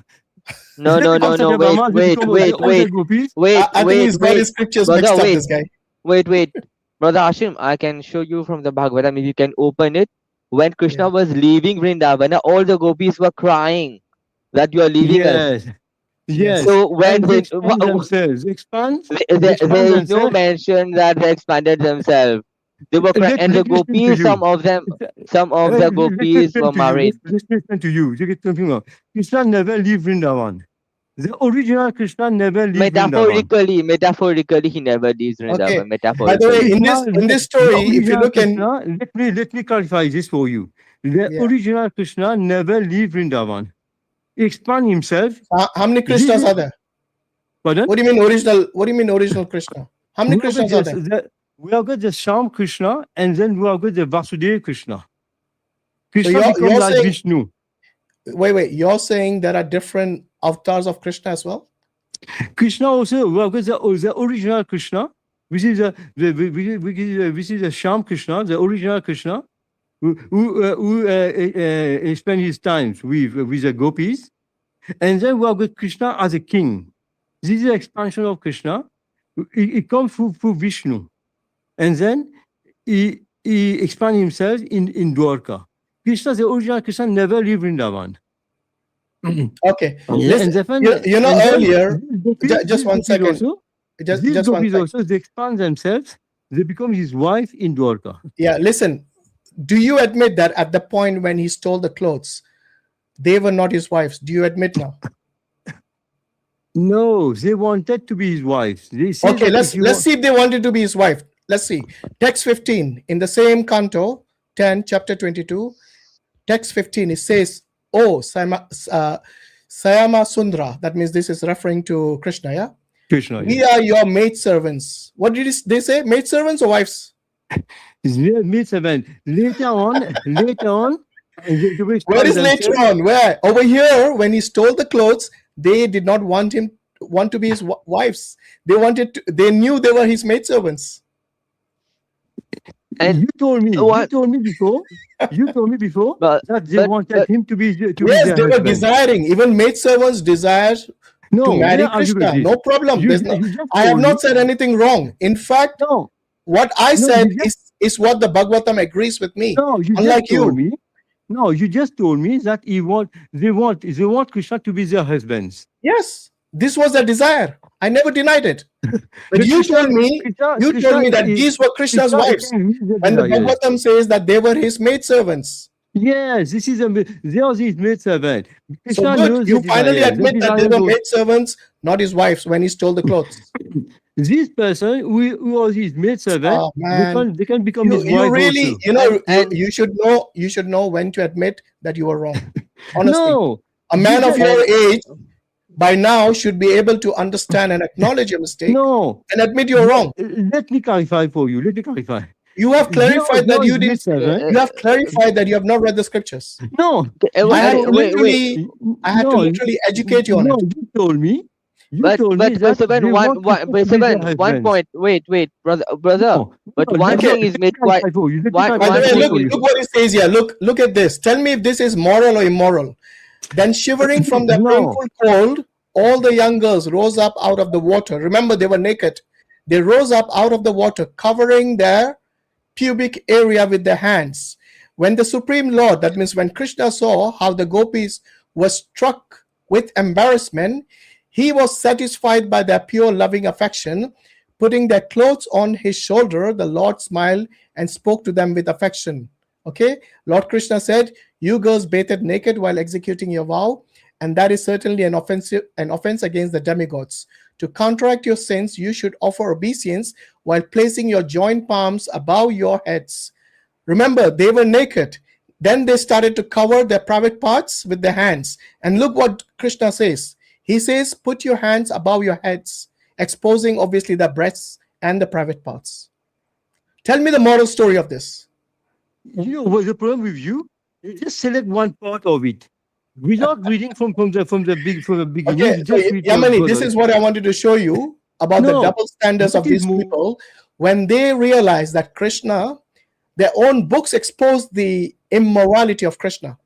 This is when they get triggered, these guys. I put him on mute, by the way, because he doesn't want to admit that he's wrong, even after I've shown them clearly from their own scriptures, with reference, with the verse number, everything. He keeps on arguing because he knows that this is Krishna, so they will, just like the way when we discuss with the Christians, and when we expose for example, the ignorance of Jesus about the last hour and so on. His deficiencies, they can't accept that. So they'll start making excuses and stories And this guy kept saying pastimes, but when pastimes basically it's like some sort of an illusion the god creates to impart some sort of lesson. That's why I asked him, okay, what is the moral lesson one learns from these gopis who were naked and Krishna wanted to expose their nakedness completely? Here he had no answer. He said there was no moral story. What is the point of the pastime then? Makes no sense. But Hashim, one point over here. One point over here. If he's saying that they wanted Krishna to be the husband and Krishna said maidservant, so it proves that the relationship between husband and wife is that of a master and a maidservant then. Yeah. If we accept his theory.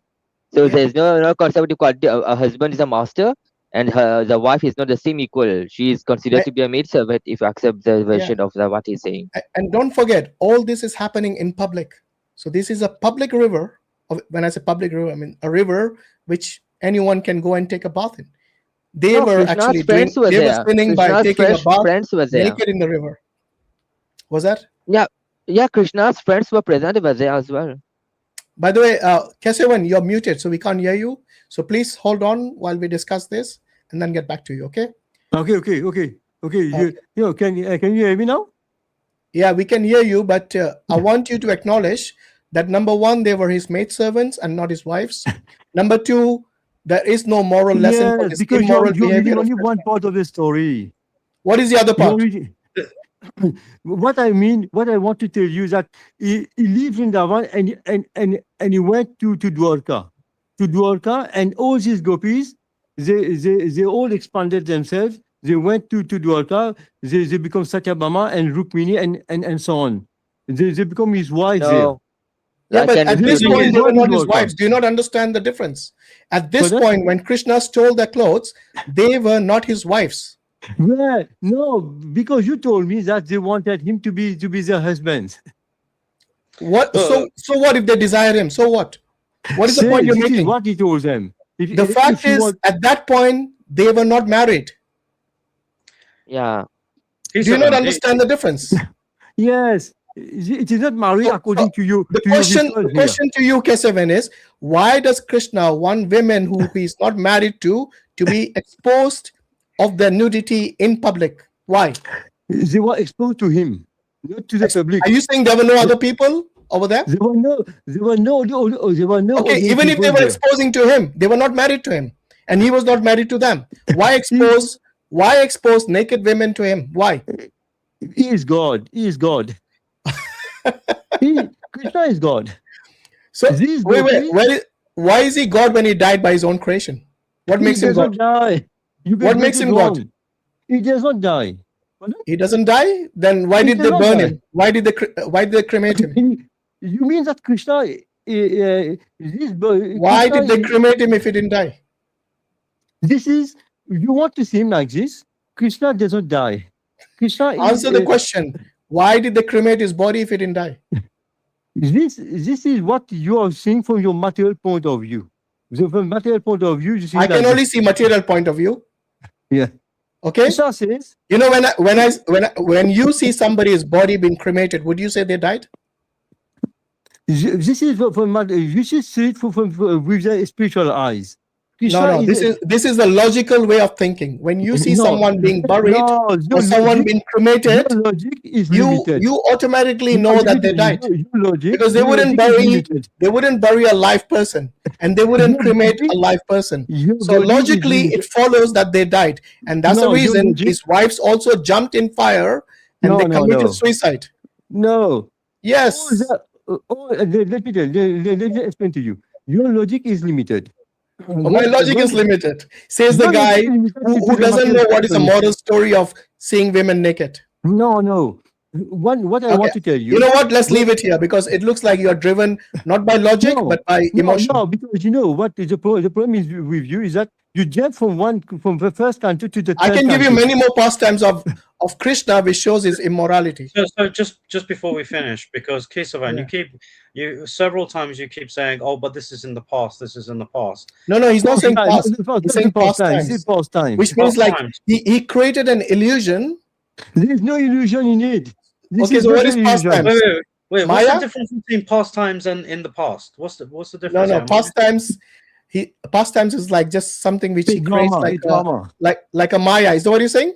No, it is a drama. It is true. Each It is time what? Krishna each time Krishna descends on the earth, it comes like it comes like Ram. It comes like Varaha. It comes like No, those are the avatars. We know the avatars. Mubashir, yes, are you it comes there? like them. Yeah, but what do you mean by past times? Because It descends and you make a show, a drama. A See what I drama mean? just pardon? What do you mean he makes a drama? You know, when you descend on earth, What is the point of a drama that has immorality in it? no.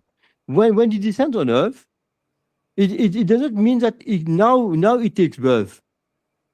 He already exists in the spiritual world. You're not answering the question. What is the point of a drama that has immorality in it? For you, this is immoral. For Okay, let me ask you. Let me ask you, Kesavan. If someone sees naked women, is that immoral if they are not married to them? This is for human being. Can you answer the question? Can you answer the question? God, this is not. If this is you're trying to understand God from your material point of view. Okay, so were the gopis material or immaterial? The gopis are all spiritual. Okay, so why were they embarrassed when they were naked? This is your prince the shoe. They are under the illusion of Krishna. In the show, in the drama, why were they embarrassed when they were naked? This is under the illusion of Krishna. And there's the illusion. I'm talking about the gopis. I'm talking about the gopis. Why were the gopis embarrassed when they were naked? You know, when Krishna is playing You're not answering the question, man. Just answer the question. Why were the gopis embarrassed when they were naked? Because you were under the illusion of Krishna. Because of Krishna, they were embarrassed, yeah? They were under the illusion of Krishna. Now you're telling me they were embarrassed because of Krishna. Is that what you're telling me? No. Make up your mind, man. Illusion. Why were they embarrassed then? Illusion. Okay, even illusion. Why were they embarrassed within the illusion? Because earlier I told him illusion, he didn't want to agree. Now he's saying illusion himself. But Kesavan, you just said that the gopis were expansion of Radha, right? So how can Radha be under illusion? Krishna, he can make you under illusion. No, wait. The gopis are expansions of Radha, right? Yeah. Yes. Can Radha be under illusion? But Krishna, he can make you under illusion just for the pastimes. Because Krishna is God. So, but even Radha is God, right? Radha is part and parcel of God. Are you the part and parcel of God as well? we are not in the same platform. But you are part of parcel of God, right? According to your philosophy. No, we are all part and parcel of God. All the living entities, we are all part and parcel of God. But we are not at the same level of them, like them. This does not make any sense. We are not at the same level like the gopis. They are on another level, very, very, very high level. Okay? But brother, when you were saying that, the gopis, they went to Dwarka, right? And they became the consort, and they just listen to my question properly, okay? Because it can be confusing, because when you're saying the expansion, etc., there's a crisis of identity. You're saying they ruled with him in Dwarka as Rukmani and Satyabhama, right? But Rukmani is a princess of another country, of another kingdom. Satyabhama is a princess of another kingdom. When the gopis were with Krishna in Vrindavan, the Rukmini and Satyabhama were in another kingdom. So they were different people. They are the same person. They are the same person because they wanted to marry Krishna. Krishna expanded himself. He went to Dwarka as a king, and they also expanded themselves, and they become his wife in Dwarka. They are the same persons. So one person, but different places at different times and different forms. They can expand. They can expand themselves. This is but what Brother Hashim was trying to tell you, that when the gopis came out of the river, they were not yet married to Krishna. he could have married them, then he could have done the leelas. Why even before marriage No, he was doing that? this is your point of view. This is my my point of view. But in the point of view of God, it is not the same. You see, this is for our material point of view. But when God comes on the planet, he behaves like a human being to set an example, right?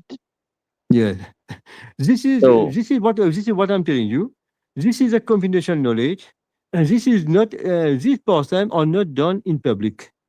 This pastime, yeah. In public, what do you mean?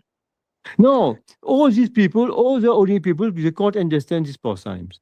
Yeah, you said it right, because if you go on Dawah's channel and you go to the reels, Brother Hashim, if you will know about it, he was saying that these things should not be said in public because you are not able to understand it. If you know your Brother Hashim, the channel, there was a brother, he was talking to a Hare Krishna girl, and the girl, when she was trying to explain, she said it, that these things are quite not controversial but quite confidential.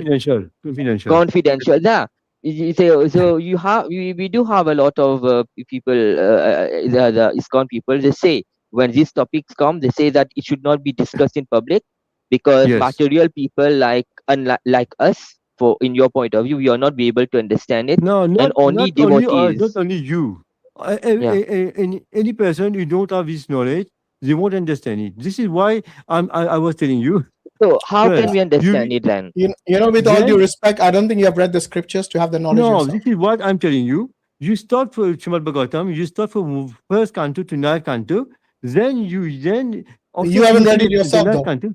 In fact, even the 10th canto, all your stories were upside down. I had to correct you. Without reading the first canto, you kept saying that Krishna wanted to marry them, which is completely false according to the Bhagavatam. No. Which makes even less sense. What I mean. Don't try to make a U-turn. Just acknowledge you were wrong. It's much easier that way. It actually makes less sense. No. I'm trying to understand for you. I'm trying to understand something here, because you mentioned that, and correct me if I'm wrong, but you mentioned that the gopis, or how do you say it? Gopis? Gopis. The girls. G-O-P-I. Oh, P-I-S. Okay, the gopis. They are an extension of Krishna, right? But if they are an extension of Krishna, then how would they want to marry him if they are already him? No, this is what I'm telling you. When they descend on earth, this is a pastime. When they descend on earth, it doesn't matter if it's a pastime or not. The concept still remains. The concept still remains. Pardon? The concept still remains. It's like me saying that I'm marrying myself. It doesn't make any sense. Yes. No. You know, this is when they have the desire, they are not they are the expansion of Radha. Radha is the first expansion of. You're mistaking me. I'm not arguing with you. It doesn't make sense, right? There is no argument to be made here, right? If I say that I'm going to marry myself, whether it's physically, whether it's spiritually, whether it's, what's the word, in astral, in my astral form, whichever form it is in any of those forms, if I say I'm going to marry myself, it wouldn't make sense. So you can talk about expansion, you can talk about physically, you can talk about astral, you can talk spiritual. I don't care what you can talk about. Yeah, it will never make sense. It will never make sense. No, on a spiritual level, it's something for you to reflect upon. Yeah. No, these gopis, they did not marry him when they were gopis. They did not marry him when they were gopis. That's not what I'm saying. And you keep missing the main point. You keep wanting to explain these things. I understand the concept. Like I said, if I didn't understand it, I would have been more than happy to be corrected. But clearly, I've understood the concept, and it just wouldn't make sense in any scenario, in any state of existence. So this is why I'm not having this. I'm not making an argument with you. I'm informing you of the reality that this can never happen in any form of existence. No, but what I'm telling you, they did not marry Krishna when they are gopis, because they have a desire. I didn't say they did. Himself. I didn't say they did. The mere wish makes no sense. It's like me saying, I wish I could marry myself. No, because we are all part and parcel of God. No, this is what I mean. The more you explain, the more incoherent it sounds. No, it looks incorrect for you. It is not incorrect. Okay, let me ask you something else. Let's change the topic a bit. Is it possible for Krishna to be cursed by his creation? Cursed by his creation. What do you mean? Which part of that you don't understand? No, what do you mean? Cursed by his creation. Can Krishna, according to you, who is the supreme God, can he be cursed by his creation? Yes, but when he descends on earth, this is a pastime. He plays a role. He plays a role. It can be cursed. Is he God when he descends on earth? Pardon? Is he still God when he descends on earth? Yes, but he plays a role. He plays a role. No problem. When he descends on earth, while he's still God, can he be cursed by his creation? But of course. Okay, why not? So he's not all powerful then, if he can be cursed. He can be cursed because he's not all powerful then. He cannot stop the curse of his own creation. Like Gandhari, she cursed him, right? Yes, but they can't curse him. There's no problem. How can somebody curse all powerful God? Makes no sense. Because again, it is incoherent. Again, when he descends on earth, he plays a role. No. Look, what did we mention? For God to be all powerful, he must encompass everything, and nothing can encompass him. Nothing can overpower him. This is your point of view. This is not a. Yes, we are not talking about, for a maximally perfect God, he should not be affected by the curse of his creation. Opinion. This is not a subjective opinion. This is an objective reality. This is your objective opinion. This is your logic. We don't deal in subjectivity. We don't deal in subjectivity. We deal in what is evidently and objectively true. The very definition of all powerful means that it cannot be overcome by anything because it overcomes everything. That doesn't mean that he limited himself to this. He is already existing in the spiritual world. The very fact. No, let me clarify. Let me clarify for you. Let me clarify. When he descends on earth, that doesn't mean that he is on earth now. He is not in the spiritual world. He's still God. It doesn't matter where he is. He's still God, right? Yes. So how can a God be cursed by his own creation? Makes no sense. You can talk about any existence, but before you mentioned, right at the start of this conversation with me, you mentioned that when he came down, he remained exactly the same, exactly in his essence, nothing changed, and so on and so forth, right? Now, this is fundamentally false, because when he comes from the spiritual aspect to the physical aspect, that in of itself is a change. Even if it's a partial... Hold on. Even if it's a partial change, no, it is a change. Because even if we go back to the copies, even if it goes back to the situation of the copies, the fact that you have a male and then several females, which are an extension of him, that's a change in gender. Right, even if it's partial, so this change. Let me clarify for you. These gopis are already existing in the spiritual world. It doesn't matter if they exist in the spiritual world. There's a difference in gender. It doesn't diminish. Listen. When you say something does not change, it means it doesn't change in any aspects of its attributes. Not in gender, not in spirituality, not physically, no, nothing. Nothing changes. That's the whole point of something being immutable. Just one. Immutable, right? That's the word. And this is the very thing that Ibrahim alayhi salam says in the Quran in chapter 6 verse 76. La uhibbul afilin. Yeah. Right? So he says, I do not love those that disappear. Now, in the context, he's talking about the cosmos, right? When he was pondering or making the argument about the sun and the moon and how they disappear, right? But the point of this verse is to highlight change, things that disappear and change, right? When we talk about God, we don't like a God that changes. We don't love that, because the reason we don't love that is because it changes. Okay? Because it ceases to be God. Because one question. What do you mean by changes? Can I give an example? Yemeni, if I may. Jazakallah khairan. Who are we speaking to? What's your name? Our friend? K7. K7? Yes. K7, yeah. K7. Okay, K7. Is pleased to meet you. I hope you're well. Okay. When we say change in God, to understand this, I think we need to go to the very fundamental concepts to illustrate this point. If we say what is infinite, the infinite has no limits, no boundaries, right? And as opposed to that is finite. Finite is not infinite, infinite is not finite. Do we understand this concept? Do you follow, K7? These are two opposing concepts. One is infinite and one is finite. Okay. Sure. So if somebody says the infinite can become finite and still be infinite, would that make sense to you? For me? Yeah. For somebody, a material point of view doesn't make sense. For God? No, for you. Would it make sense to you and your children, those who are studying? No. This is what I'm telling you. You should see it with spiritual eyes. No. You're not actually talking about something that I'm dealing with. I'm talking about fundamental concepts in language.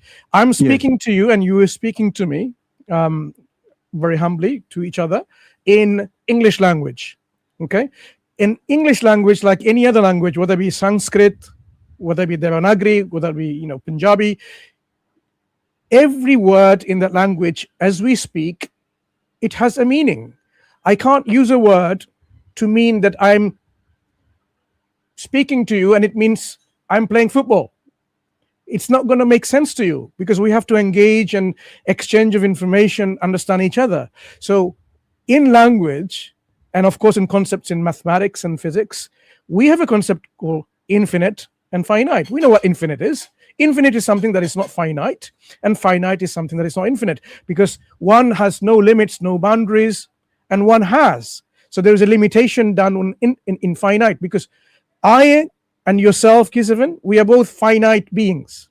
We're not infinite in any way. We are finite.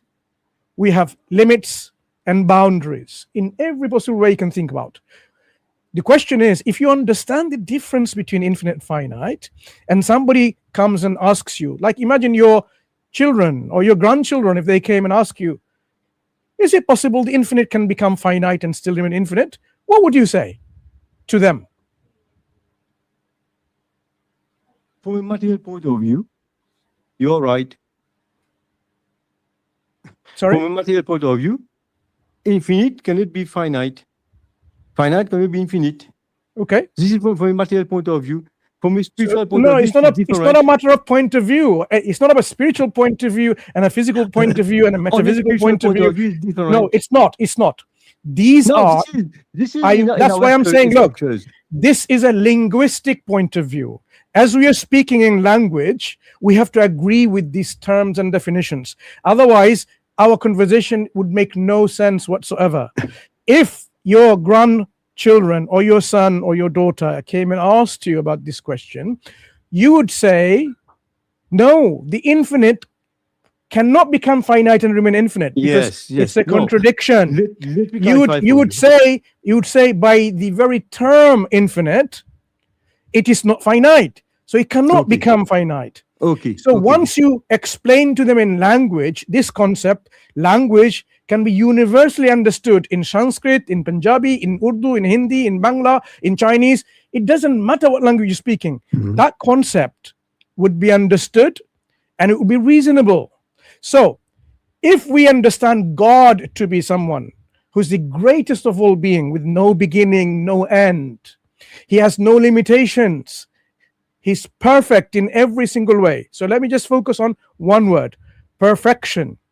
If the divine God, Paramatma, if he is perfect, is it possible to say he can be imperfect and still remain perfect? Or would you say no? If he's perfect, he will never be imperfect. Which one? But what you're saying, you're right. So if we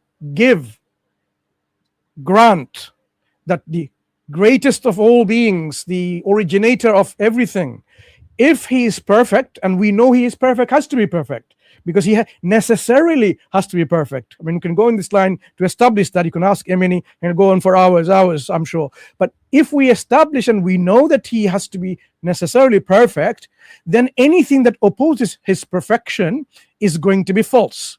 So when we see, for example, thank you. So now we have a lot in common. So when we see concepts about this greatest being in certain religion or belief systems, in which he becomes a man or a woman or some kind of other, creation that you can imagine, and is imperfect, doesn't know, does things which is adharma, ungodly things, you would say this cannot be the divine Paramatma, the greatest being, because he's going to be perfect always. He will never be imperfect. So when Krishna, for example, comes and steals the butter, or he steals the clothes of someone else, and then shows some kind of things which are not very palatable to us Muslims, like saying, okay, come up with your hands up on the air to get your clothes, we would say this is an imperfection.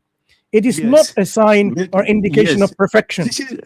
Now let me speak now. I'll listen to you. Okay, I respect what you're saying. But let me tell you that when God descends, he doesn't become limit. He doesn't limited. He doesn't limit himself. He is infinite there, infinite. He remains infinite there. He just plays the roles here. Just like in a film, you play the role in a film. That does not mean that you limit yourself. You play the role in the film. This is what when Krishna descends on the earth, this is his pastime. He plays a role here. He can play the role in any situation, in whatever situation you want, how you want to do it.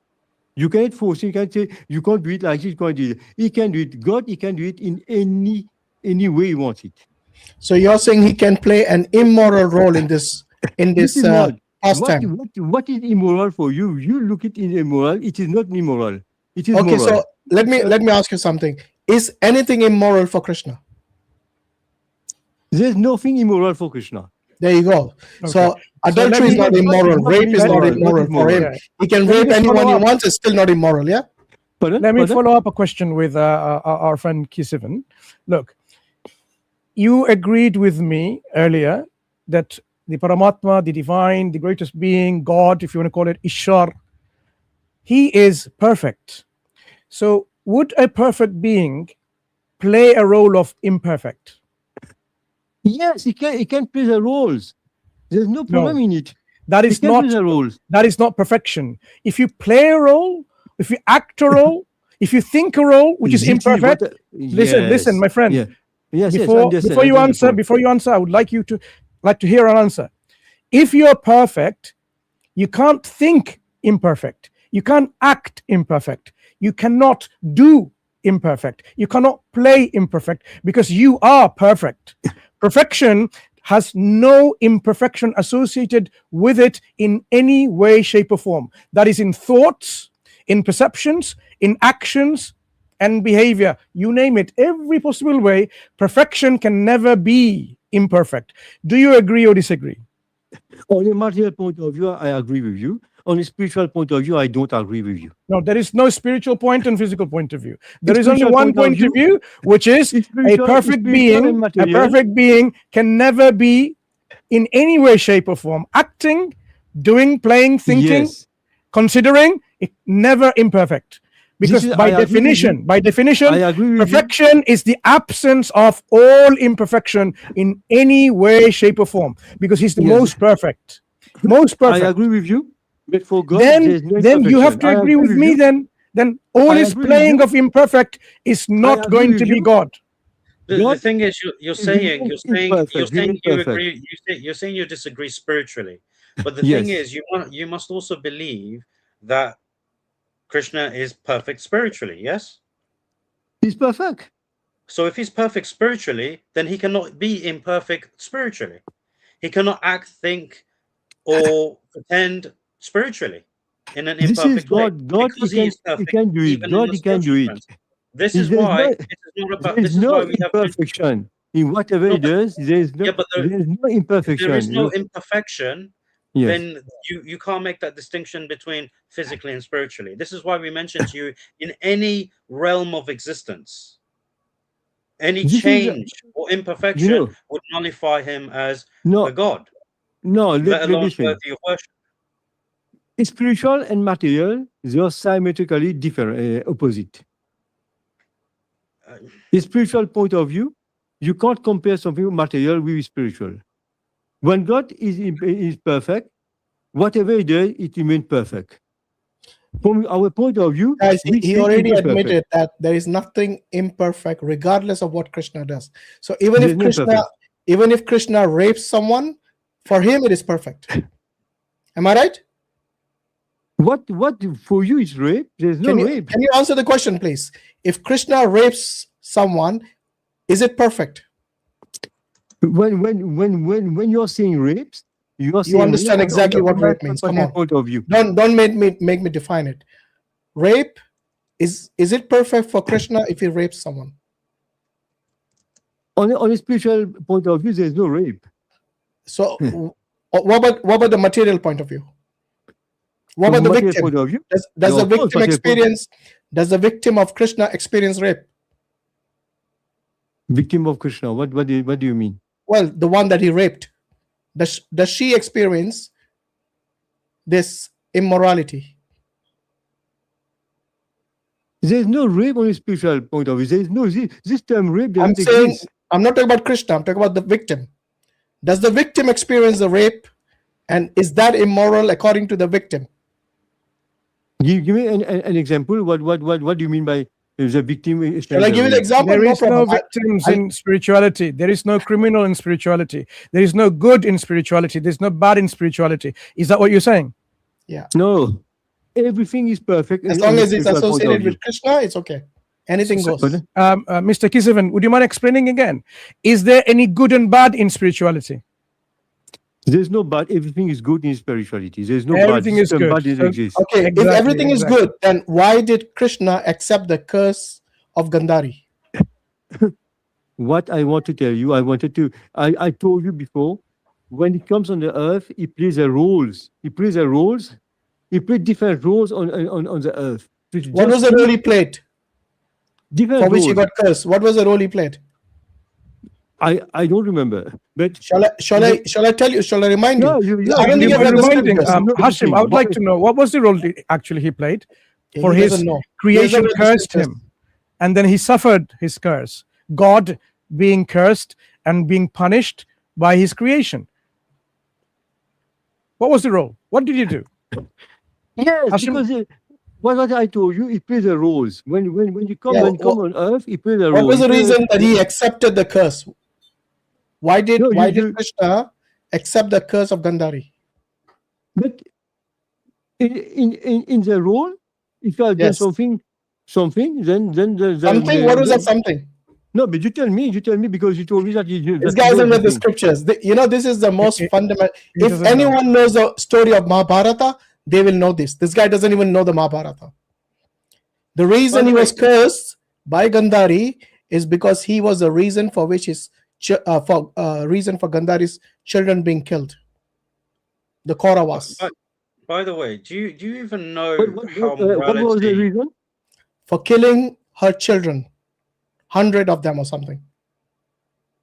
Why did he kill your Why do you guys not read your scriptures? Why? No, you're telling me something. I'm telling you something that you don't know. No, but go on. I'm clarifying for you why she cursed Krishna, and Krishna accepted the curse because he acknowledged the mistake he has done. So tell me why did he? I just kill literally children? told you why. Because Krishna was the one responsible for the death of her children. Mahabharata. Have you read Mahabharata? Yes. When did Mahabharata take place? 5,000 years ago. 5,000 only? Really? When did Krishna exist? Krishna always exists. No, in the Mahabharata. When did he exist in the Mahabharata? He came as the end of such as the end of Dwapara Yuga. Yeah, when was the Dwapara Yuga? Dwapara Yuga ends 5,000 years ago. How many years ago? 5,000 years ago. Only 5,000. That's too less. Yes, only 5,000 years ago. That's yes, too less. How long did it last? 5,127 years. Okay, when did Ram exist? Ram exists one yuga before Dwapara Yuga. What was the yuga called? Treta Yuga. When did that happen? This happened according to our calculation. It is 5,000 years plus 864 years. It around 870,000 years. 870 years. 870,000 years. 870,000 years. Nearly a million years. So you're telling me less than this. Yes. So you're telling me Ram existed in the Ice Age? Of course. There were no human beings in the Ice Age. What are you on about? No, who told you this? Okay, do you have evidence of... Okay, I'll tell you what. Do you have evidence of human beings, let alone having chariots and palaces and weapons in the Ice Age? Do you know if humans existed in the Ice Age 870,000 years ago? You know, humans existed millions of years ago, you know? Oh, dear. Okay, you know what? If you want to go with that logic, then anything goes, isn't it? Like you would believe anything that's fiction. According to our scriptures, millions of years ago, human beings existed. Okay. When did at the end of every yuga, there is a devastation. Who wrote the Ramayana?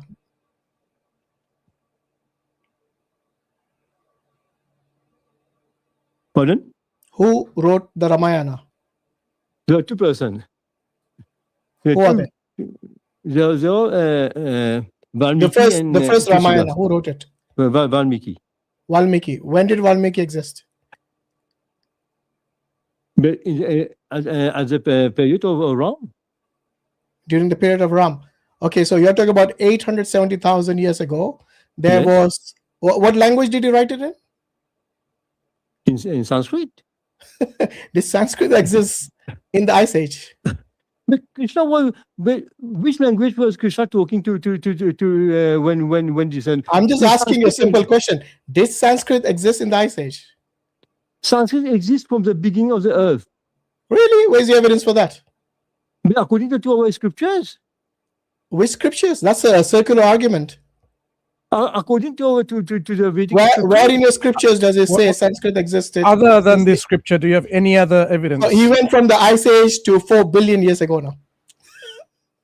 Yes, but we don't have any evidence apart from anything, you know, like in Hindi they say kuch bhi. Okay. Anyway, look, you know, earlier I asked you that if Krishna would commit immorality, would you ever call it immorality, or you will always say that is moral? You know, I told you before, when Krishna descended the earth, he plays a role. He plays the role of a child. He was stealing the butter. He was stealing the milk. For you, it is immoral.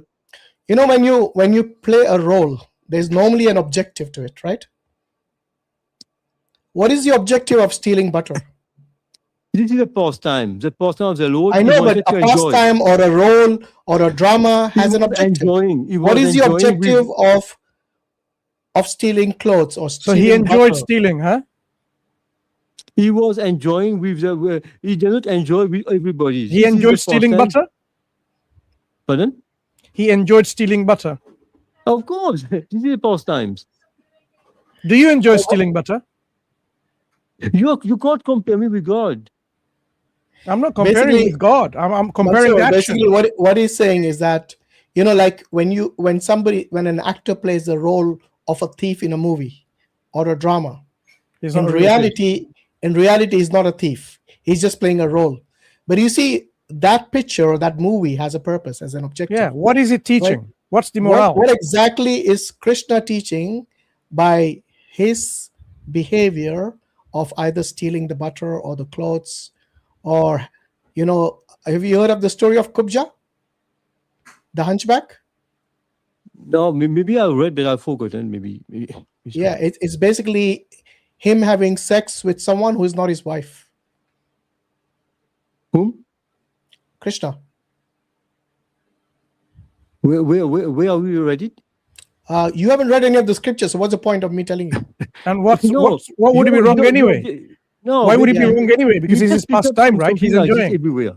Huh? You disagreed with the Bhagavatam. You're going to disagree with this as well. What's the point of me telling you where it is? If I give you the source, will it make any difference to you? Exactly. Why would it make a difference? Because he's enjoying his pastime. Yeah. You know what is the problem with you? You want to find fault. You want to find fault with. You want just to pick. Actually, no. We are not finding the faults.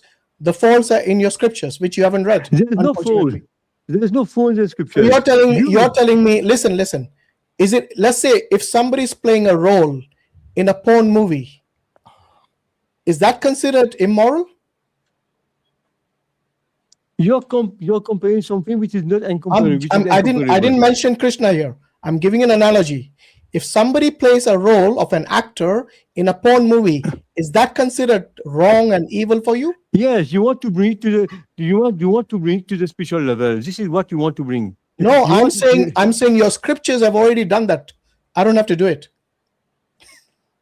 Your scriptures have already written all this, basically literally soft porn that Krishna indulged in during his pastimes, like you say, with Kubja, the hunchback. She was actually a hunchback. She desired to have sex with Krishna, and Krishna fulfills that desire by sleeping with her one night.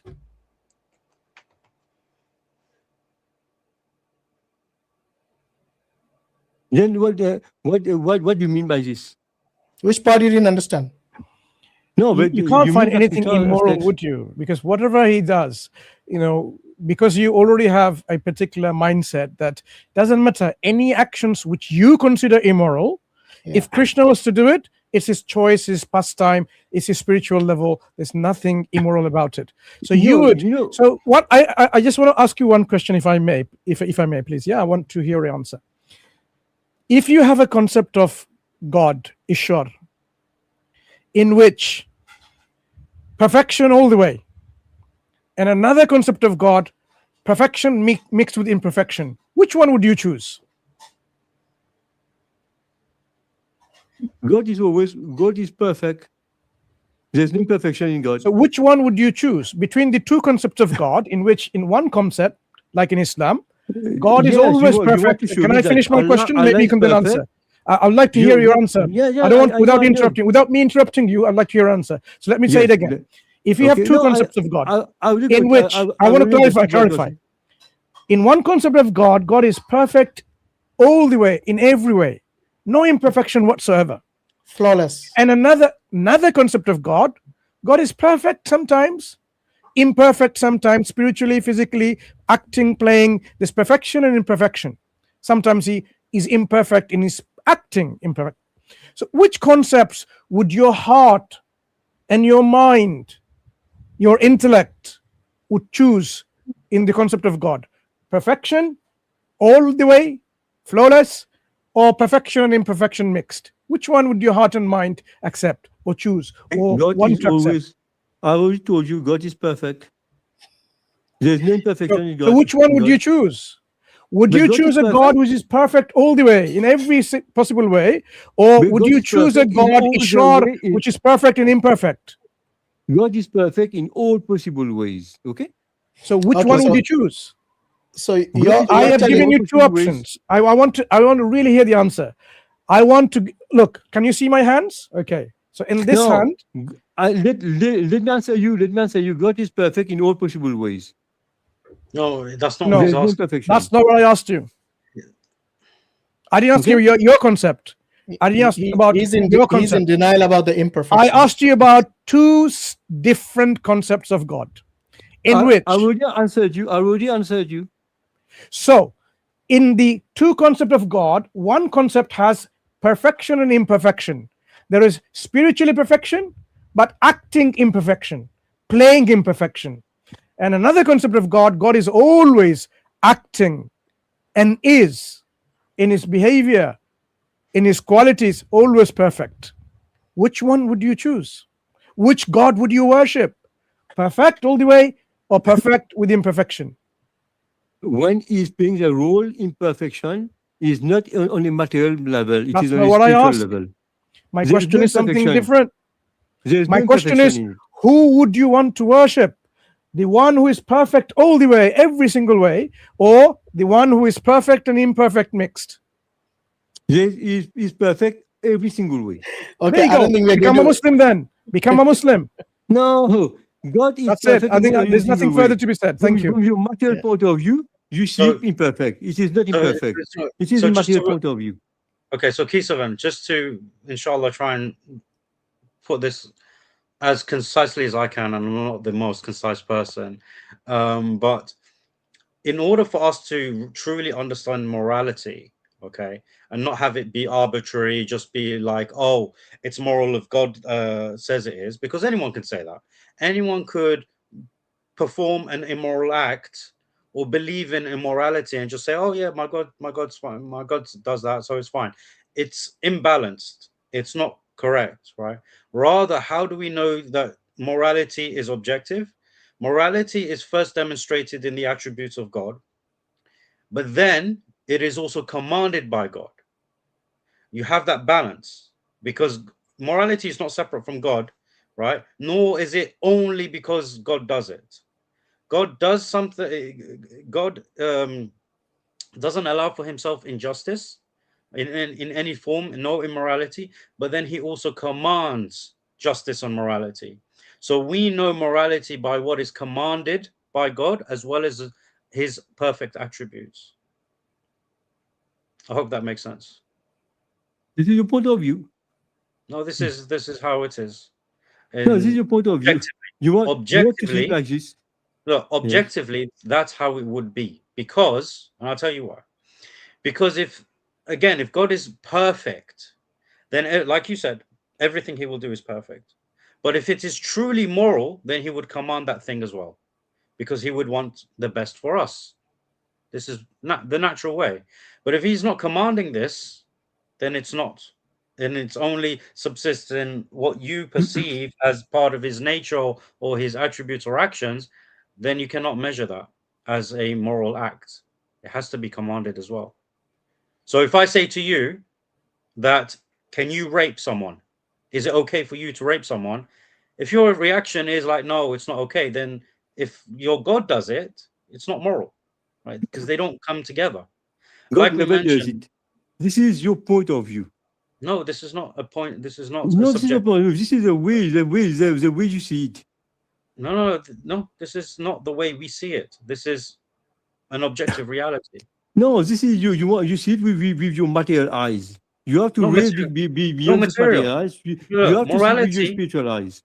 Morality, right, is on all levels. It's on all levels. What It's not is just morality on morality. the material Morality platform comes is from not the the heart. same on the spiritual Hold platform. on. Morality comes from the heart. It comes from the soul. It comes from the mind. It comes in the actions of your limbs. Right? You can be immoral by having immoral thoughts. You can feel immoral things. You can say immoral things. You can act immoral things. It happens on all levels, right? And the worst of them is, of course, when you act on them. So God does not act on immorality. He simply would not. And therefore, he would not command it.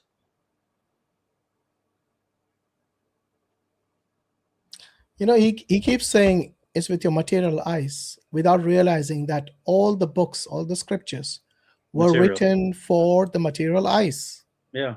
Yes. What is the point of what is the point of this scriptures which were meant for the material eyes, but it's filled with the immoralities of your God?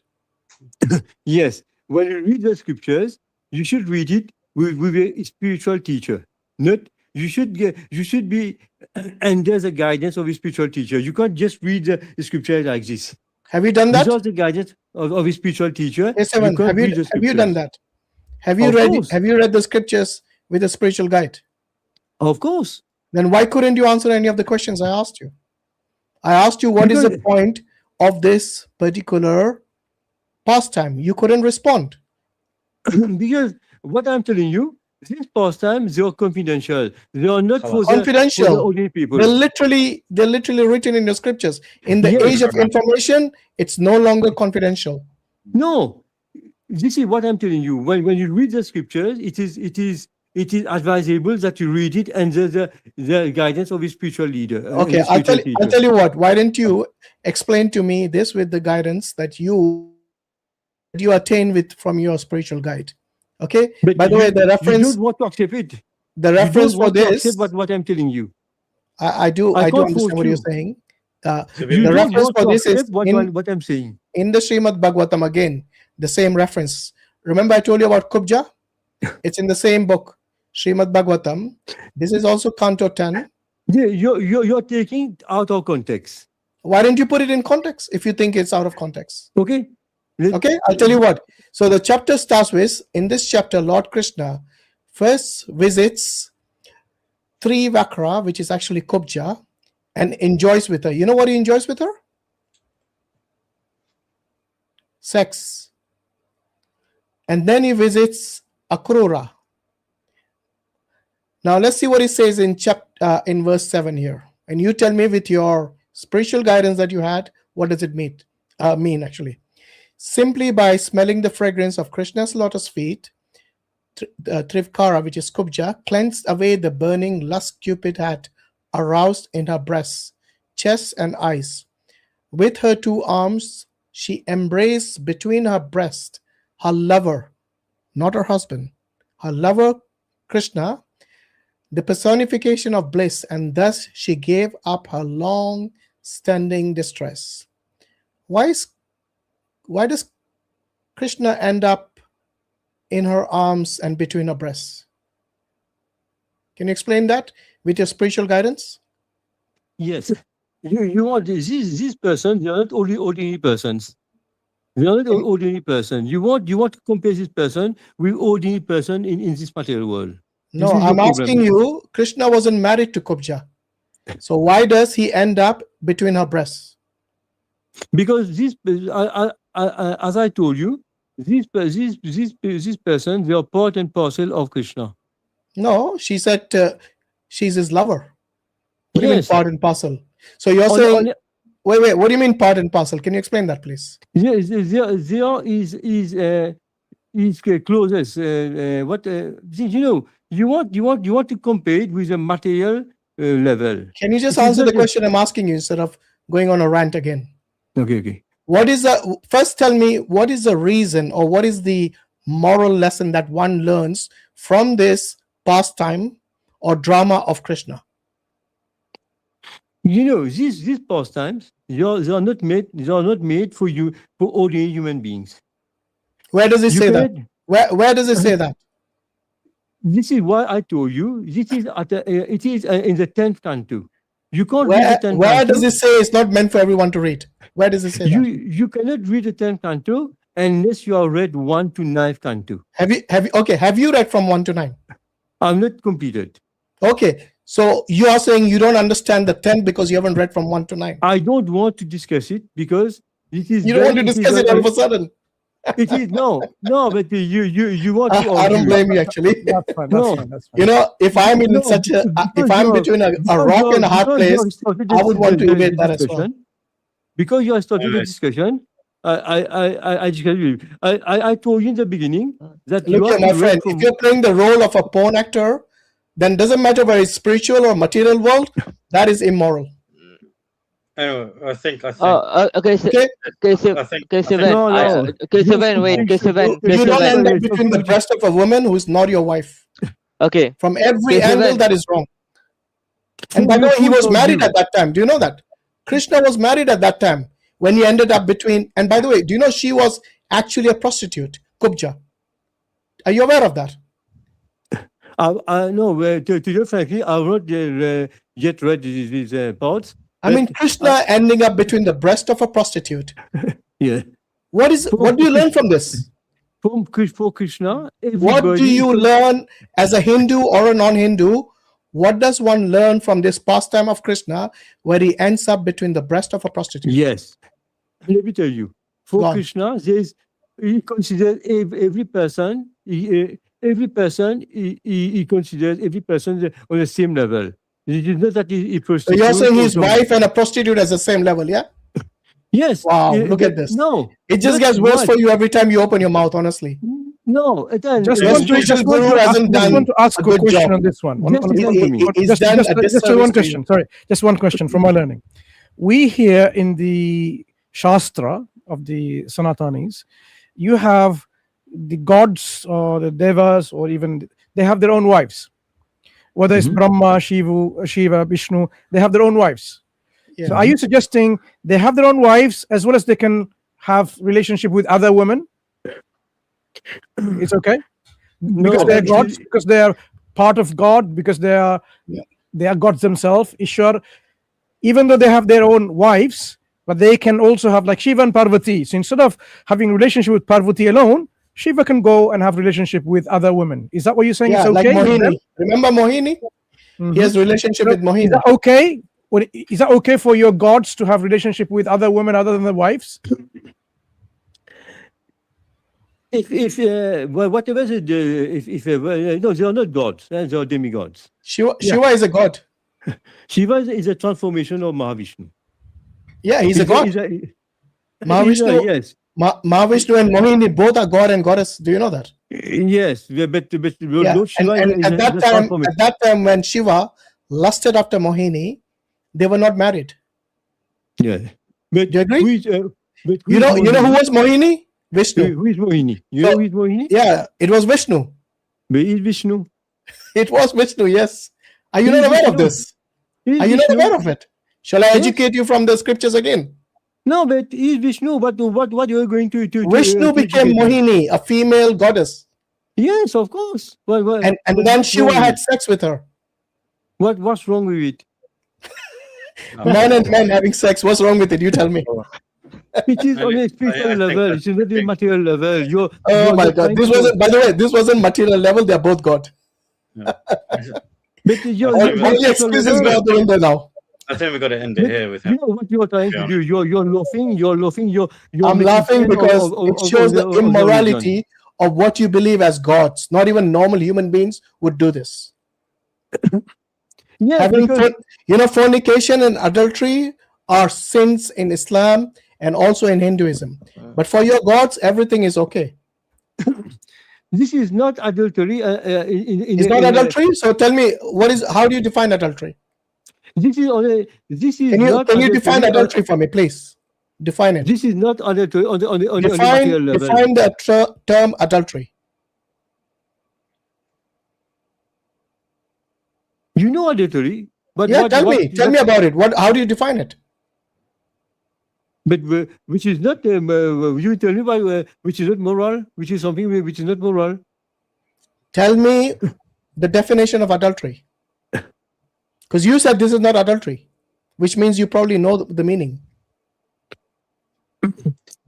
But what everybody knows about adultery, what is not what is not allowed for the human being? Why did you say it's not adultery then? What is adultery? Adultery is where someone who is married, they have sex with someone whom they are not married to. That's adultery.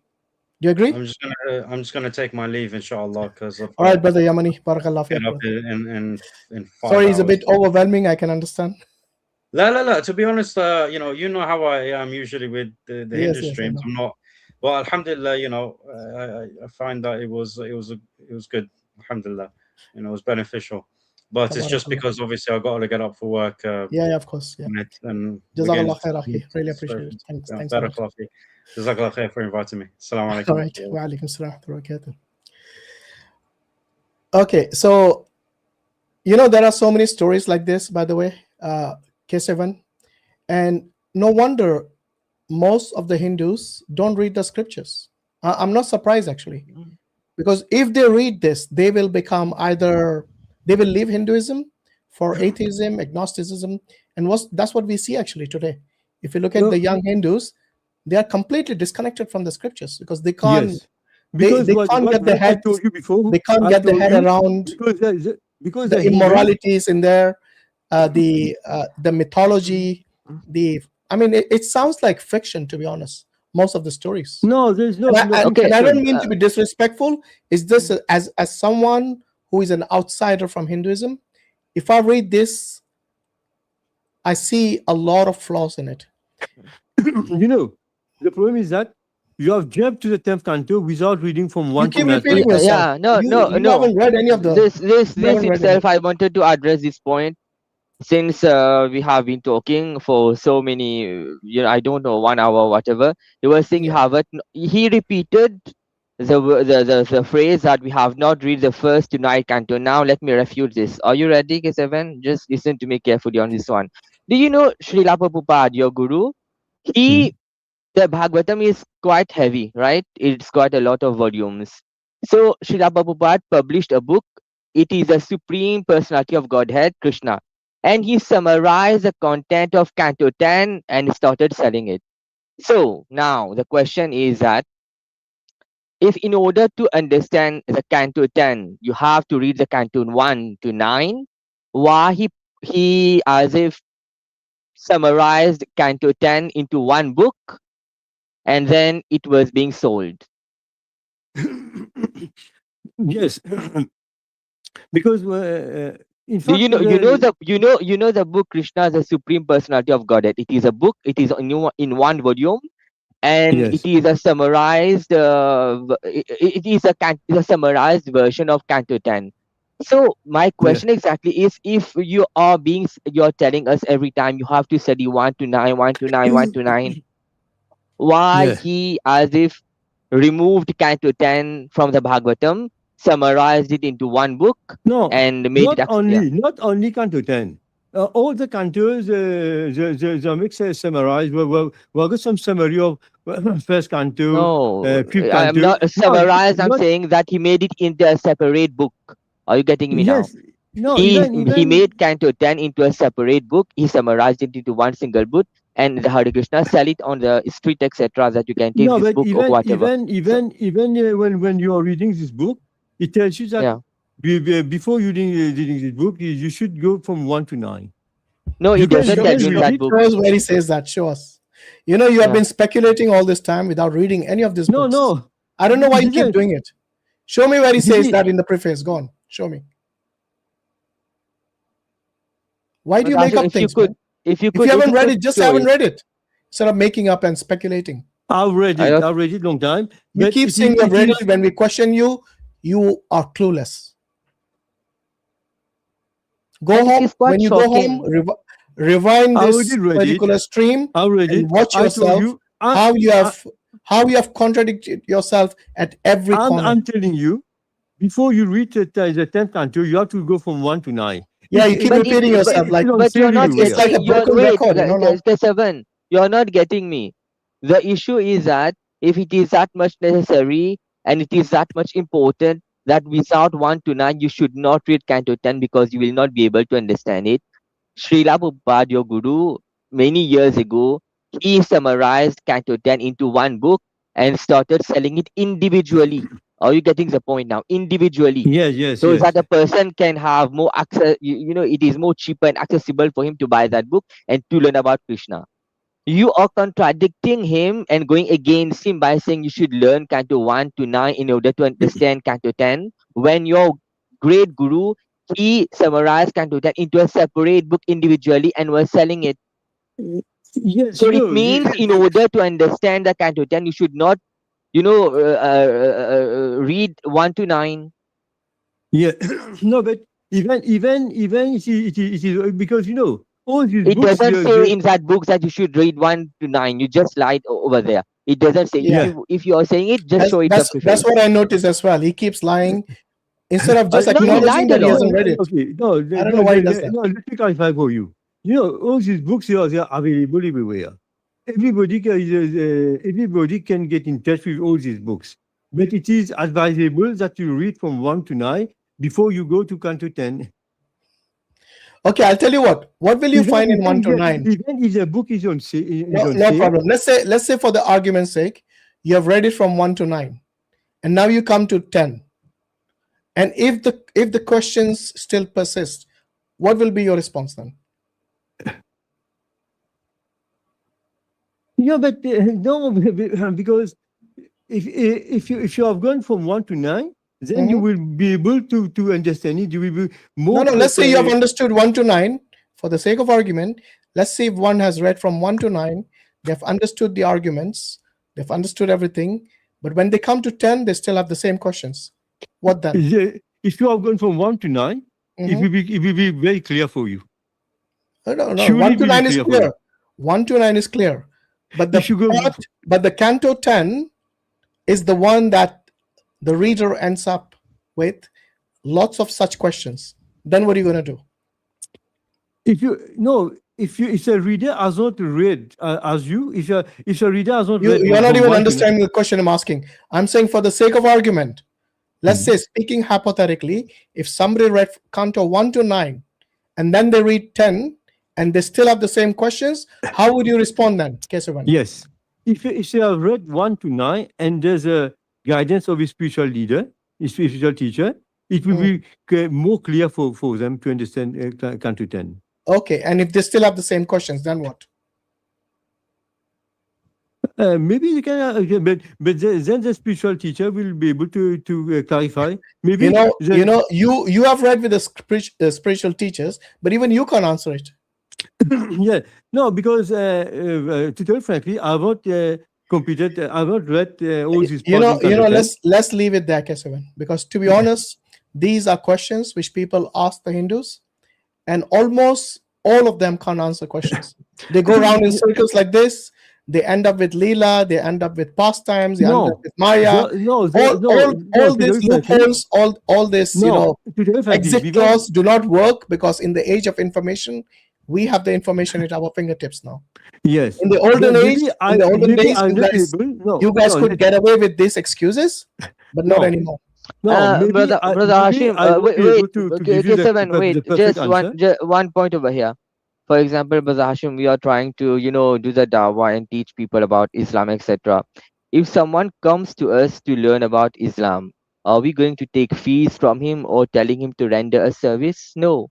But he's saying that you need to learn from a guru. The Gita tells you when you go to a guru to learn the truth, you should render him service.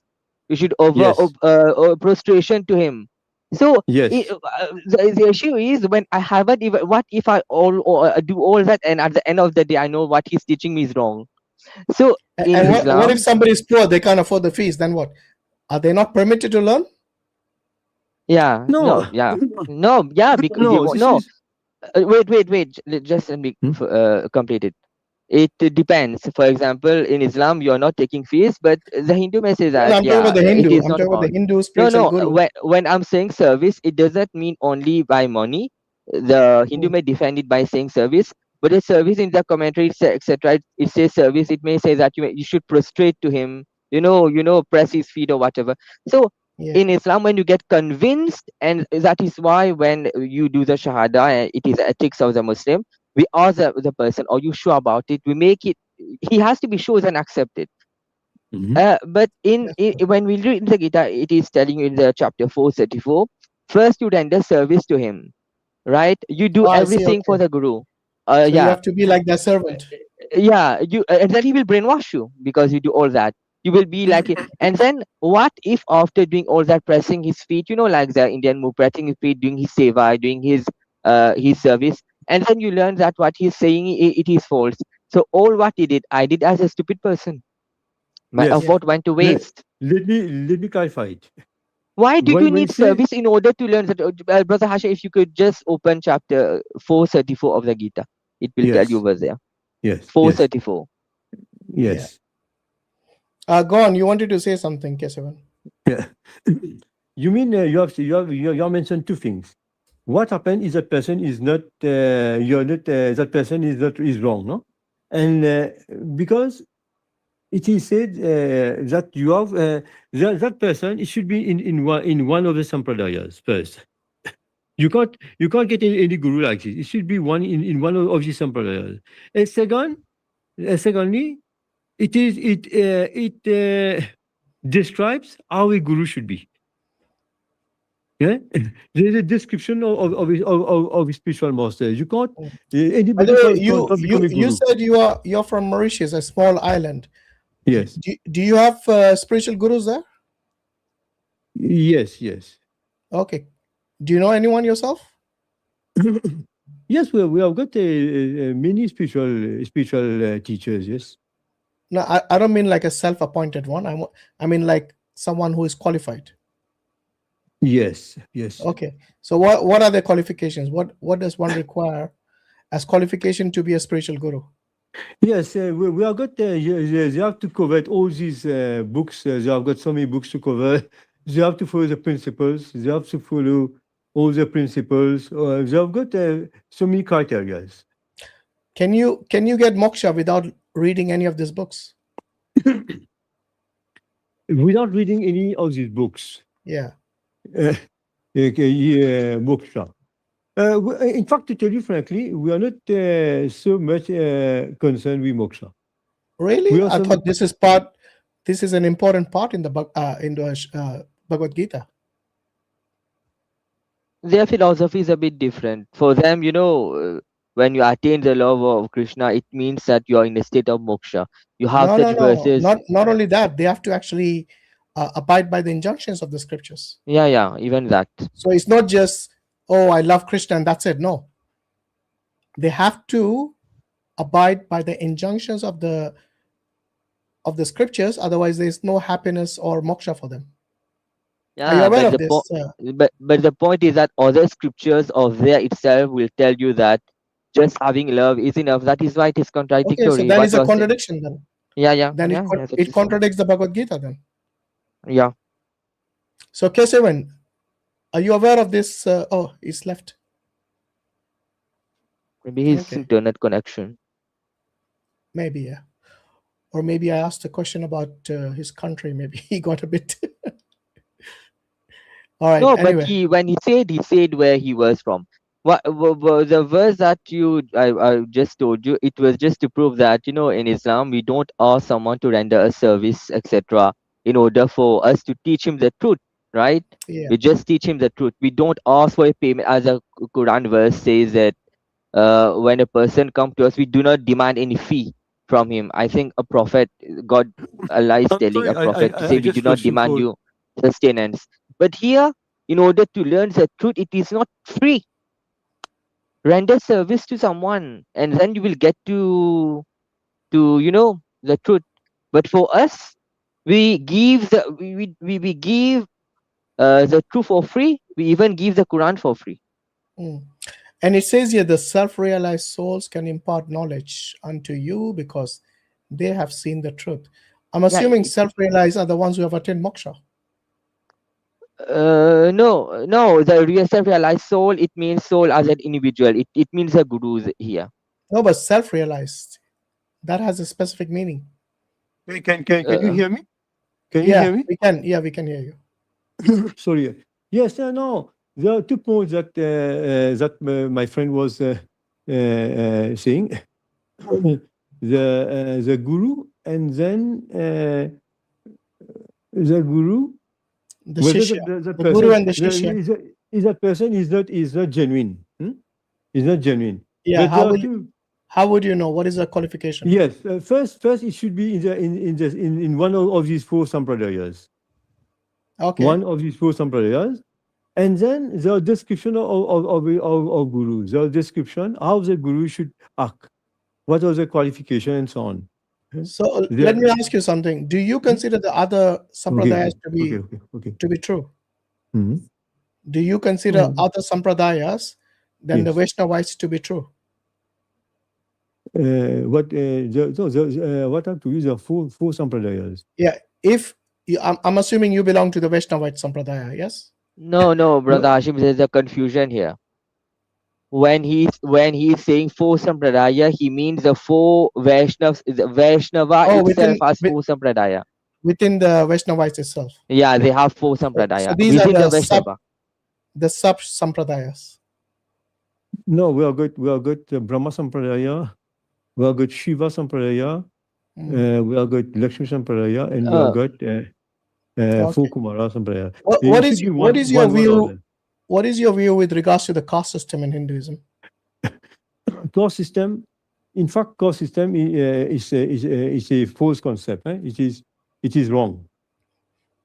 On what basis you're saying it's wrong? Caste system, it is man-made. Are you sure? Have you read the Upanishads? What I base on Bhagavad Gita. Today I'm your spiritual guru. Let me remind you from the Upanishads about the caste system. Shall I? Okay. You can call me Guru Hashim, and no need for any services for me. No. And Kesavan, even when you say that the caste system when you say the caste system is man-made, you were wrong here. You could have said it is not based on birth but action. But Krishna says that the caste system has been created by me. Yes. You could have said that it is based on deeds, not birth. But saying that it is man-made, that is wrong. No, no Hindu will tell you it is man-made. I'm not finished with you. We don't call it caste system. We call it class system. Class. No, I asked you specifically about the caste system. Jati. Yes. You know what's Jati? No. You call it caste system. We don't. Caste system is man-made. We call it class. We call it varnashrama. No, I'm talking about Jati, birth-based. Mm-hmm. Are you aware of that? No, this is not good. Okay, so you haven't read the Upanishads then? Tell me from Upanishad where you will select something from Upanishad. You tell me. Yeah, I can. Yeah. So it's in Book 5, Chapter 10, Verse 7. Have you got the Upanishads on you? No. I got it. You tell me. Okay, I'll tell you, no problem. Let me bring up the reference for that. Usually, the ISKCON people, they have only two main. They have many scriptures, but two main scriptures is only the Gita and the Bhagavatam. The Upanishad, the Vedas, they are not much, because the Gita is the essence of the Vedas. Yeah, but the Upanishads came way before the Gita. Yeah. Yes, but the Gita. So if I show you from the Upanishads, will you reject it or will you accept it? No, just tell me. Let me decide. No, but I want to know, because what's the point of me showing if you're going to reject it anyway? I don't know what you're going to tell me. I don't know. Yeah, I know you don't know. I'm saying if I show you the reference for birth-based caste system, would you accept it or would you reject it from the Upanishads? I don't know. Let me. You tell me first. Okay, no problem. I have a feeling you're going to reject it. Same here. Yeah, because like you said, they only look into the Bhagavatam and the Bhagavad Gita. And in the ISKCON tradition, the Gita is considered to be the essence of all Upanishad. It is called the Gita Upanishad, so you can't reject it. Yeah, all the cows, all the Upanishads are cow, and Krishna is a milkman. In the introduction of the Gita is Gita. By the way, Kesavan, do you read Sanskrit? No, I don't read. Okay, I'll show you in Sanskrit and in English on the screen. You can check it with your gurus if you want. Whoever is your spiritual guru, no problem. So here it is. As I said, Book 5, Chapter 10, Verse 7. So this is Chandogya Upanishad, and it was translated by Swami Lakshmanananda. And it says here, where's it gone? Here. Yeah, among those, here it is. Yeah. Among those who did good work in this world in their past life, attain a good birth accordingly, they are born as a Brahmin, a Kshatriya, or a Vaishya. But those who did bad work in this world in the past life attain a bad birth accordingly, being born as a dog, a pig, or a Chandala, a casteless person. What do you make of this? This is mostly what I understand from this verse. It is mostly this is Chandogya Upanishad, and it's talking about birth-based caste. It mentions Brahmin, Kshatriya, and Vaishya. If you have good karma in your past life, then you'll be born as a Brahmin, a Kshatriya, or a Vaishya. But if you had bad karma in your past life, then you attain a bad birth. born as a pig, a dog, or a chandala. See how they have categorized animals with a costless person? Yes, yes. Yeah? What do you make of it? Yes, it is mostly, what I understand from this verse, it is mostly according to your karma. Yeah, but this is based on birth, yeah? Not based on your vocation. Yeah, it is, no, it means karma. In your previous birth.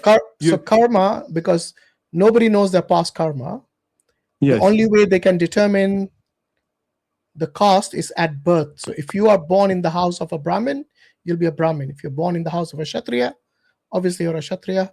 But if you're born in the house of a Chandala, then you'll be considered outside the caste, a casteless person. And your level will be like that of a dog or a pig. No. What do you mean no? What do you mean no? It clearly says here, you'll be born as a dog, a pig, or a chandala. No, listen to me. According to your karma, to your past karma, you get the opportunity to take birth in such and such family. No, you don't get an opportunity to decide where you're going to be born. No, not you. You don't decide. This is according to the laws of nature, according to God. Laws of nature or laws of God? Laws of nature. It is. So you're saying God has no control over karma? No, this is laws of nature. It is under the control of God. Does God have control over karma or not? Of course. So why you called it laws of nature? Call it the law of God. So it is God who decides. It is God who decides whether you'll be born as a level of a Brahmin or at the level of a dog or a pig. Yeah. This is what I'm telling you. You don't listen to me. I know where you're going with this. You just listen to me, please. According to your previous birth, you get you're born in such and such family. You may be born in a family of Brahman, Kshatriya, Vaishya, or Shudra. You get the opportunity to take birth in this and such family. That does not mean. And what is the difference between a Brahmin and a casteless person? What's the difference in the way you treat? I'm not finished. Let me listen to me. Okay. And you get the opportunity to take birth in a Brahman family. That does not mean that when you take birth in a Brahman family, you become a Brahman. That's what it says. When you take birth, that's what the scripture says. No, it does not say this. It says you are born as a Brahmin. Which part of that you don't understand? No, it literally says you are born as a Brahmin, a Kshatriya, or a Vaishya. From the day one of your birth, your caste is decided. Can you read? Can you show me it again? Yeah, I'll show it to you again. No problem. I'm surprised you missed that part. Here, it says they are born as a Brahmin, a Kshatriya, or Vaishya. So from day one, their caste is decided. Born. You understand now? Yes. You know what it means. What do you mean no? Wait. What do you mean no? No, you don't become a Brahman. You don't, when you take birth, you become a Brahman. No, you're born as a Brahmin. Yes. So from day one, your caste is decided whether you're a Brahmin, a Kshatriya, or a Vaishya. How is it decided? By birth. That's what it says. They are born as. Yes, but when you take birth in a Brahmin family, you don't become a Brahman. You don't become. That's what I said.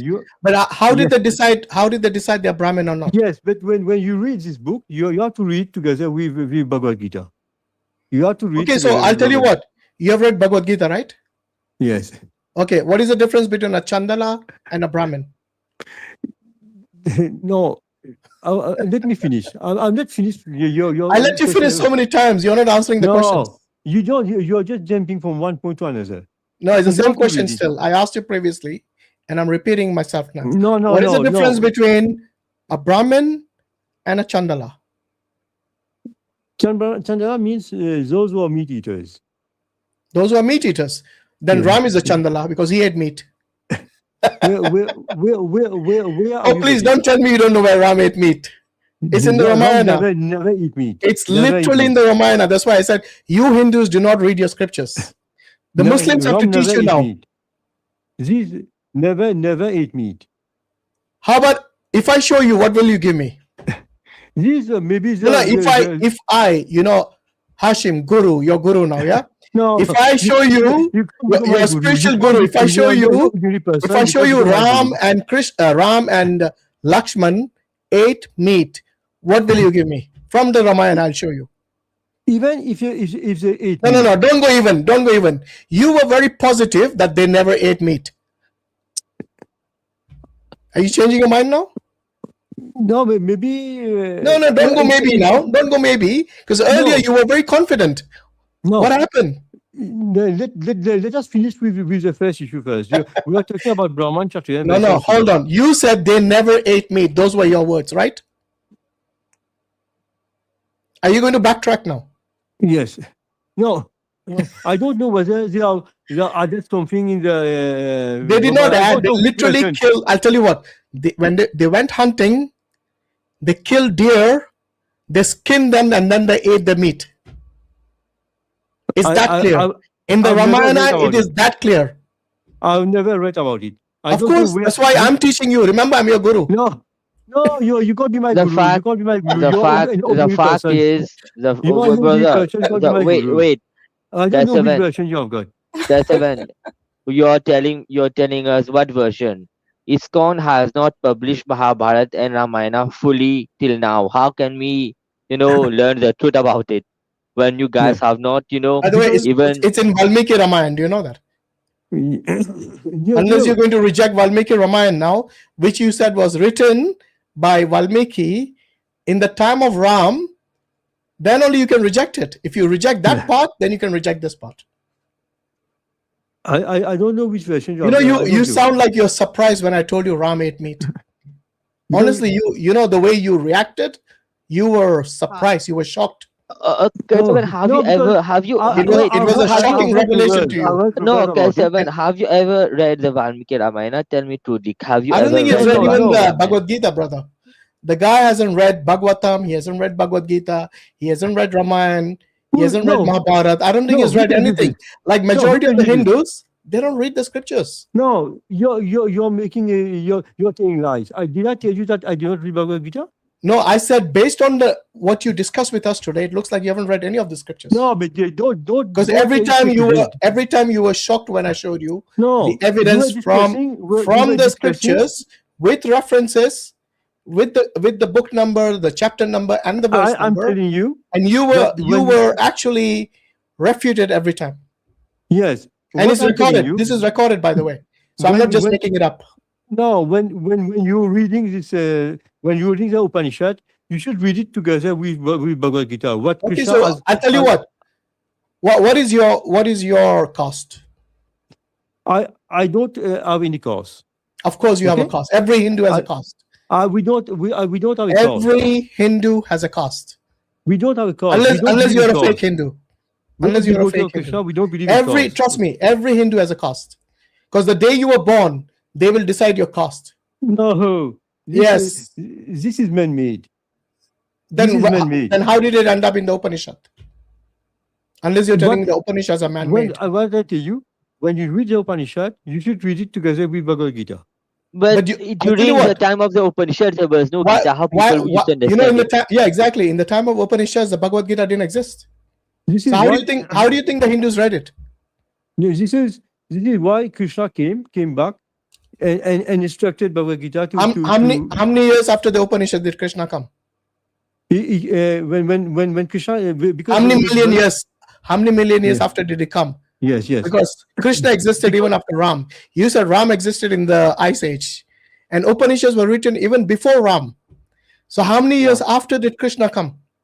Yes, because how many millennia? How many eons after did he come? Can you answer that question before we proceed? I told you before. No, you did not tell me about the Upanishad. You told me about Ramayana. So tell me how many years after the Upanishad did Krishna arrive? The Upanishad, they were all written by Vyasadeva. By whom?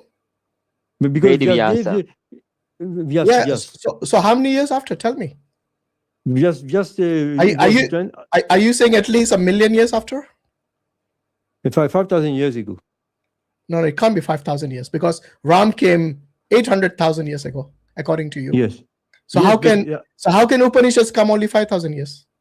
No, they were written by. I'm not talking about when it was written. Remember? Yes. I said when the Upanishads were, whenever they existed, they must have existed at least 1,000,000 years before Krishna. Yes, but I don't know. I don't know. Okay, so for 1,000,000 years there was no Bhagavad Gita, right? The Hindus must have read about the caste system. No, without the aid of the Bhagavad Gita for 1,000,000 years. No. And you're coming and telling me that you cannot read it without the Bhagavad Gita. Come on. No. Krishna told Arjuna, what I'm teaching you, I already taught it to the sun god 800,000 years before. Yeah, that's what I'm saying. Upanishads are before the Ramayana. Yes.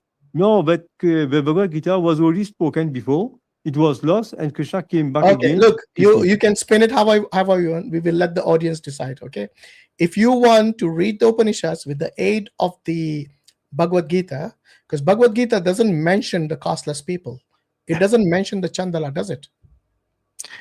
Because Bhagavad Gita it talks about the class, the 4 classes. Yeah, that's why I said it doesn't mention the Chandala.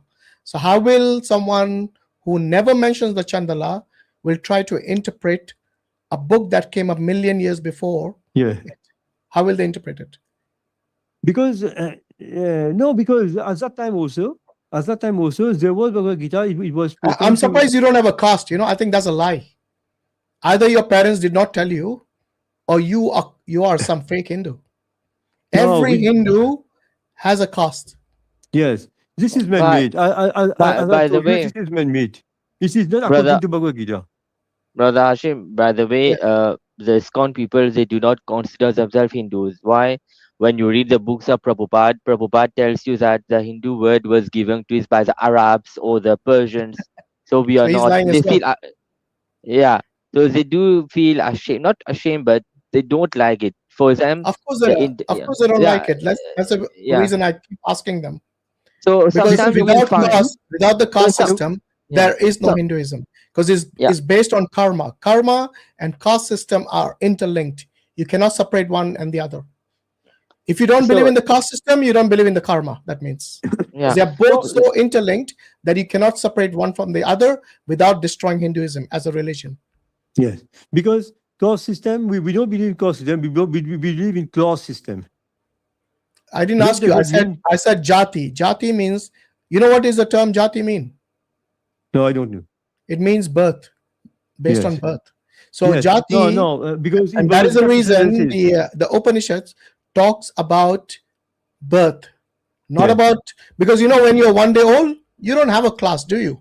You don't have a vocation, you don't have a job. So what is your caste? What is your caste when you're 1 day old? Because you don't become a Brahman. When you take birth, you don't become a Brahman when you take birth. According to the Upanishads, you do. Yes, no, but it is not. I don't think it is correct, because when you take you remember, Mubashir, what I asked you earlier? Is he going to reject the Upanishads or not? And that's exactly what he did. Because you guys are so predictable. So predictable. Why do you ask for references when you were going to reject it anyway? Why did you do that? You are going to even reject the Gita if the Nita rises. Gita, there's nothing to reject in Gita, because Krishna, he clearly mentions about the four classes: Brahman, Kshatriya, and Vaishya. Can we reject the Upanishad?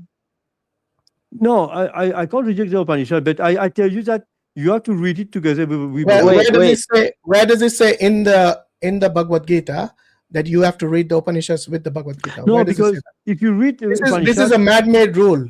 This is your own rule you made up. No, because you speculate about your gods, you speculate about everything. No, if you don't know, you do not even have you don't have the courtesy to say I don't know and leave it there.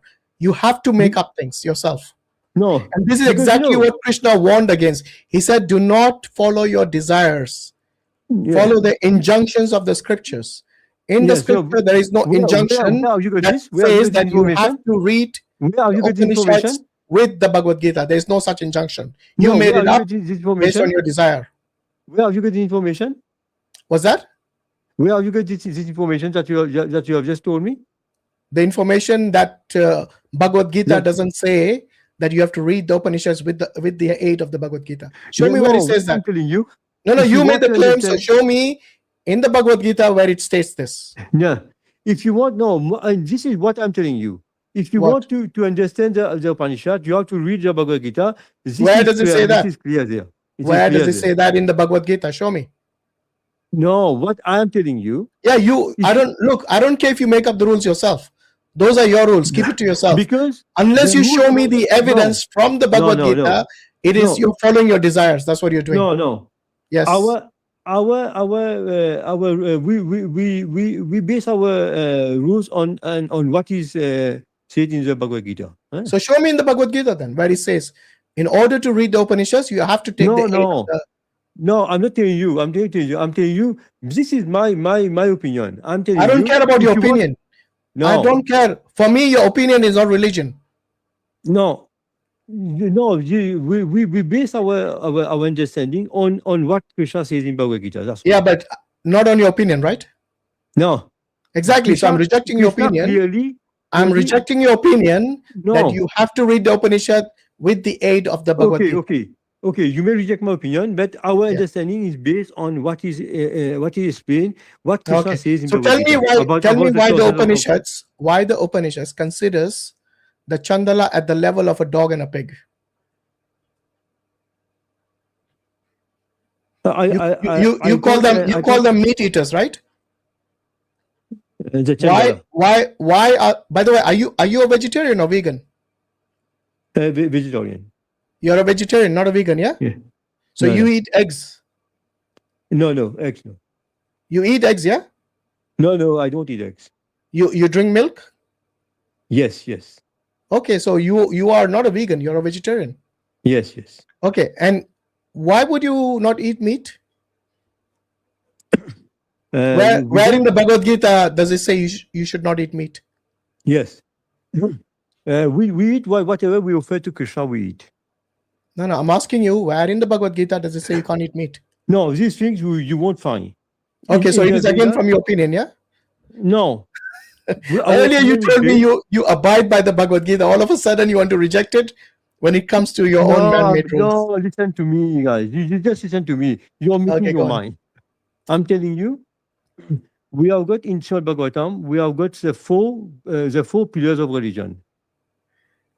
What four Four pillars? pillars of religion. The compassion, truthfulness, compassion, truthfulness, we have got cleanliness, austerity. Okay. So when you say compassion, that includes no violence, yeah? No violence. Okay. This is What why- about the Mahabharata where you Hindus kill millions? Including Krishna was involved. Yes. What about Well- that? You will not eat meat, but you'll kill human beings, yeah? No wonder Gandhari cursed him for killing her children. No, but you're coming back. You asked me a question, and now You said compassion, no violence, ahimsa. No violence. That is Buddhism. But- No Yes. violence is The- Buddhism. In Hinduism, yes. there's literally a caste called Kshatriya who were actually trained to kill other human beings. Yes, but you know why Krishna? In fact, why Krishna was a Kshatriya, wasn't he? no, Krishna? Why all these people were Krishna killed? was a Kshatriya. He is. Okay, listen to me now. You just listen to me. You put up your question. Dude, Why listen to you me? keep tripping yourself every time you contradict No, yourself. but every you put a time. question. Do you want to listen to me or not? I did listen to you all this time. Come on. But you just listen to me, please. You told me that all these millions of people were killed. Krishna told them. Exactly my Whoever- point. Yeah. Are you listening to me or not? I'm listening to you. You're agreeing with me, actually. Krishna gives you when the fight starts, Mhm. whoever die in the fight, those who won the race, won the war, they will continue. They will continue to rule. When those devotees who are dead, they will get moksha, or they will go to the spiritual world. No, none of them, all of them, they are not lost. Nobody lost in the war. What do you mean nobody Even lost? those who are killed, those who won, all of them we will. Even the bad guys. So the bad guys were Yes. also going to get Yes. moksha. Yeah? What is that? Because- Why no, did they not fight the war moksha. then? Why did Not they fight the moksha. war? Pardon? Why did they fight the war? Yes, because all these guys that because of the What were the two sides? Do you remember? the Kaurava and the Pandava. Okay. Why did they start? Who started the fight and why? Because they did not respect the condition. Because What was the condition? the Pandava should have rules. What was the reason the fight started? It wasn't just who should rule. There was so many Krishna gave them to tell them to. Who was the wife? Who was the wife of the Pandavas? You don't know the name? A name? Do you know the name? Of course. What was the name? I just forgot now. I know her Let name. the Guru remind you. Draupadi. Draupadi is the wife of the Pandavas. Yes. So 5 brothers married 1 woman. Hmm. Yeah. Yes. And what happened? What did the eldest? Who was the eldest son of the Pandavas? Yudhishthira. Yeah, Yudhishthira. Yudhishthira was known as the what is this title, Mubashir? Dharmaraja. Yeah, Dharamraj. What did he do to Draupadi? By the way, Dharamraj means the one who is actually the protector of the dharam, of the religion, Of ethics, of morality. Yes. What did he do, Keshavan? What did he do? What did he do to the only shared wife between the 5 brothers? What did he do to the wife? He fell. He fell in the during the dice. Huh? No, Failed. Yeah, you're right. Say it again. What did he do? During the dice. Yeah, during the dice, what happened? Tell me, he failed. He failed. He what? Okay. He failed. lost. Yes, And what did he do? lost. What did he do to the wife? That was my question. Of course, they captured the wife and Why the did brother. no? What was it? What did exactly he do? He actually gambled his only wife Yes. that was shared between the 5 brothers. Why are you embarrassed to say that? Of course. So this guy is supposed to be the Dharamraj, He's this not Dharamraj. head of morality, or the head of the spiritual head. Wrong. He's not The Dharamraj. spiritual head. He basically had 1 wife, which the 5 brothers shared, and even that woman, he gambled her away.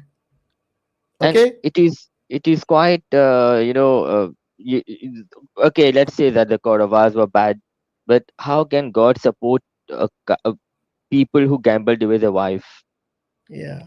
in the war? Because, And Brother Hashim, the point that is more clarified, it is very clear over here. Whatever your husband is, even he's good or bad, in Islam, if your husband is abusive, you can seek a khula or whatever. But you see, Draupadi couldn't go away because the marriage is, forever. You cannot. There's no concept 7 of divorce. generations. Yeah. So even if they gambled her away, she cannot leave them because she's bound to them for life. So there's no that story shows that there's no concept of divorce. You cannot divorce your husband. You have many other stories that show that, but one of them is that even if your husband is gambling you away, you cannot leave them. You So cannot leave him Kesavan, or them. based on this story, do you consider the Pandavas to be good guys or bad guys? of course, they were good. He was good. They were good. But Wait. So you're saying someone who gambles their only wife away is a good guy, yeah? No, but you're selecting one out of context. What happened? Okay, put it in context. Go on, put it in context. How does it justify to gamble your wife away? Put it in context. You're taking out of context. No, you put it in context. You didn't even know the name. I had to remind you about what that. happened before. What happened before? You tell me. Go on. I told you my part. You tell me your part. But so many things happened before. Yeah, would you? I'll tell you what. Would you justify gambling anybody's wife away? No, gambling is not good. Okay, so gambling is. By the way, Krishna never said gambling was bad. He allowed it. No, where you have it? He allowed the gambling part. Where did he say it was bad?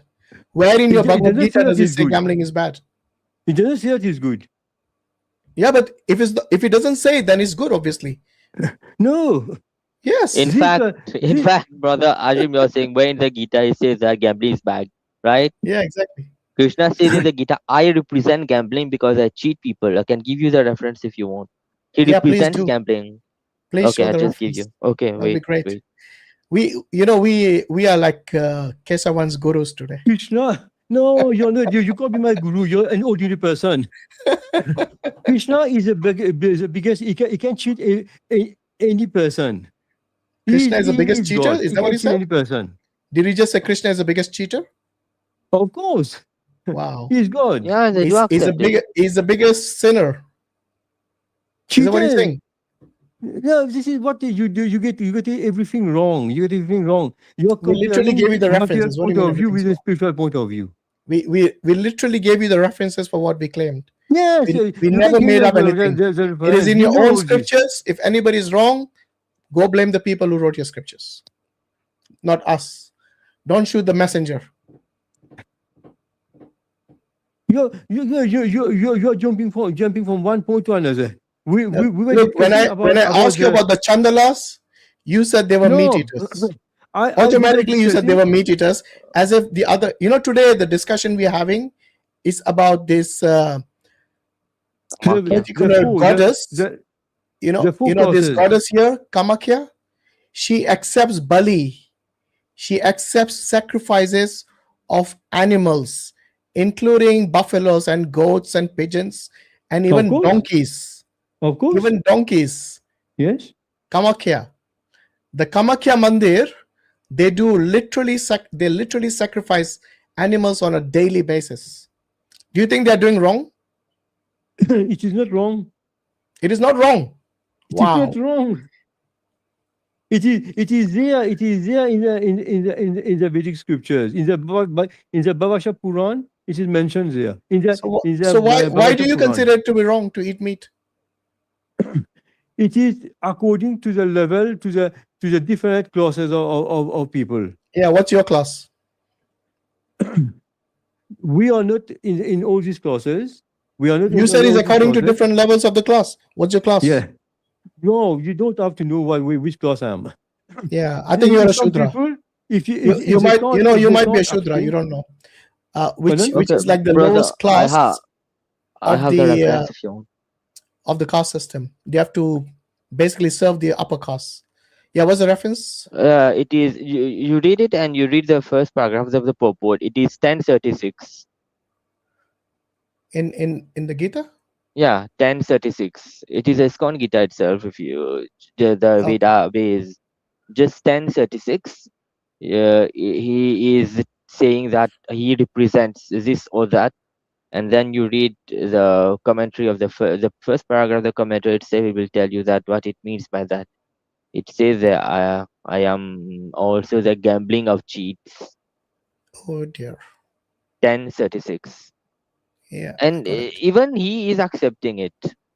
No, it is not. It is not like the gambling that you are saying now. It is not that. No, gambling. we will read it. We will read it. Let the Gita speak for you can itself. read it. You can read it. You're just you're misinterpreting it. Why didn't you interpret it? Here's a book. No, it is clear there. You interpret it, Gone, because you don't even know Sanskrit. How will you interpret it? You don't know Sanskrit. You barely read your books. No, you want us to tell you all the references. Out of context. Until now, you haven't provided a single reference. Have you noticed? Not a single reference. You know why? Because like most Hindus, you do not read your scriptures. No, I've already read, but I don't have the book in front of me. I don't think you have provided a single reference. Yeah. But anyway, let's read this one here. Yeah. So this is Bhagavad Gita, chapter 10, verse 36. It says, I am also the gambling of cheats, and of the splendid I am the splendor.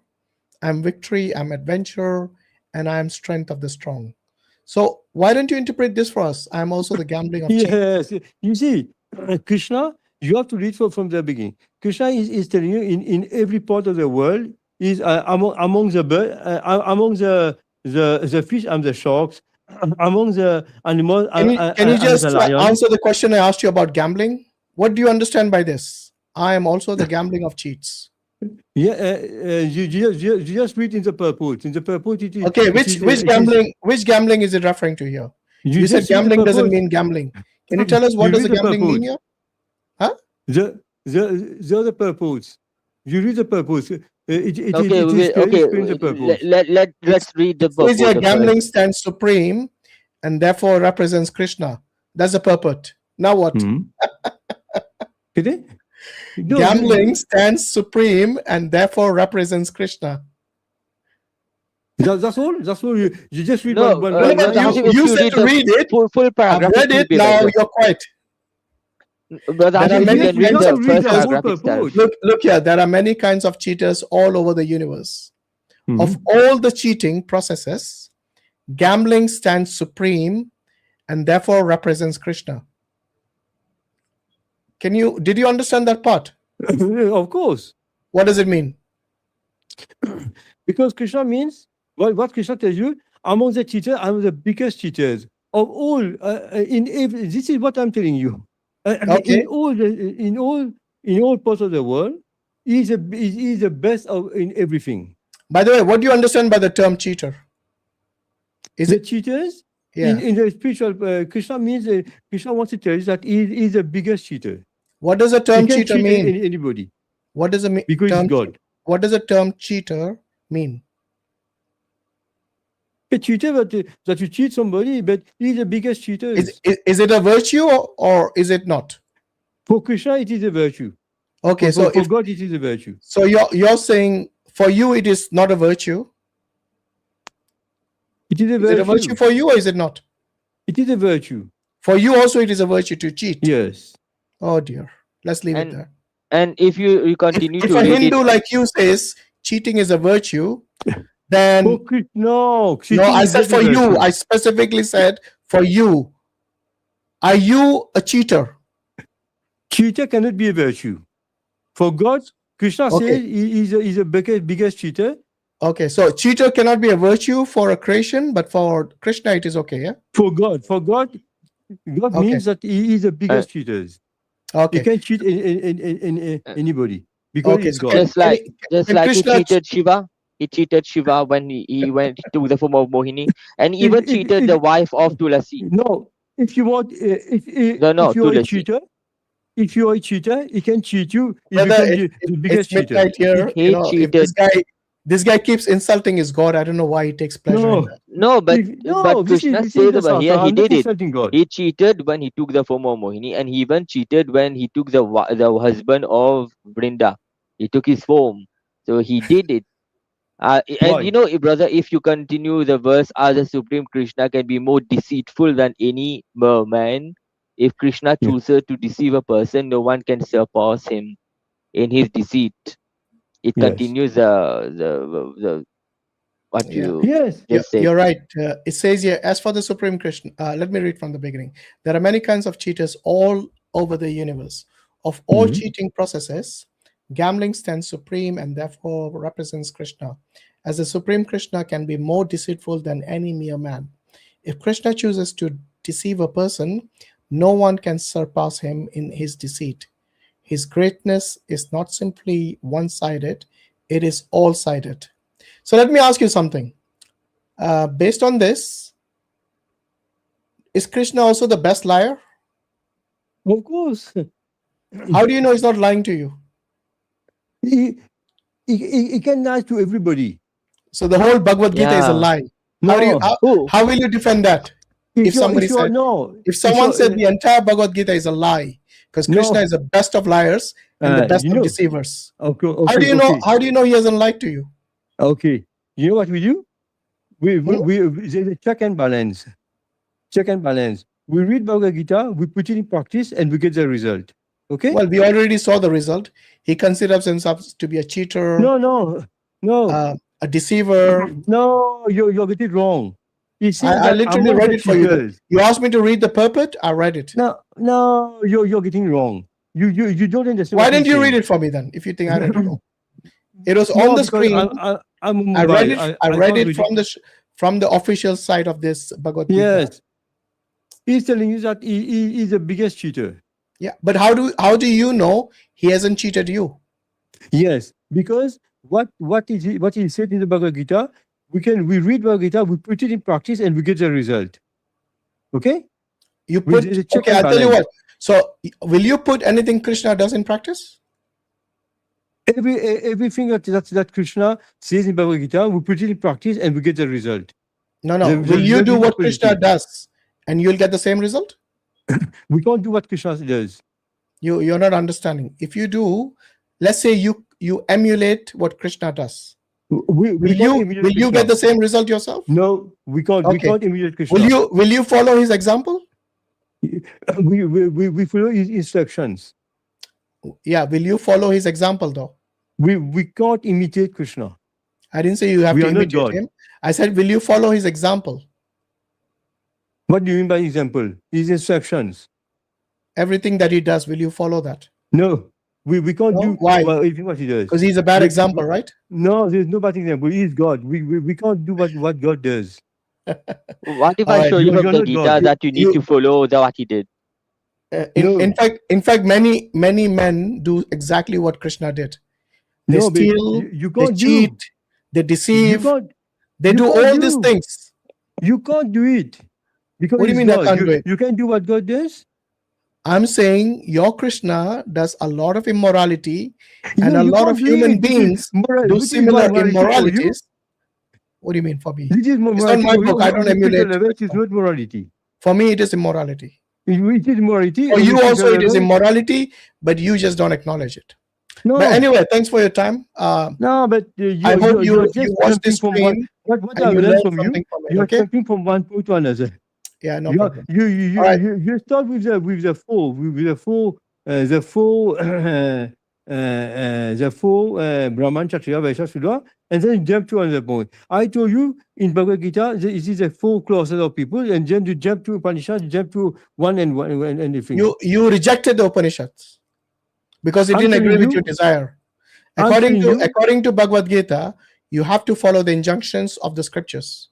But you go against the Bhagavad Gita by following your desires. That's what you have done throughout this stream.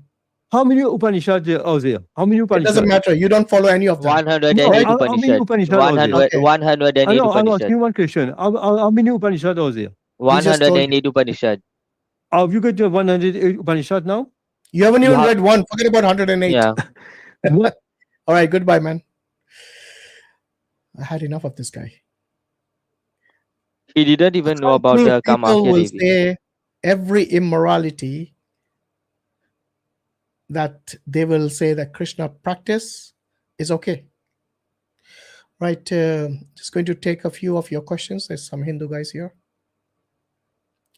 Hello, Hindu. Can you hear us? I don't know your name. You just called yourself Hindu.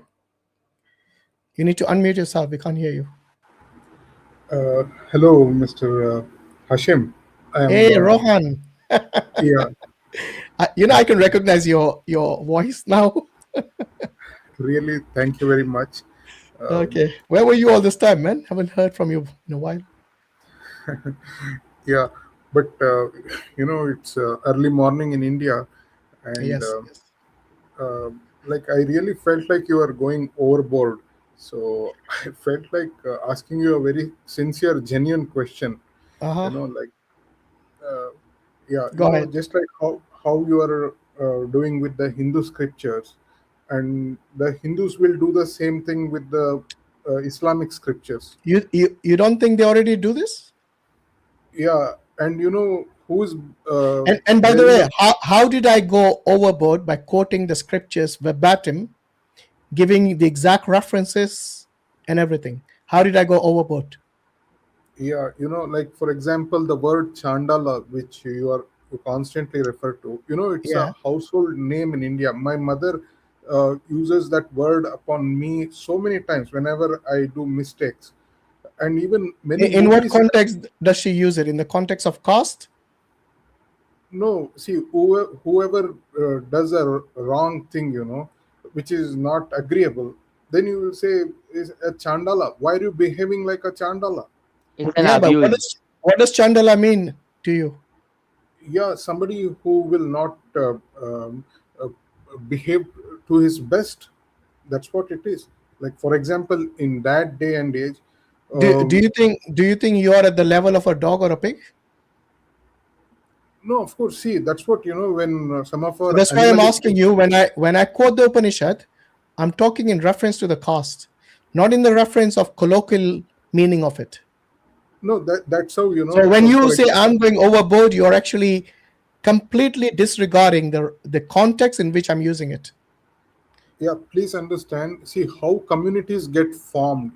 By the time that Upanishad came, already society had got crystallized. Okay, so reject the Upanishad then. Why keep it there?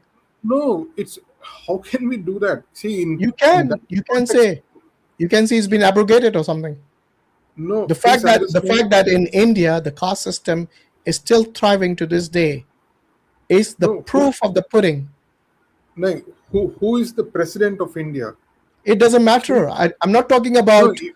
Listen, I'm not talking about the vocation. I'm talking about the day they were born. Have they been labeled a particular caste? Yes or no?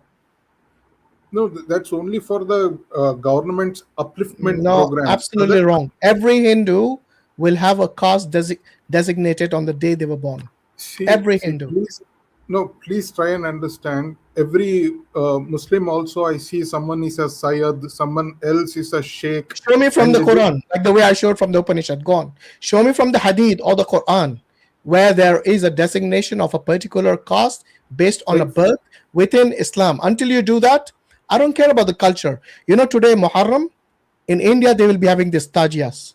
I completely reject that because that's culture. That's nothing to do with Islam.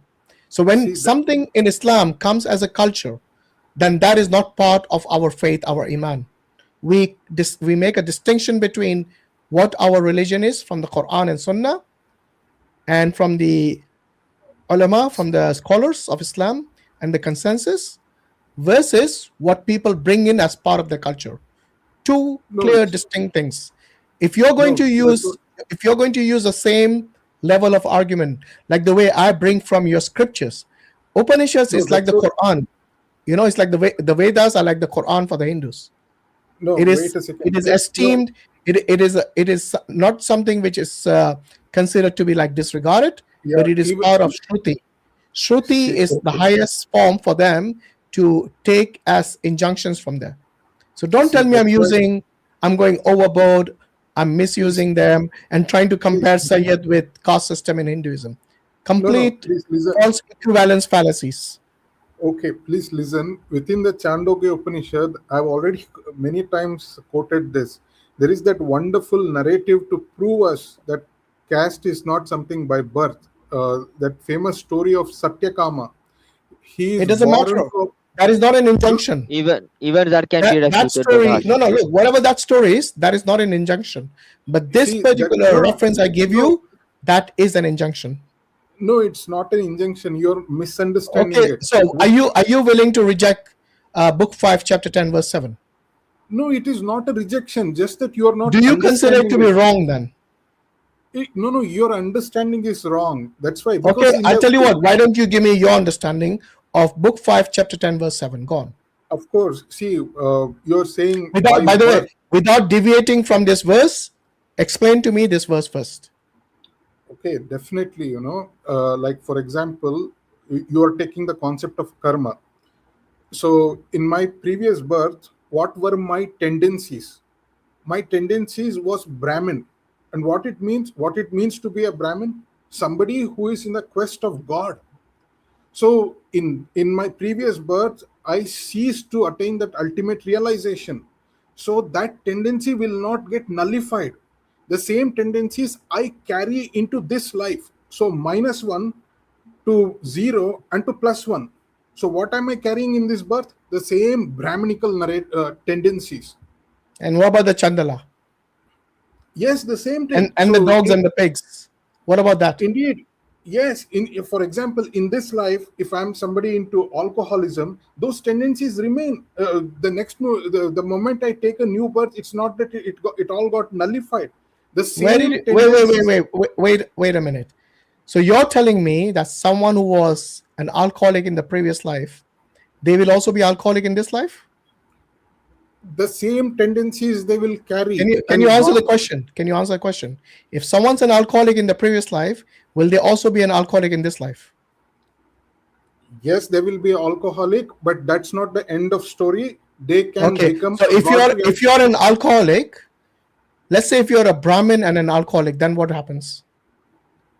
No, the moment he's no more a Brahmin. The famous shlok verse in the Manusmriti says a Brahmin who touches alcohol, he should be burned to death. He's no more a Brahmin. Finish. Do you know how many Brahmins drink alcohol? Sir, I challenge you one thing. Now I'm in Bangalore. In the entire city of Bangalore, if you show me one alcohol shop which is owned by a Brahmin, it's not about who owns it. It's about. By the way, I can show you Brahmins who actually export beef.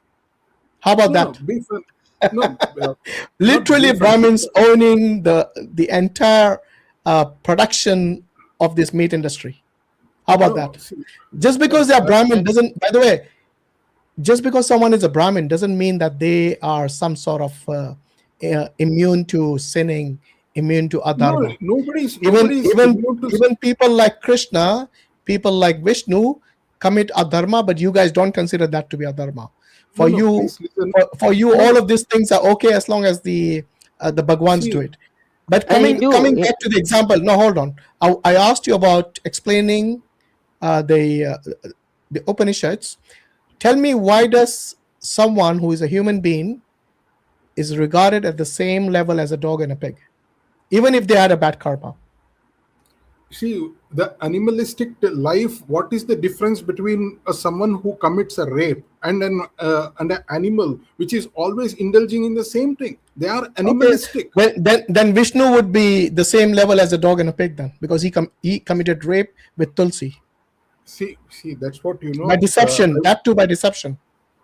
Okay, Brother Hashim, I request you something very important, and it's actually a challenge. This challenge is thrown upon the entire Islamic community by none other than Dr. Yasir Qadhi. And you have a link to that lecture. I don't care. For us, listen, Yasir Qadhi doesn't belong to some consensus of scholars for us. No. So whether your challenge, look here, your challenge is meaningless because you're pointing to one person when I'm pointing to something like the Shruti, the Upanishads. So please stop deviating into these meaningless challenges. When I ask you the question, why consider a human being not only as a costless person, but to the level of a dog and a pig? Answer that question without deviating. No, 1 second. See, we are here for a discussion, right? So please allow me. So do it without deviating. Go on. No. I raised something as a request. So he has. You have to answer my question first. No, you have to answer. Look here, Ron. You have to answer my question because I asked you first. No. Why consider a human being at the same level as a dog and a pig based on the Chandogya Upanishad, which you said you do not reject, so you accept it. Now explain to me why treat a human being to the same level as a dog and a pig, and that is the reason we see this caste system within India. We see untouchability to this day, even after 75. After nearly 80 years of India's independence, we still have untouchability in India. Why? See, please understand, here you are talking about ISKCON's temple. ISKCON's temple. No, I'm talking about the Upanishads. I'm talking about the Upanishads. Okay. What are you on about? Even with the Upanishads I am speaking, I consider someone who lives that low life of you know what differentiates an animal and a human being. Our teachers tell us day in and day out. Tell me why is a one-day-old baby considered equal to the dog and a pig? No. What sin has that one-day-old baby who is given the designation or given this caste from the day it was born? Because We are talking about jati here. We are talking about jati. Jati is based on birth. Yes. Jati, the very term jati means by birth. Okay? Please understand. If it was something okay, like that. Last chance. If you're not going to answer the question, I'm bringing somebody else in because it's already quite late here. So answer the question. Why is a human being treated at the same level, given the same status as a dog and a pig? Last chance. You got 2 minutes to answer. So you want to jump out of the challenge that Yasir Qadi has thrown with research? I didn't even listen to your challenge, so why should I jump out? No. Anyway, look, last chance. Do you want to answer or not? If you want to jump out of the challenge that your guys are throwing upon you, then you can do. Bye. I didn't even listen to his challenge, so how can I jump out? Okay, Imran Khan. Hello, are you there, Imran? No, he's going to sleep. Okay, let's remove him. Who is next? Parvez Samuel.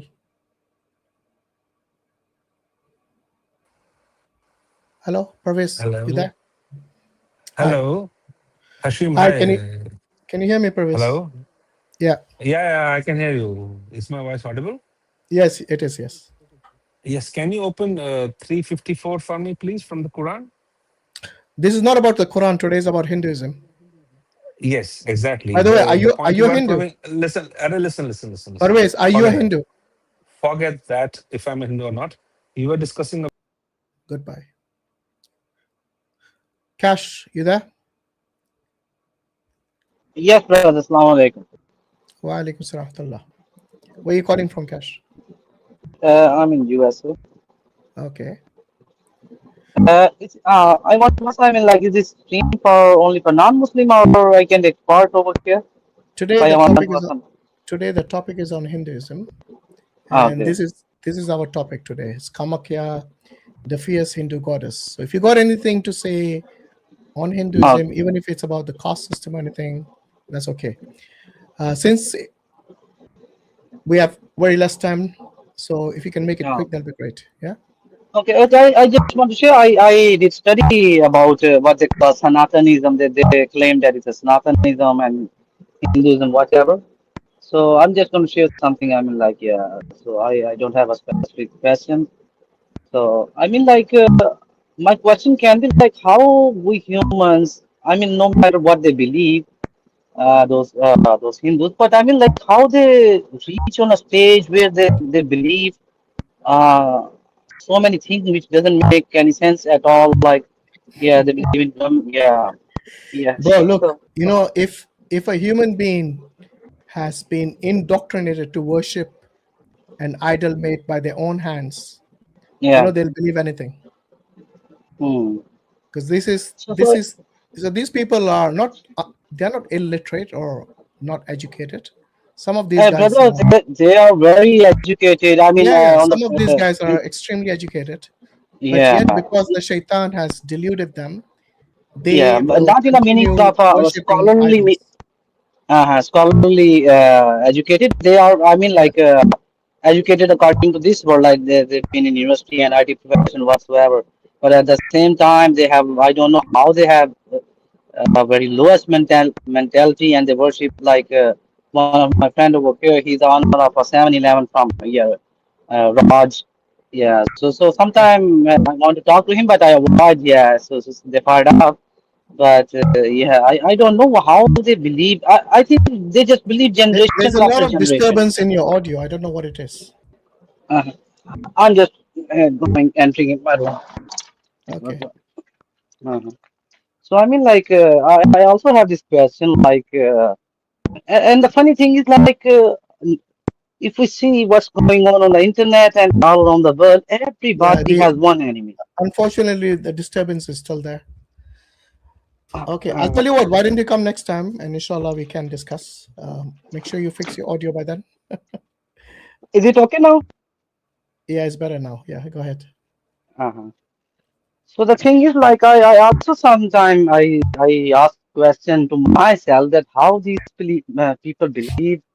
One thing is clear, like, they're believing like blindly, and they never thought about that. So that's why Allah we are taught by Allah Bari Ta'ala very clearly that what's the reason we are going to, those people are going to go for the eternal hell. Yeah. So there is a very strong and well reason. Yeah. So like in this world, there are live, there are IT professionals, there are attorneys and businessmen, and they're very successful everywhere. I've been in so many countries, and Indians are over there, and the Hindus, yeah. Yeah, So because they whatever they focus on believe. the dunya, not about the akhirah. Uh-huh. So that's why in the Uh-huh. dunya they will be successful because that is what they are focused on. So if you look at most of the Hindus who come to our streams, even though they claim they have read the scriptures, they haven't, because most of them they follow their own whims and desires. Yes. And unfortunately, that's what has become of Hinduism today. It's So it means Allah Bari Ta'ala, yeah, Allah doesn't do injustice. So whatever they are going to get punishment, it's going to be according to the justice, and whatever they believe in. Allah gives them Yeah. opportunities in this dunya. They have their life 70, 80, 90 years, whatever it is. If they continue, rejecting the message of Allah subhanahu wa ta'ala, then only they have themselves to blame, nobody else. Because especially in this age of information, there's no more excuse that they don't have the information about Islam anymore. Yeah. All right, brother, you take care, inshallah. Yeah. So, thank you very much. May Allah bless you. May Allah bless you. Inshallah. Take care. Okay, good guy audits. Hello, are you there? Yeah, I'm here. How are you? Yeah, I'm well, thanks. Where are you calling from? I'm calling from the States, the Bronx, New York. Okay. Are you a Hindu? No, I'm Puerto Rican. No, your religion. No, I know. How many Puerto Rican Hindus do you know? Well, I've seen It's Hindus from possible. all different backgrounds, maybe not Puerto Ricans yet, but It's possible, but it's not popular, okay, no problem. So where do you stand in terms of belief in God? Do you? I just want to say it's a pleasure to speak to you. I'm also I don't know, I don't want to toot my own horn, but like popular. I'm popular on this platform, YouTube. So, but I watch you a lot. You're very educated. You're very knowledgeable. I was in another Muslims stream. Just because I respect you guys. You're streamers like me. I know you're not mainly streamers, but you do stream. You do put content out. So I respect you and I watch your videos a lot. So first and foremost, I just want to say hi. It's a pleasure to meet you. Thanks for your kind word. But I think so. I believe in spirituality. I'm on a spiritual journey. But I recently ran across a word that I feel like might fit me. It's pantheist. Okay. I don't know if that engulfs everything I believe in, but I mean, I can understand pantheists and where they come from. But I just believe in God, man. I believe there's one true God. I believe God is the creator of everything. No, I struggle because isn't pantheism the opposite of that? Everything is God. yeah, pantheism is God is everything. Exactly. He's Not God. So God is everything, or everything is within God. That's pantheism. Pantheism is like everything in existence is God. Right. Yeah. Right. But the thing is, I don't know if you are aware about how much you know about Islam. We actually reject that particular belief because we believe everything is a creation of God, not that you believe God is outside of creation. Yeah, we don't believe. We believe that even when there was no creation, God existed. Right. I mean, I can agree with that too. So, when did the creation become the God then? At what point? When did the creation become the God, or when did God? Yeah, because if you believe the everything is creation? God, then the creation is also God, right? I believe there's traces of God in everything that He touches and creates. No, it's like when. So you need to make up your mind. Are you a pantheist or not? Do I think God is everything? Yes. I think so. I can say you're not that. sure. So if you believe everything like is I told you, I'm on a spiritual journey. So like I feel like no, I'm fair enough. coming. But when you start using certain terms, you need to at least know what they mean. Because Right. there was a point in time when there was no creation and there was only God. Right. Okay? So when you say that everything is God, it means like there was a creator and then he created something and that became a God. And then he created something else and that became God. You see where I'm going with this? Yeah. I So don't this would think make the a creation tree God as well, is. I but it don't think makes a no tree. sense. Are you mean the collective God or like different gods? Because I don't believe a There's only tree. one God.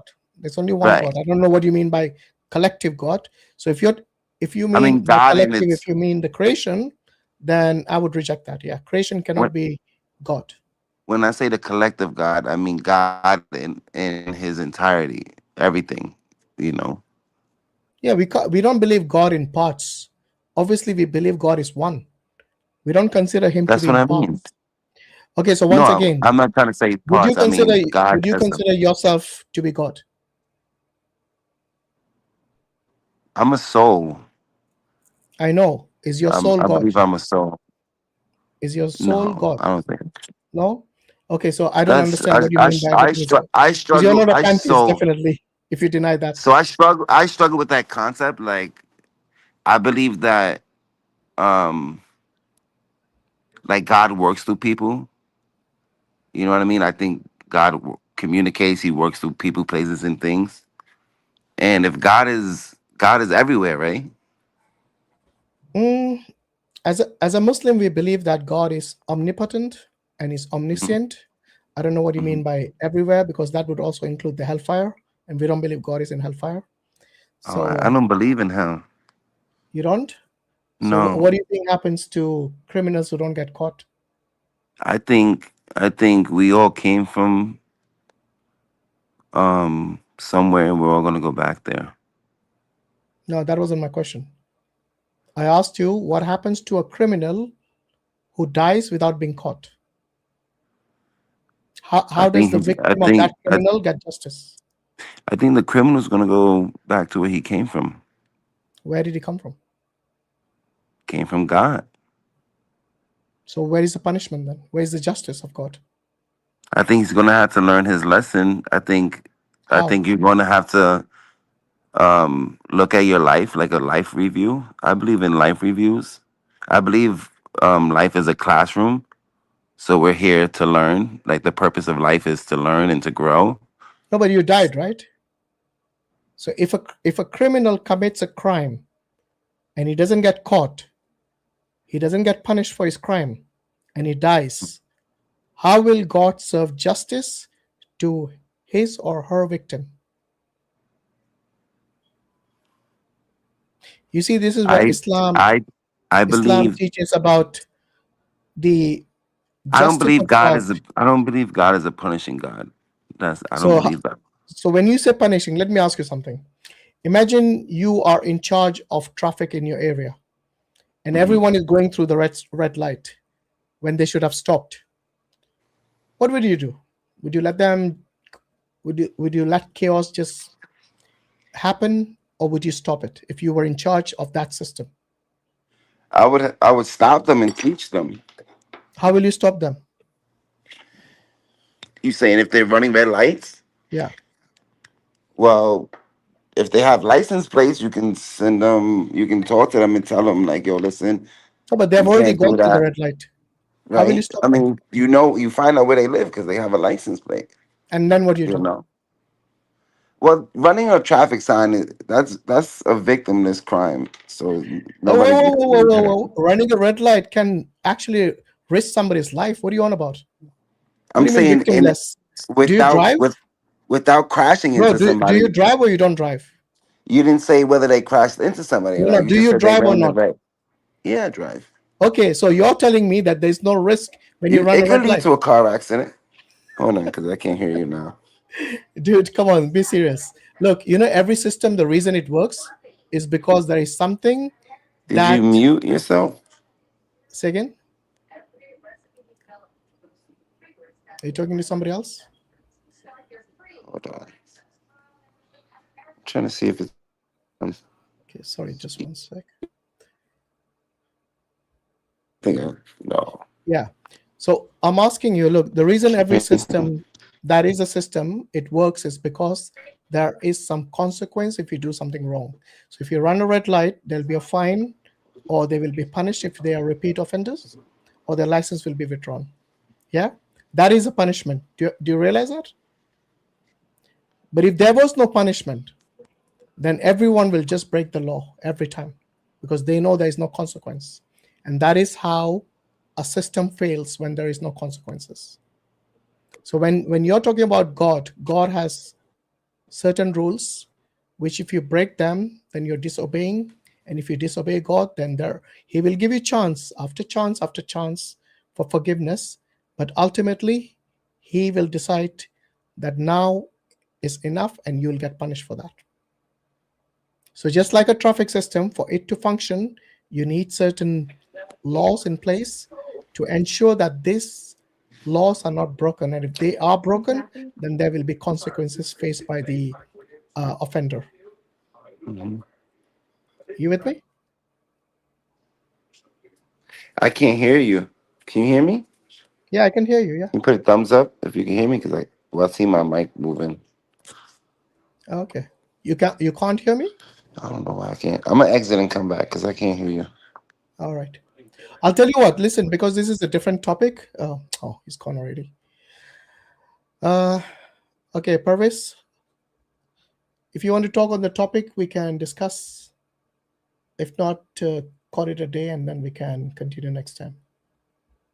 All right. This is your second chance. You there? All right. I guess not. I don't know if they can hear me or not. Can you guys hear me in the live comments? If you can hear me, give me a thumbs up. Yo, can you hear me now? Yeah, I can't hear you. What's up? All right. I'm sorry. I don't know what happened. Yeah, no, that it StreamYard does that sometimes. Anyway, good to see you. So it's good. It's good to be seen. So I have a question.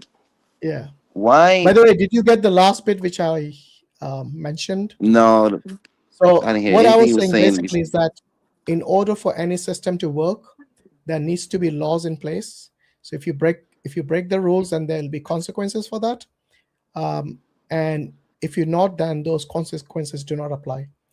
And this is the case with anything. If you look at any system, whether it's legal or not, whether it's a traffic system, whatever system, it has to have laws in place. If it is just let run by itself, unsupervised, then that system is bound to fail. And this is where I asked you the question, what happens to a criminal if he dies without any consequence in this world? That means he committed a crime. Let's say he was a drug dealer. He's basically messed up a lot of people. Maybe he's responsible for a lot of their death, or maybe some other problems with their health and so on. And he just dies one day, in his bedroom, peacefully. If such a criminal who might be a drug lord, he goes unpunished in this world, then what happens to all the victims of his? How will they get justice in your worldview?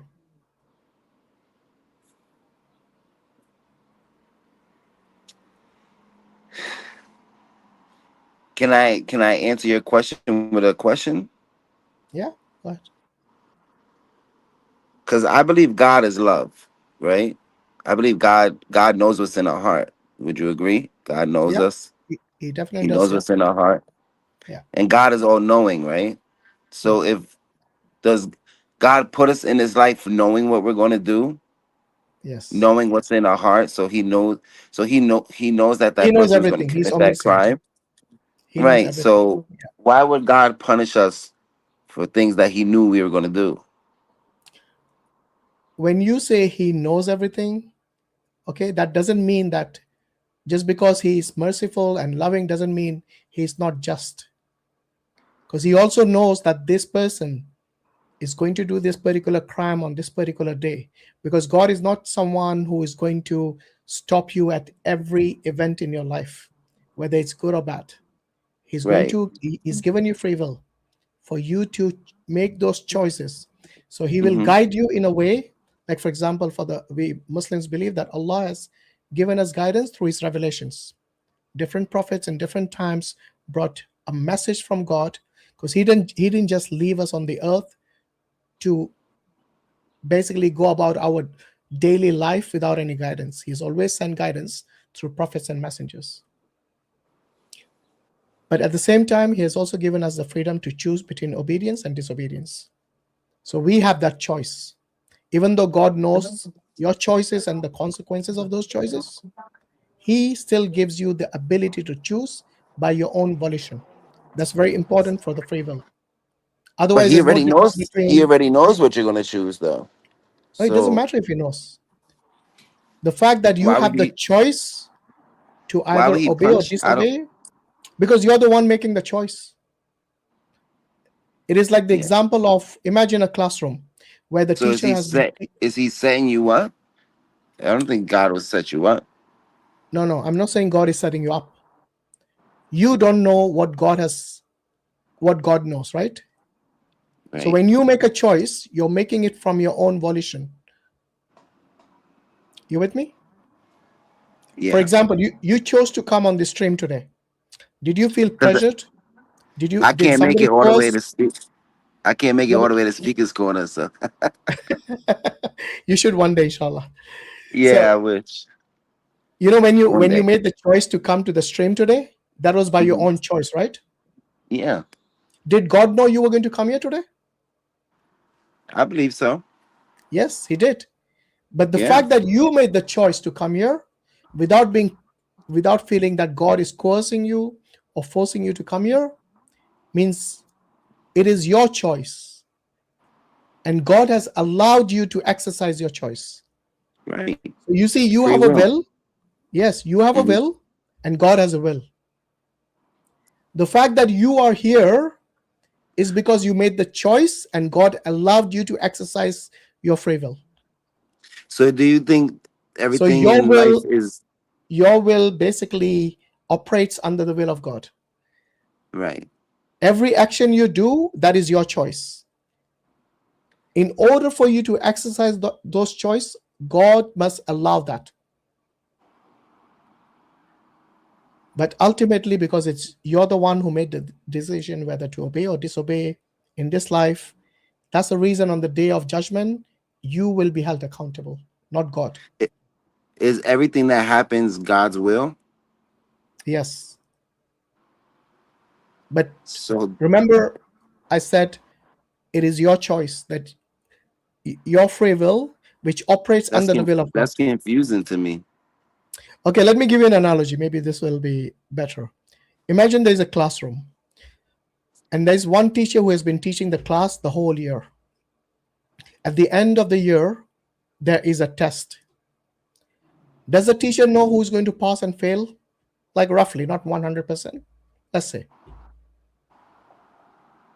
No, the teacher doesn't know. The teacher could tell.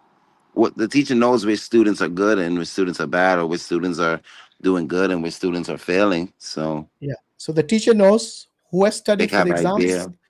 They have an idea, actually. If they've been teaching the classroom for the whole year, they have an idea as to which of the students will not make it through the test and which will.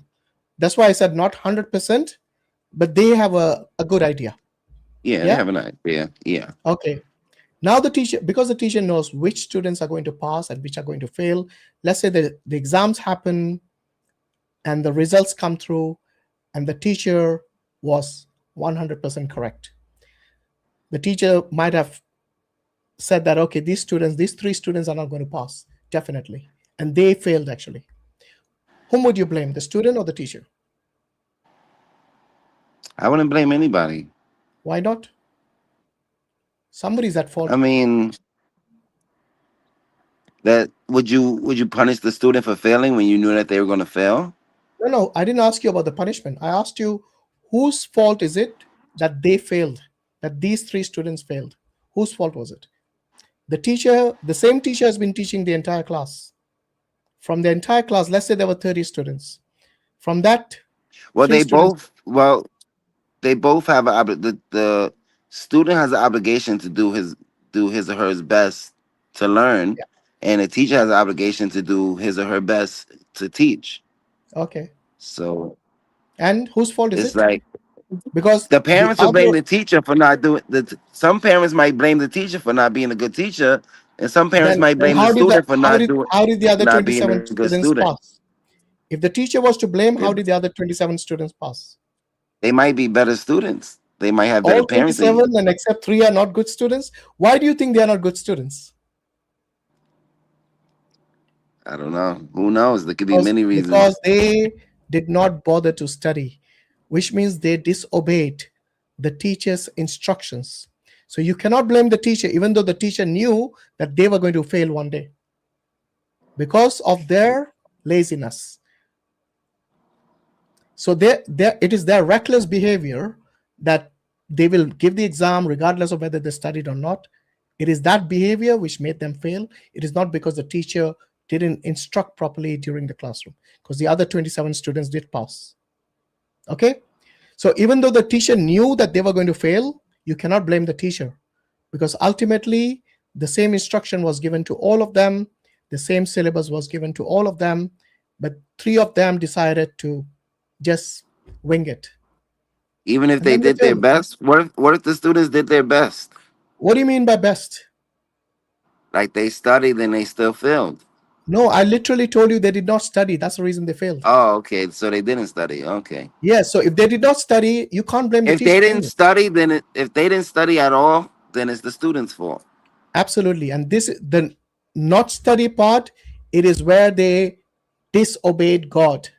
If you look at the analogy of God, knowing everything, but he gave the same message to everyone. The same Quran was revealed for everyone, but they read the Quran and they disobeyed. So the analogy of this teacher here is understood here in this example about God punishing them because they disobeyed, not because God led them to disobedience. Everyone's got free will. Everyone's got the message from God as well, the same Quran. Yet, yeah, but I get confused because God knows that they were going to disobey him. Yeah, just like the teacher knew they were going to fail because they didn't study. You can't blame the teacher. Similarly here, you can't blame God. I think God is still going to love us no matter what, because he created us. Then God is not just if he's going to love you anyway. It is basically like you going to the class and saying to the teacher, let everyone pass whether they have studied or not. That is what you're proposing. Does God have all attributes, or God has only certain attributes? God has attributes that befit his majesty. So he doesn't have all attributes? Okay, all attributes will include telling lies. All attributes will include like cheating or deceiving. All attributes will include all the bad things that you can imagine. Like, for example, the attribute to be killed by your own creation. The weaknesses will come in as well. That's why I said God has the attributes that befits his majesty. But God created it. Created it's what? In existence. He created evil. Show me an example where he created evil. I don't think anything in this world exists without God creating it. No, show me where they were evil from inception. Because even the devil, even Satan, he wasn't evil from day one. He chose to disobey. Just like the human beings, he's from the jinn. So who created evil then? Who has the will, the free will, and he also has the ability to obey or disobey. So who created evil then? Nobody created evil. They chose evil. Evil is a status of a person. For example, if you chose to disobey and do crimes against humanity, commit genocide and stuff like that, then that is evil. If you're telling me that God is going to let them get away with that genocide, then that God is unjust. When you say let them get away with it, means no consequence. So how did I'm saying, why would God let it happen? Like I said, we are given the free will. Unless you wanted to be like the angels who never sin. But the fact that God has created you as a human implies that you have a free will to choose between good and evil, between So you obedience and say evil. disobedience. You say evil is a status, right? A status. Yes, it is a Does that state. mean? It is something that you bring upon yourself. So does that Okay. mean good is a status too? Yes, of course. It's a status of a being. You can be good or evil, or sometimes you're good, sometimes you're evil. This is a free will, bro. This is a free will where you choose I try to to keep disobey. God as simple as possible. I don't, Yeah, like but I think. simple as possible will include injustice in your worldview. And I don't think God is unjust. Because what you're doing is you're choosing God to be So all loving, why? So but why then do ignoring the justice part. why do bad things happen to good people? It's a test. It's a test from God to see how you will react to the test. So say, for example, I don't know, let's say you lost your job. Some people, when they lose their job, they start cursing God straight away. How can you put me in this situation, God? Yes. Why did I did everything you asked me to? I prayed to you, but I lost the job. So you see, immediately the guy started to blame God for everything. Forget all the other factors, all the other consequences. But you see, when a person who is a believer and he trusts God, he will say, Inna lillahi wa inna ilayhi rajiun. Okay, to Allah we belong and to Him is our return. When something happens to you, which you think is like negative or which is wrong, that's happening to you, even if some other human being is like unjust to you, let's say they borrowed money from you and did not return it to you, that is injustice as well. How somebody, whether it's your circumstance, whether it's your boss, whether it's somebody else, they actually are being unfair to you, unjust to you, how you react to that, that is also a test. And in this world, God has told us, like I said, He has already given us the guidance how we should react in certain cases. For example, in the Quran, Allah says, repel evil with good. And then another passage is saying, the good and the evil are not the same. So these are the guidance we have to abide by. And that is the reason when you look at the example of the Prophet, peace and blessing be upon him, and also of the companions, you will see from their life that there were many instances where they could have taken revenge, but they did not, because they considered that particular act of theirs was more gracious to be forgiving than to take revenge. And many of those people who were persecuting them in their previous situation, because the story here is of the Quraysh, the pagan Quraysh, who used to persecute the Muslims during the early years. And they went to the extent of literally boycotting them to such an extent where they couldn't buy food, they couldn't trade, they couldn't move about freely. All this persecution was upon them. And they actually had no choice but to migrate away from there. From Mecca, they went to Medina, including the Prophet, peace be upon him. Many of his companions were tortured, were even killed. But when they came back after 10 years with an army of 10,000 people, they just basically took over Mecca at that time, the Fateh Mecca. They could have taken revenge upon every person in that place in Mecca, in that city. But they did not. Yeah, the Prophet ﷺ, when he came back with an army of 10,000, he forgave those people who had persecuted him and his companions and even killed many of his companions. He showed mercy and kindness when he was with strength, when he could have taken revenge upon them. And that shows their kindness, that shows their merciful behavior.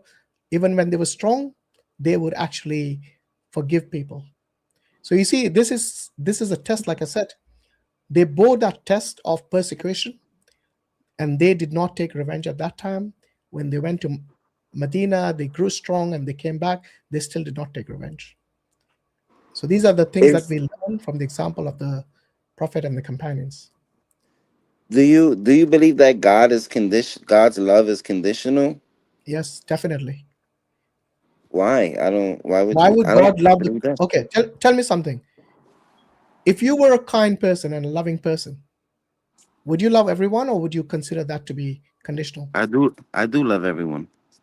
Would you love Unconditional. someone? Would you love Hitler if you were at this time? Would I love Hitler?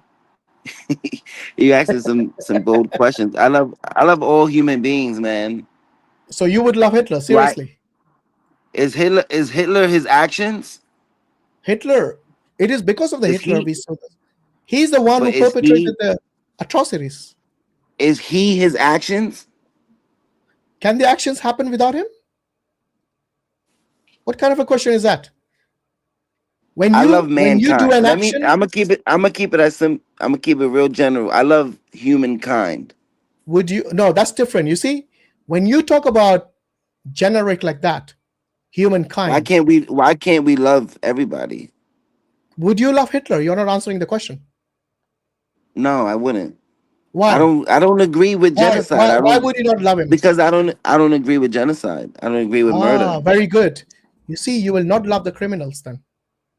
If your love is conditional, do you think you're being just by doing that?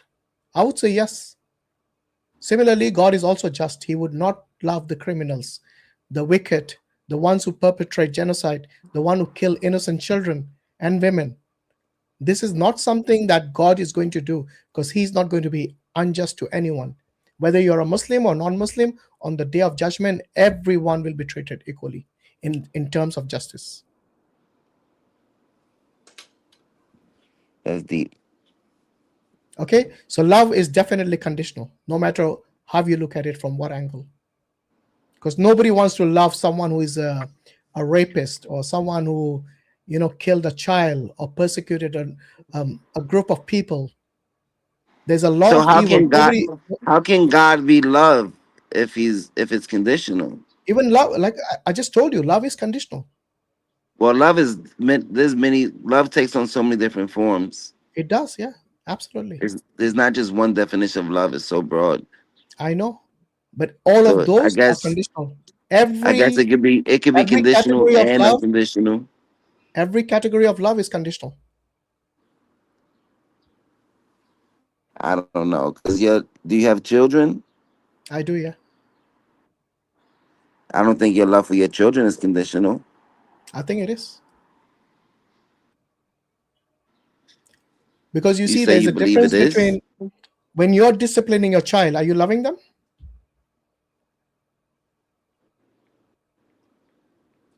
Your patience might be whether it's conditional, verbal but or I don't think physical. When you're disciplining your child, are you loving them or are you punishing them? if you're disciplining them, I think if you're a good father, you're always loving your children. No, but when do you not discipline your children? You let them do whatever they want? No. Exactly. If somebody I don't let my kids do whatever. If somebody misunderstands the difference between love and discipline, or love and punishment, then they don't understand the terms, and that's the reason for this confusion. Because you see, everything in this world has consequences if you are disobedient. If stealing is wrong, yeah, and one of your child steals, you're not going to say, I love you, child. Yes, what will he do? He'll get encouraged now, so he'll steal more, because you said I love him. You would teach, regardless of what the action is. Yeah, this is in the 90s and early 2000s, you could discipline your child. You can't discipline your child nowadays. Well, there are many ways to discipline. I didn't mean discipline is only through physical punishment. There are many ways to discipline a child. All right. For example, I think now it's about teaching them, guiding them. You can take away certain privileges of this. Yeah, that is a way. That's a form of discipline. You can tell them, okay, next time you tell me to buy this chocolate or this particular, I don't know, device toy or phone, I'm going to buy it for you because you're not listening to me. There are many ways to teach them. But anytime somebody mixes up the different these terms, discipline and love, then that's when it gets problematic. So you brought some clarity to me to where for a while I was I'm believing that God is love. God is unconditional love, right? And everything, God created everything. God knows everything, right? And then when you bring up Hitler and genocide and all that stuff, it's like, I don't agree with it. I think it's wrong. I also think God allowed it to happen. I think God knew it was going to happen. But I believe that everybody's going to face a life lesson when they die.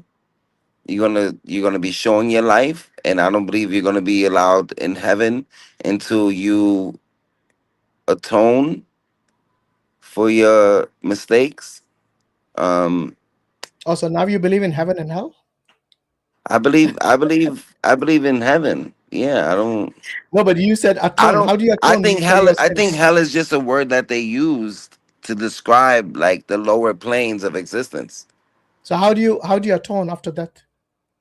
How do you atone your mistakes, your sins? Because you You mentioned that, didn't you? you learn. You learn. When do you learn? You're dead. You see. You see. I'm talking about your soul. I'm not talking about your. Yeah, I'm talking about the soul as well. How will the soul atone? What do you believe? And that's where the Maybe hell comes in place. you think You you see, believe in many fire and many people like think that fire and just because brimstone hell. no, Like we're gonna you think burn just for because eternity. God created hell, you somehow thinks He's devoid of love. You think people would stay there for all eternity, or If can God, they? if they deserve to have all eternity, yes. Because remember Wow. what we discussed earlier, that God knows everything about the future, the Mhm. present, and the past. You know, by the way, Yeah. this is actually a question that's asked by people, and God mentions this in the Quran. He says there will be people who will ask on the day of judgment, to be given one more chance to go back and rectify themselves. You know how God responds to them? He says even if they were given the chance to go back, they will repeat the same offense again. Really. And that is what justifies eternal hellfire. So Because God doesn't there are have certain faith. people, no matter how many times they go to the jail, yeah, they're repeat offenders. I know people like that. I've met people like that. So there you go. If they are repeat Yeah. offenders, no matter what kind of punishment you give them, these guys, because it's in their nature, and God knows the nature, and that's why they deserve hellfire, So you which is think eternal. God created them to go to hell? God created them with free will. They chose to go to hell. In fact, there's a hadith of the Prophet ﷺ which says that nobody will, nobody will, everyone will go to paradise except those who deny. And then the companions ask, who will deny to go to paradise? And then the Prophet ﷺ mentions those, is referring to the people who keep committing sins. Do you think those are just like evil souls? I think, like I said, every soul was born pure. It is only they, when they grew older, they chose disobedience Do you think they instead of chose obedience disobedience because they're weak? because of the free will, not because of weak. Nobody's created weak in that case.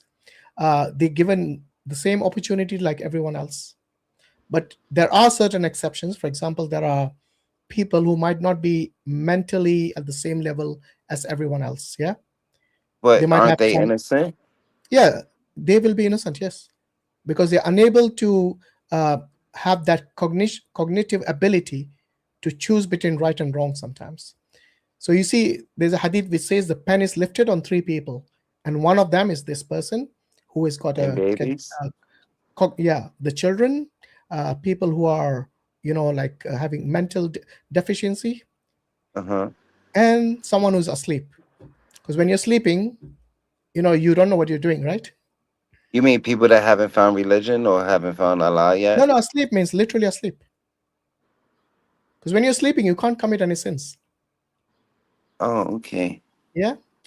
So that is why the hadith says that the pen is lifted from these three, means that they will not be accounted for what they are doing, basically, for any of their actions.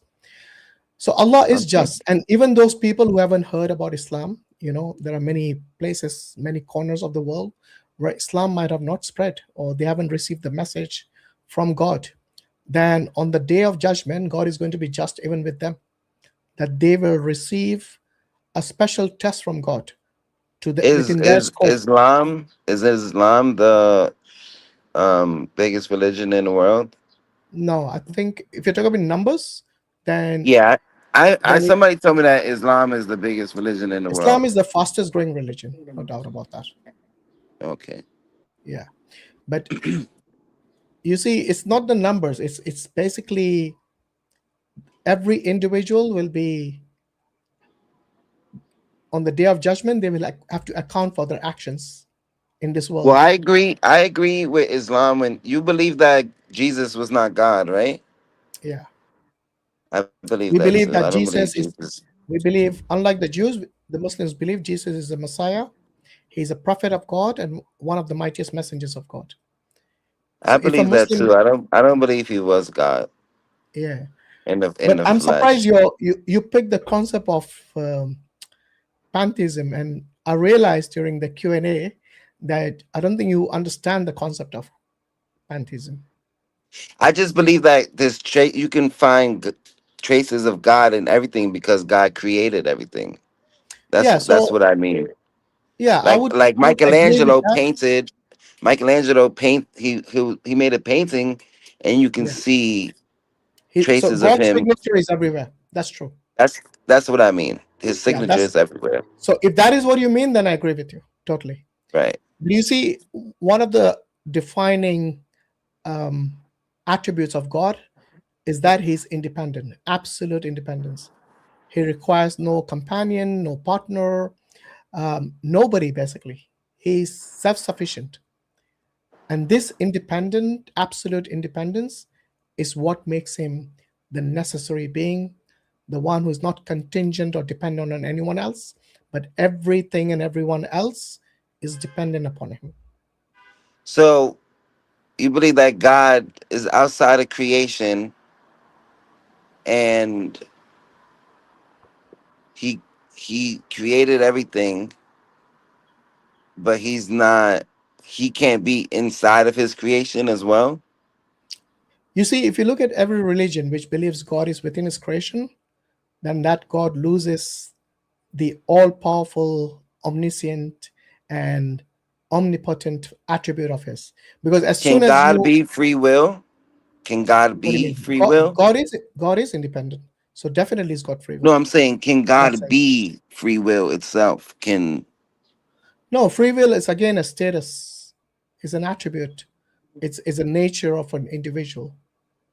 It is not something that itself has ability to think or it's by itself self-sufficient.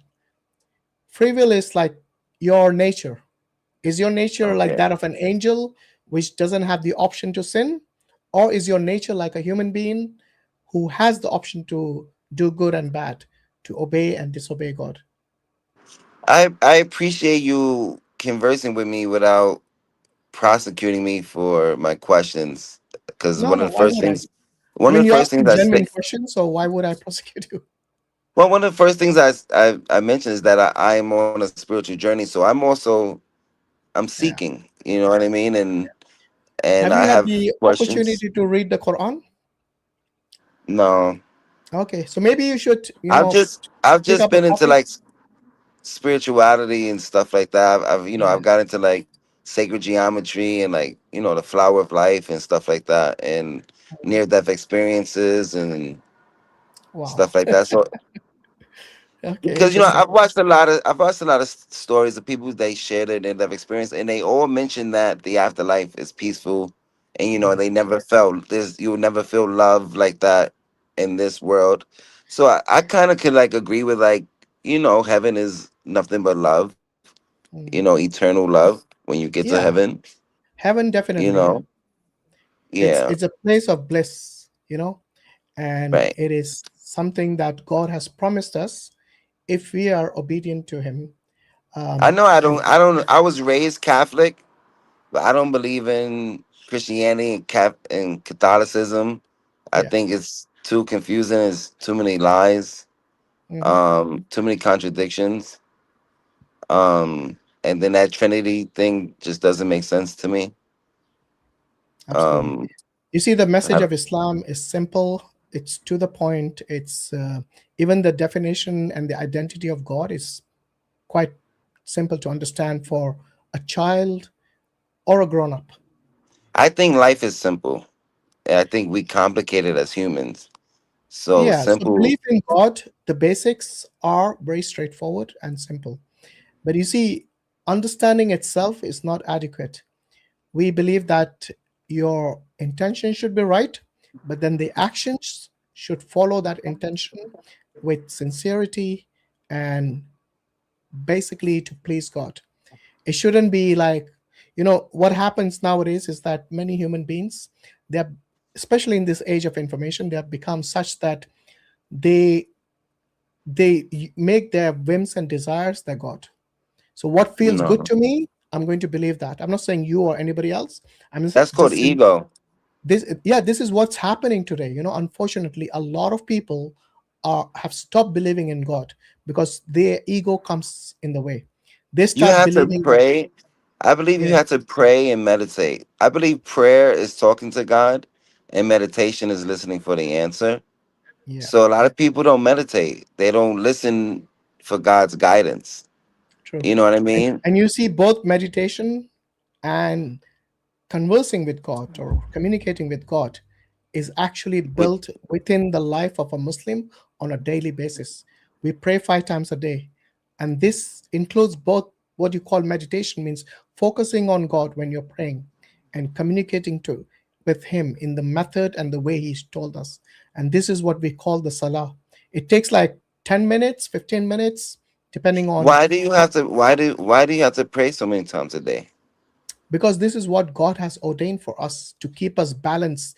If you divide the 24 hours of your life into 5 with 5 intervals, it shows that at these interval times, for example, before sunrise, for example, yeah, this is when everybody is mostly sleeping. This is when you will be the most focused, when you sit up and pray to God without the intention to show off. Yeah, because everyone's sleeping. Whom are you going to show to? You're by yourself. You're praying to God. I You think the wake up. 5 times a day will keep you Yeah, grounded in God's love absolutely. Yeah. Not only God's because love, but God's remembrance. You see, when right. you It's when easy to you get are, distracted when you going throughout the day. You worried about work. You worried about the yeah, children.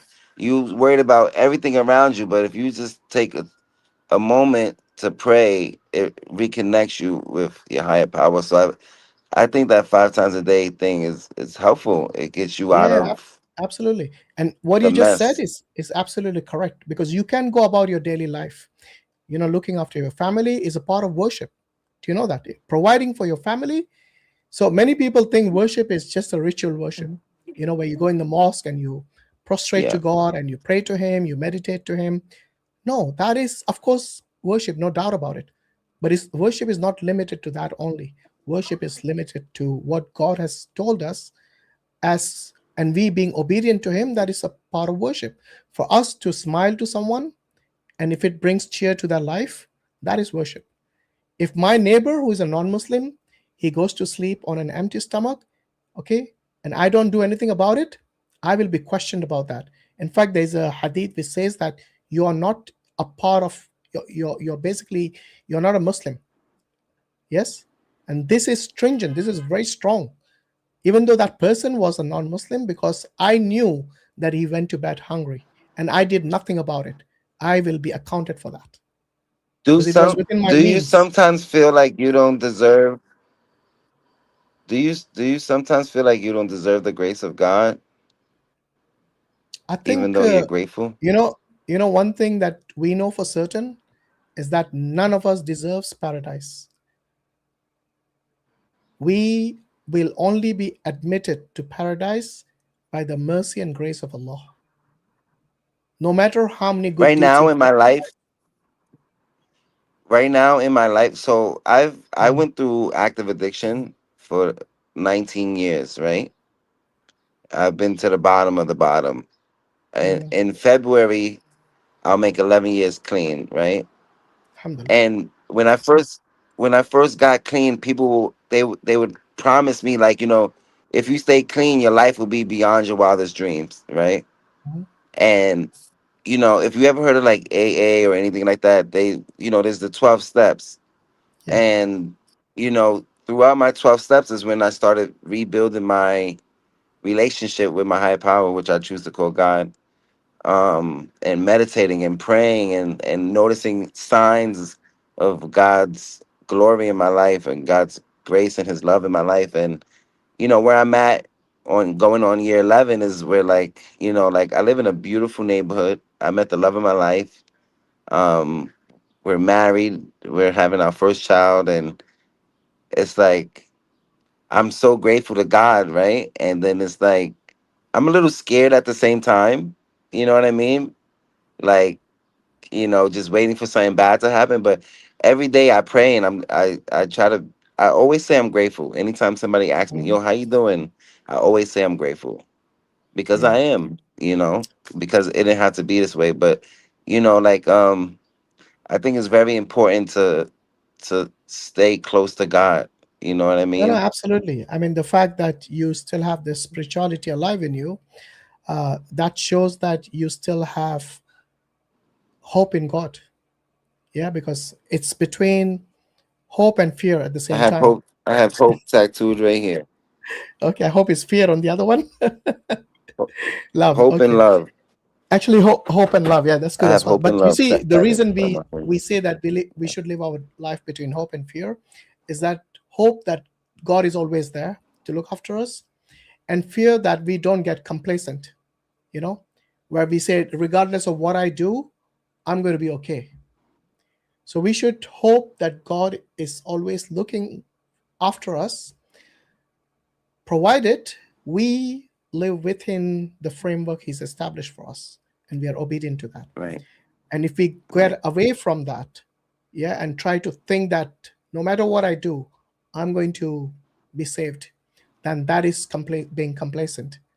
Then you're So basically rejecting God's framework and saying that it is so my what whims and desire. So between so hope what I and fear try is to do what I is would.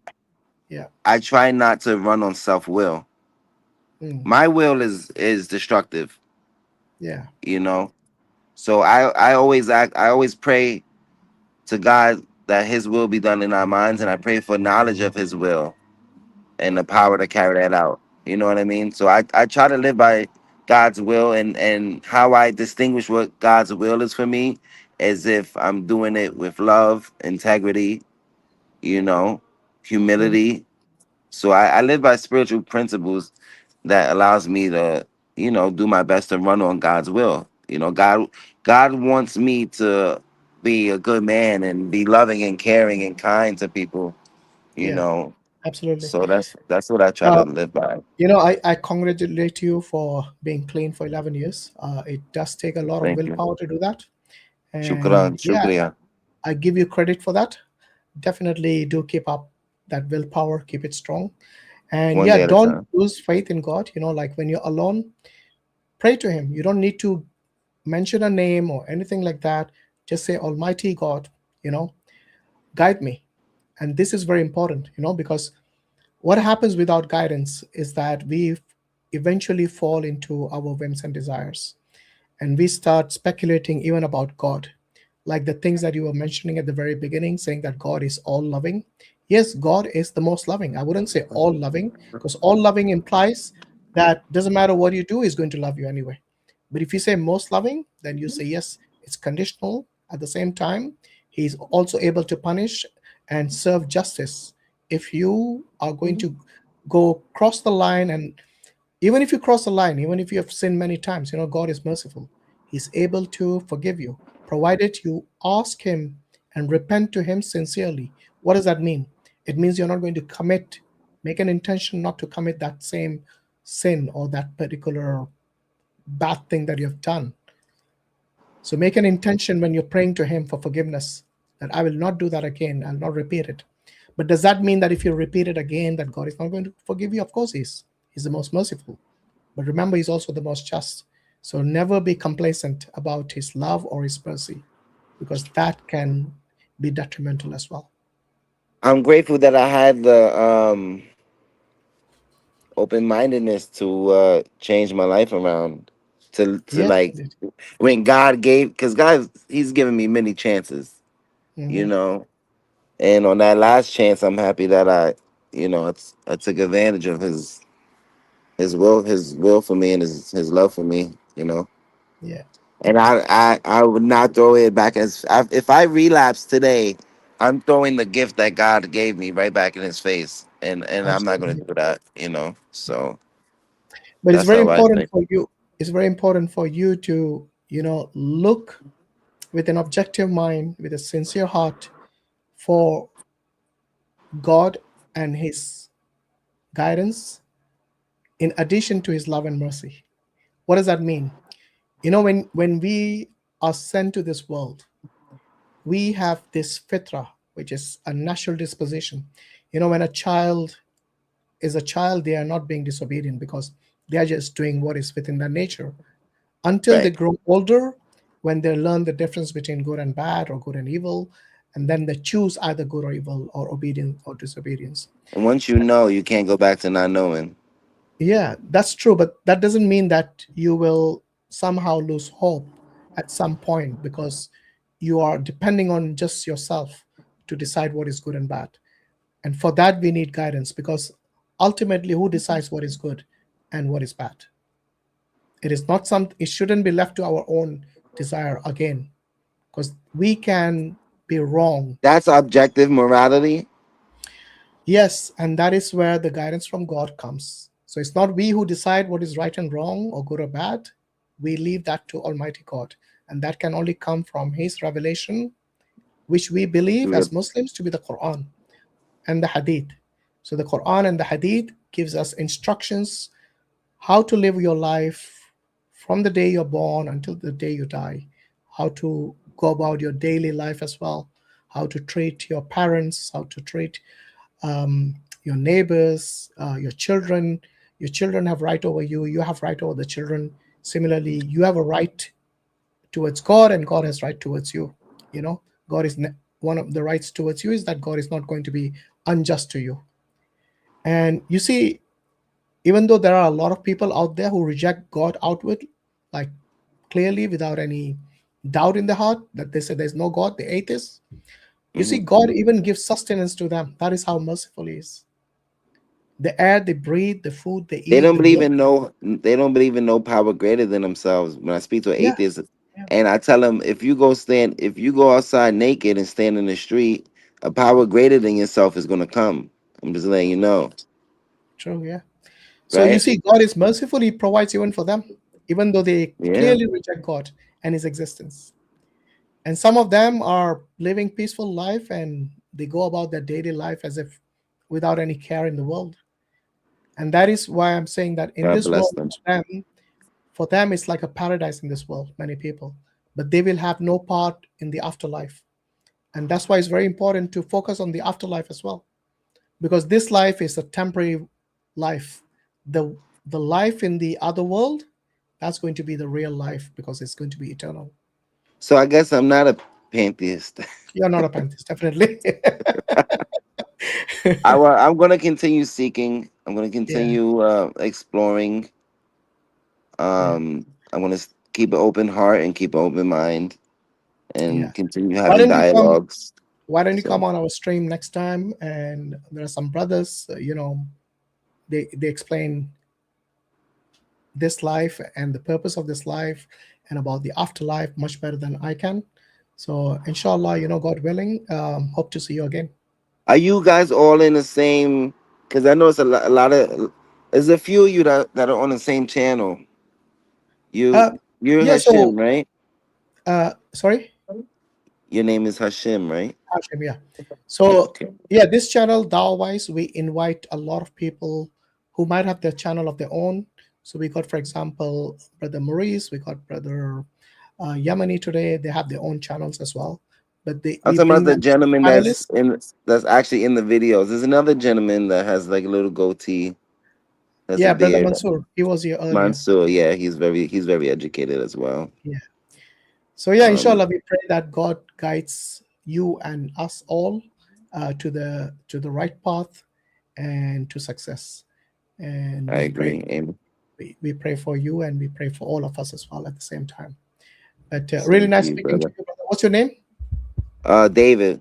Good guy David. Okay. activism. Yes, nice Yeah. meeting you, It was David. a pleasure to Yeah, I meet mean, you. email me, inshallah. God willing, I'll ask these brothers to keep in touch with you, and hopefully they should be able to help you as well. Okay. Yeah, I Do would you love have a channel? Is that Quran. your channel name? Yeah, good guy activism. I'm in New York. I'm a civil rights activist. So what I do is I record the government, and I make sure that the government respects the people's rights. I record police, public employees. Okay, I try interesting. to I try to educate the cops on our rights and our laws. You know, I'm in New York City. We have 30,000 cops, and Okay. we have one of them. How is the new mayor, Mamdani? I mean, I don't really trust. I don't trust the government. So you know, Is it okay? I see. as long as he's respecting the people, you know, Yeah. he seems like a Knicks fan. But you know, all I care about is that the citizens are being respected, that they're It's the protecting results us. that matter. Yeah. It is not the promises, because a politician can make 100 promises. And They he need just to got in deliver on office, that. so we gotta give him some time, and we'll see. Yeah, of You course. know. All right. But All the best, mate. I'm happy that the Knicks won the championship, so I'm still excited about that. All right. Excellent. All right, David, All you right. take care, and hope to see you again soon. Take care. Yes, definitely. Okay. All right. Oh dear, it's already 1:30. I thought that was the last call of the Hindu guy, but this gentleman jumped in, and mashallah, he's got a good heart. May Allah give him hidayah. So please make dua for him, guys. Yeah. Sorry, what was this 50 pounds this brother sent? Can we use this to send the Quran with translation for the brother? Yeah, inshallah. I think I asked him to get in touch with us. So if he does, inshallah, yeah, it'll be quite easy to get the Quran to him, especially if he's in New York. Definitely, yeah. Right. Bhupinder Singh, you're the last guest. Assalamu alaikum. Wa alaikum salam. How are you doing? You all right? I'm good. How are you, sir? Yeah, very well, thanks. Where are you calling from? India, Delhi. Okay. How old are you? I'm 14 years old. I had joined you Yeah, we sometime spoke ago. earlier. I remember now. Okay. Yes. Right. What's on your mind today? So my question was on one of the things that I saw in the Quran. The Quran. So last time I came asking about that, does Quran allow to kill disbelievers, which it prohibits.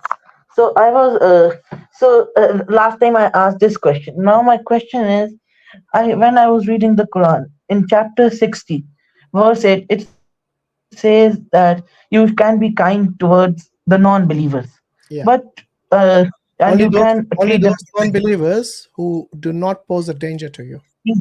Do not throw out of your house. Yes, who do not drive you away from your homes and so on. Definitely, yeah. But later in chapter 5, verse 51, it was saying that God is commanding not to take Jews and Christians as your allies. So can you explain that verse? Yeah, so I think this is with reference to war. So in a war situation, trust is a very important thing. So especially those people who are not, who are not Muslims. So this is what Allah is referring to in this case. But again, this is dependent on a few factors. It is not something which is a blanket statement as such, because the Muslims throughout history have had allies who were non-Muslims as well. So again, this is relating to people who are untrustworthy. Yeah, because some of these Jewish tribes who had backstabbed during the campaigns that the Prophet ﷺ was going through during his lifetime, and this is where the lesson came from with regards to not to ally with the Jews and the Christians in this particular case. So, by for the way, example, do you know that the Muslims can actually marry the people of the book as well? Yes. Provided with Yes, some I remember. conditions. The Jewish Because many Christians, people yes. think that we consider the the Jews and Christians as enemies, all of them. Now, obviously, if God is asking you to marry them, it doesn't mean this enmity is a blanket statement, or it's something that is practiced like everywhere in every circumstance. Yes, but I was listening, but only men can marry, not women. Yes, because men are the head of the household. Even for you guys, the Sikhs is the same thing, isn't it? So when it comes to the head of the household, it is usually the authority is given to men.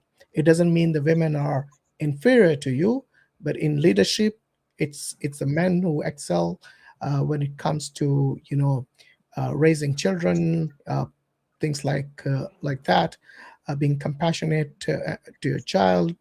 Even the mother is like the first school for the child. So imagine if the mother is a non-Muslim and she starts teaching the child only about her faith, and because the man doesn't have a higher authority, then he'll have to comply, isn't it? But if he does have a higher authority, then he can say, even before they get married, he can tell her, look, I'm going to raise my children as Muslims. And that is a condition he can actually stipulate before the marriage happens as well. In that case, the children, and especially back then, whenever they used to get married to the non-Muslims, it used to be in a position where the Muslims had the upper hand in terms of governance and everything as well. But today, I think a lot of people, especially in the West, who live in the West, I think it's a danger for them to marry people who are outside the faith, who don't share the same religion. It would be problematic because then you cannot really, be authoritative in the sense that you make this rule that you only have to listen to the father, for example. I remember there was also a verse in the Quran, chapter 4, verse 30. It was some verse, I'm not remembering, which many critics, many who have some. I was also listening that it allows wife to discipline your wife, which was using that the religion is wrong. Can you explain that verse also? Yeah, so this is again a misunderstanding of the term daraba in this case. So many people think that this can only mean one thing, because if you look at the life of the Prophet, peace and blessing be upon him, he has never raised his hand against any people in his household, not just the wives, but none of them. And this is something we see from his own life, that this is not something that he's advocated or practiced it himself at any time. Now, what does it mean in that case? So here we are talking about a woman from whom you fear, for example, some sort of mistrust, or not only mistrust, actually, even further than that, like some sort of rebellion from her, or maybe, her being unfaithful to you, for example. In that case, there are certain stages that the husband and the wife go through. So the first stage is not to beat her. That is not the first. In fact, that is the last one. And even that beating, I'll explain to you in a meaning what it actually means. So the first one is where you actually, yes, when I was when I checked the verse, it says discipline gently. The term, yes, I remember. Yeah. Gently. So this is like a symbolic way to show that this is the last resort. After this comes divorce. And this gently, what does it mean? It means, like, I think there's a hadith which says that it is like basically hitting someone with a toothpick or toothbrush that small. Yeah. Which, and one of the conditions is you should not leave a mark. You cannot hit on the face. You cannot beat. Then he will be punished for that. Yeah, because this is a symbolic way of saying that this is the last resort. After this comes divorce. So there's in the same passage, this Surah An-Nisa, isn't it? It talks about how you should separate from one another, separate the beds from one another, and so on, and then to involve other people. If that's not resolved, then you should, the last one is where you symbolically or show that this is the last resort, and then comes divorce and separation. Because divorce itself is something which Allah has made permissible, but it's not something that is liked. It is it is disliked, and it's to be used as a last resort, because it impacts a lot of people in the families. And imagine you have children and you divorce, everyone gets impacted. Yes, the whole balance is impacted within the family unit. But then, can the women also do it to the men? Then can it? It shows that women is inferior. What do Does you mean it show women? like this? What do you mean women can do? And for example, only man can discipline his wife. Why not the women? I'm do, you asking. think, do you think the women are strong enough to discipline their husbands? Sometimes women is also the house. For example, We are not talking about exceptions. Exceptions do not make a rule. If you look generally, it is the men who are obviously, because of their physiology, men and women are not the same. Okay. But for example, but in terms of the way their piety, this is what determines them to be, superior to the other person in their piety. But when it comes to men and women, of course, there are differences between the two, both in your physiology, your strength. In fact, even the way our brains are wired together, it's different. For example, women can perform a lot of things. They can multitask better than the men. And the men might be more towards the way of thinking is more technical and more rather than using emotions or something like that. So that's why when it comes to taking care of children, the women excel in those parts. That's why they're given the responsibility of bearing children as well. I don't think men would be able to do that. But in other things, the men excel. So you see, both of them have their set roles within the society. Whenever we have within a society where one gender thinks is better than the other, that is when the problem arises. In Islam, we are never told or never, encouraged to see men and women as being at competition with each other. The only place where we can actually compete is permissible is to increase piety. But we don't see them as, in a way, as some sort of a gender match or something where we try to say, yes, men are better than women are better than men. They have their own roles. Within those roles, they are better.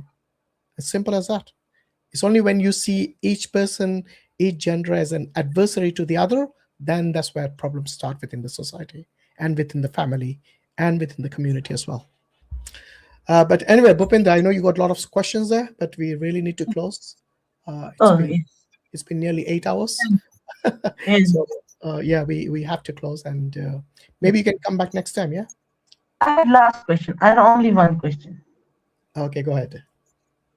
I have regarding, for example, when I was listening to Muslim scholars, so the one thing which is very much badly propagated is the jizya tax. Mm-hmm. So the Muslim scholars say that it is for in exchange for a non-Muslim's property, for example, protection tax. Yeah. So there is the commentary on the Quran, the tafsir. Yes. Now I've not taken in detail, but I just saw a glance of it. His name was Tafsir Kathir. Ibn Kathir. Yes, Ibn Kathir. Okay. Yes. So he stated that it was completely opposite. It was a humiliation for the infidels, for a humiliation for non-Muslims, and then I just got confused. This part I was thinking to ask. Yeah. So basically, it is a protection tax.